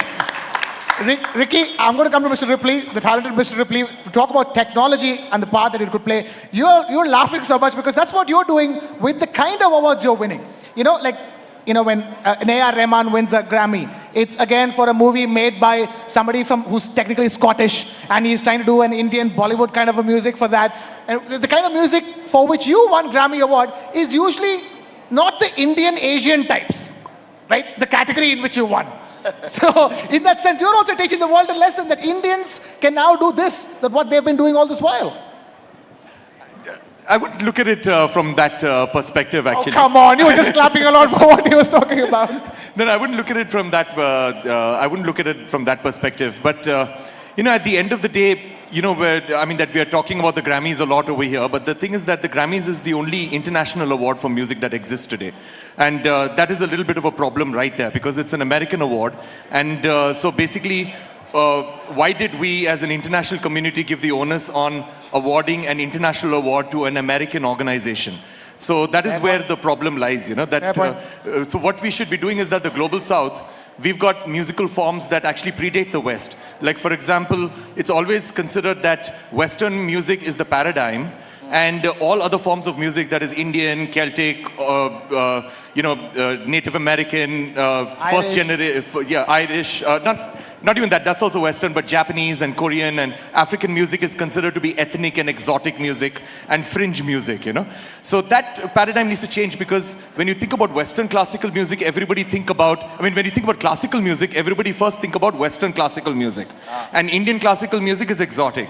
When you think about devotional music, it's always gospel music first when it is the West. And then all other devotional forms of music is again exotic music. So that paradigm needs to change because our music actually predates the Western forms of music.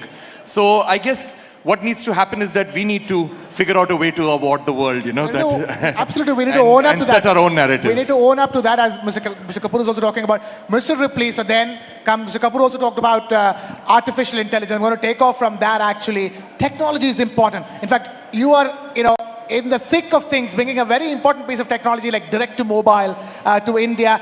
That changes the way Indians consume their own content. That's what Ricky is talking about. How many people know which album that Mr.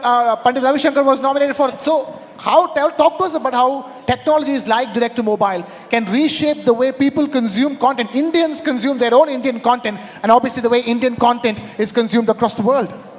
Well, yeah, technology is going to have a massive impact. AI was already mentioned. Streaming globalized content in a big, big way. AI is going to be having a huge impact. Just an example from my company, we operate here in India with the tennis channel.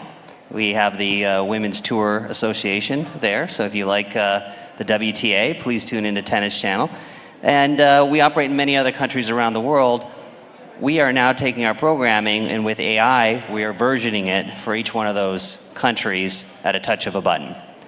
Okay, that's pretty profound. You don't have to create content for each language in each country. So that's pretty significant, and that's sports-related content. Okay, I'm not talking about entertainment content, but I know all the major studios in the US are looking at versioning this way, right? Netflix does a pretty good job of dubbing, but this is going to be something entirely different. You're going to see people talking in your perfect local dialect with your mouths moving exactly as it is. It's going to be quite profound. And that's just the beginning of what AI is doing. I do think technology will benefit incumbents at first. Well-financed incumbents. And I think India, quite frankly, is an incumbent right now. You look at Hollywood, Korea, India, I do think it will benefit India in a big way. And eventually, it will also democratize content creation. At first, it will benefit the bigger, more sophisticated players, but as the technology moves down to the masses, it will democratize content creation. That's been the trend that we've seen. And just to touch on, you mentioned direct-to-mobile broadcast. That is a new technology. I'm sure not a lot of people know what it is yet. It hasn't rolled out yet. Tell us all about it. It is, think free dish for mobile phones. Doesn't require any data plan, doesn't require any subscriptions, allows for targeting and interactivity. So it democratizes content distribution to the phone. And it will inevitably spawn new content types, open up new avenues to content creators, and it should be coming to India soon. And in fact, it will be first in the world here in India. Wow. So, Mr. Kapoor, you wanted to say something? I Please was go going to take up on AI because... Go ahead, sir. I was sitting with somebody in the Singapore FinTech and they say, well, what about everybody's jobs? Everybody's jobs will change. And I looked behind me and there was a cleaning lady who was cleaning, and obviously she was older and she had arthritis in her legs and she was in pain. She wanted us to leave the restaurant so she could get on with the job. And I said, okay, you think AI is all about jobs, and you also said it'll go with the big players. I don't agree with that. I'll tell you why. Because here, everybody told me there'll be a big digital divide. Soon a beggar will come with a Paytm machine to you or whatever and say, hey, just have that. It was like that. The digital divide, there was no digital divide. India caught on like that. Everybody's on it. So AI will do the same thing. But let's look at that lady. I said, ask her, are you happy with the job? She'll say, no. Do you want change? She'll say, yes. I said, that's 97% of the population of the world. You 3% are sitting on the top and saying, we don't want change because you're sitting on the top. What AI is going to give is that 97% of the people will have a chance to express themselves, to find different things about themselves, to find different ways of living, to expand their consciousness. And when consciousness expands, it moves like that. And that's what AI is going to do. So now you have an organization which is a pyramidal structure. What are you going to do when the cleaning lady has exactly the same tools, the same knowledge through AI as the CEO does? Who's going to run the company? That's the existential change that is coming. Now, I'm a content filmmaker. I'm saying, I know where my competition is coming from a kid sitting in a slum somewhere saying, I can do better than this guy. And AI has given the tools to them. That's my competition. And that's the kid that millions and millions of kids in India are going to go out and make films, and they, through your technology and through streaming and everything, they have the ability to put it out to the world. We're on a roll. It's going to be an exciting world. It's an exciting world. Selva Ganesh, where is your next competition coming from? Considering you have direct to mobile coming, technology coming, artificial intelligence literally, invading all of our lives. Where is the competition for Selva Ganesh coming from? It's actually bad for musicians. No, just imagine, when I grew up, there was a cassette, right? So then it became a CD. Then it became now everything is on the phone. And now you cannot fool around. You can just say this. People say, no, you're wrong. It's there. I'll tell you who did what. So competition, do you think it was not there when the cassette player was there? It was there all over. So that's why I said you just work with your mind, with your heart. Music is more like that. So I go with my heart, what it says, and then I just do it. And so there is no competition for that. I would definitely say there is no competition. Right, so Indians should actually believe in the power of AI, in their ability to take their art to the world, isn't it? Yeah, so again, my view on AI is very simple. A few years ago, maybe about 24, 25 years ago, you could actually create the sounds of musical instruments, which we do now very regularly. You can create the sounds of musical instruments using a computer.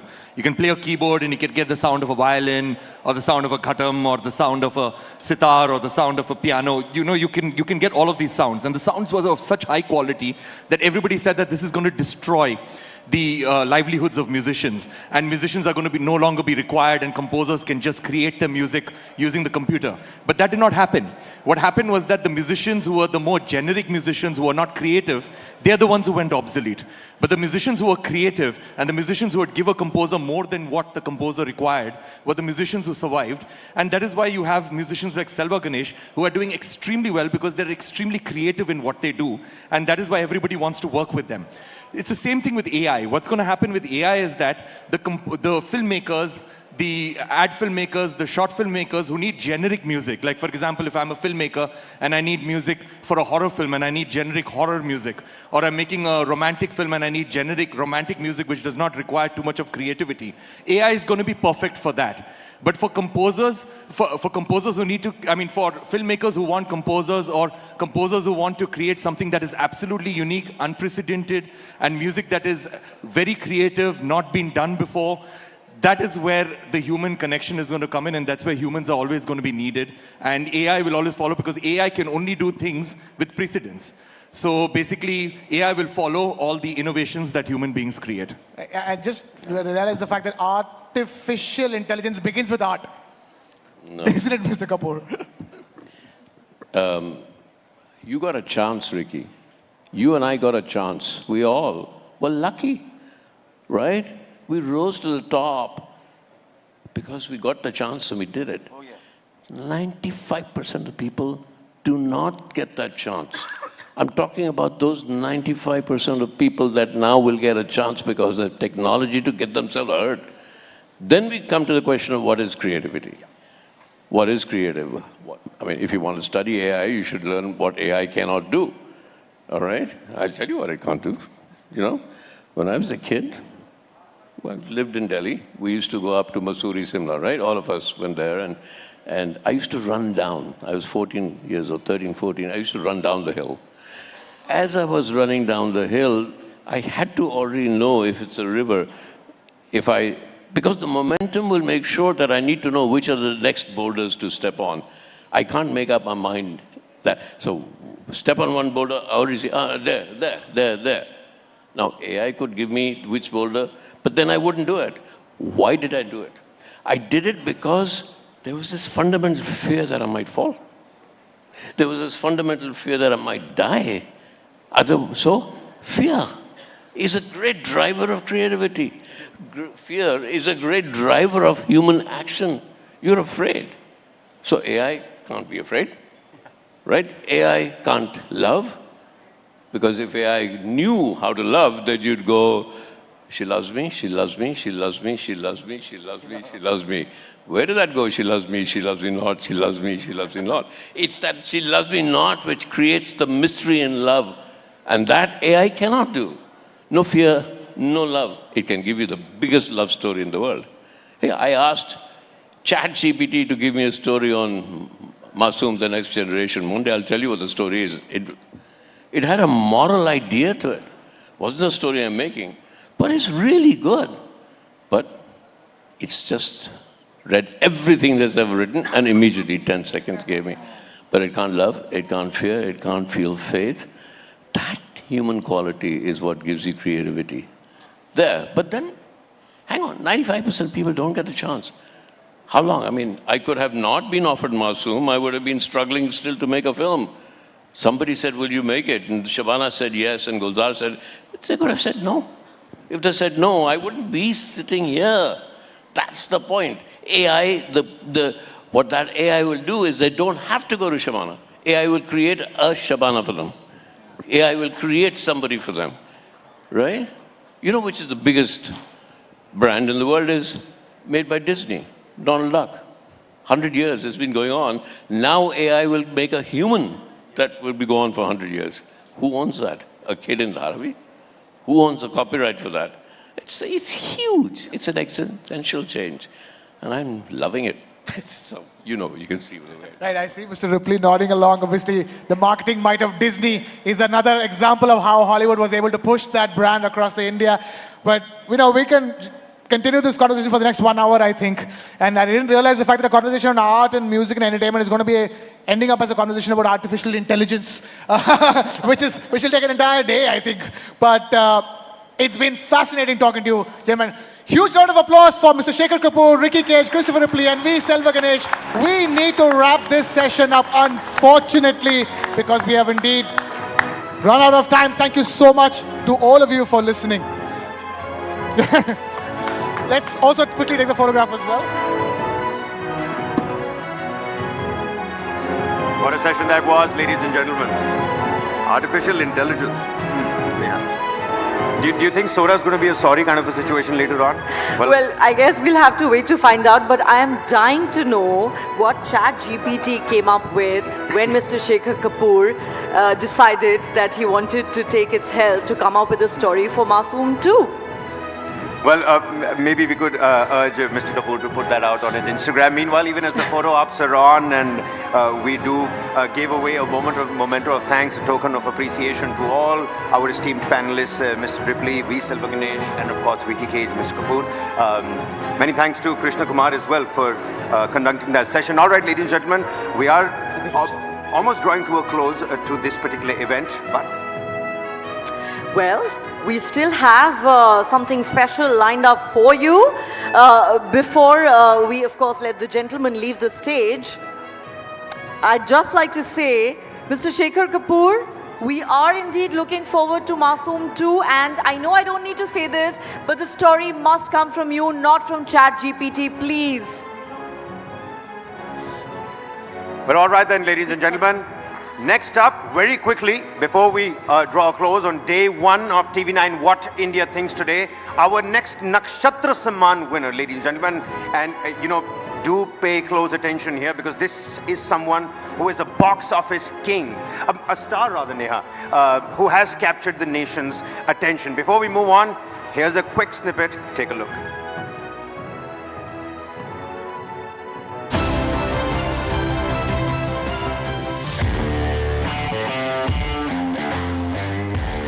The resolve to not bow down gave India the confidence to rise. With Pushpa, the rise, and Pushpa, the rule, his character mirrors the India attitude of today. Something about me. When it's Saturday night, I need to blow off some steam. A box office sensation with a legion of fans across the world. He has allured millions with power-packed performances. An icon for Telugu cinema, he is now a voice of India's soft power. TV9 Network Nakshatra Samaan goes to the trailblazing star, Allu Arjun. Big round of applause for Allu Arjun, ladies and gentlemen. Well, Mr. Allu Arjun is currently shooting for Pushpa 2. Therefore, he couldn't be with us here tonight in person, but he has sent us this message. Take a look. Namaste. This is Allu Arjun. I'd like to thank the TV9 network for giving me this Nakshatra Samaan award. Thank you very much for this award. It's my honor to be receiving this award, and I'd like to thank Ram Garu and Barunji behind this. And I apologize because I couldn't be there in person to receive this award, because I'm busy shooting for my latest movie Pushpa 2, which is slated for release on the August 15th. And I'd like to dedicate this award to all my fans. It's their love and support that has gotten me this far. It's to all of you guys. Thank you for all the love. And once again, thank you so much for this honor. Namaste.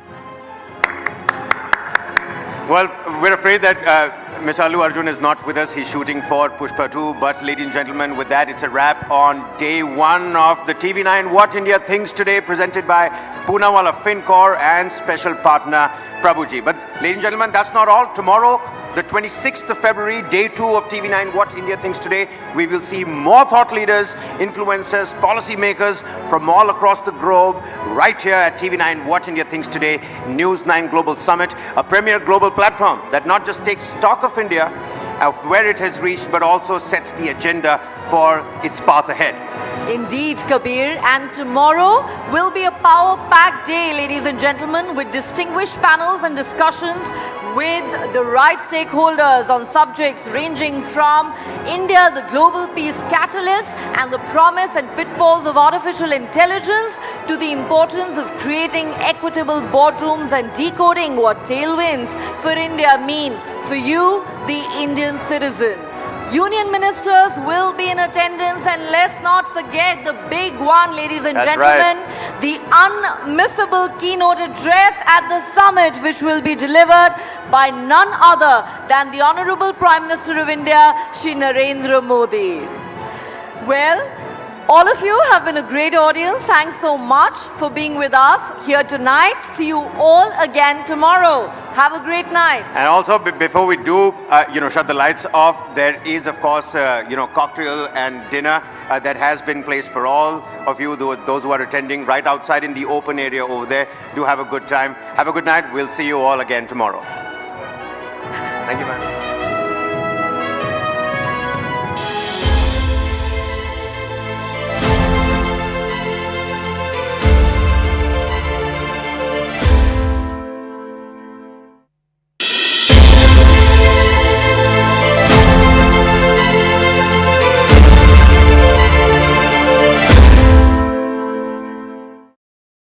The Union Minister of Sports, Youth Affairs and Information and Broadcasting, Sri Anurag Thakurji, distinguished guests, ladies and gentlemen, welcome to the inaugural. Today is the curtain raiser of the second edition of TV9 What India Thinks Today Summit. Over the next 2 days, we will be hosting several international thought leaders and cabinet ministers and industry captains discussing India's next big leap in the arena of geoeconomics and geopolitics. And most notably, we have the summit keynote scheduled for tomorrow evening at 8 p.m., which will be delivered by none other than the Honorable Prime Minister Shri Narendra Modi ji. But this evening, we are here to celebrate the curtain raiser with a subject very close to my heart. I must mention that this evening is going to be special because apart from glamour and glitz, it will be an evening of gravitas. You must have already spotted in the hall many well-known faces from the world of sports and entertainment. They are here tonight for a purpose. They are here tonight to discuss a bold vision for India, not as an economic or military power, but as a soft power. Our deliberations this evening will focus on the idea of soft power for hard gains. So what's soft power? A phrase used extensively these days. The American political scientist Joseph Nye defines soft power as a country's ability to influence others through attraction and persuasion rather than coercion and force. As he says, seduction is always more effective than coercion. Like the American dream is sold across the world to a large extent via Hollywood. Similarly, countries like Brazil and Argentina, they have earned a name for themselves in the world through their excellence on the soccer field. That is the context of soft power this evening. India has always been known as a land of yoga, Vedas, and Ayurveda, and more recently, as home to some most spectacular cinematic storytelling in the world. The home of Bollywood, but of late also Sandalwood, Collywood, Tollywood, all hail Nattu Nattu. At the same time, our prowess as a sporting nation is on the rise. While our cricketers have been doing us proud for some decades now, there are other sports where India is making its mark in the global arena, thanks to the great ambition and tenacity of some extraordinary sports star and the vision of our Prime Minister and, of course, the able administration of our sports minister. Badminton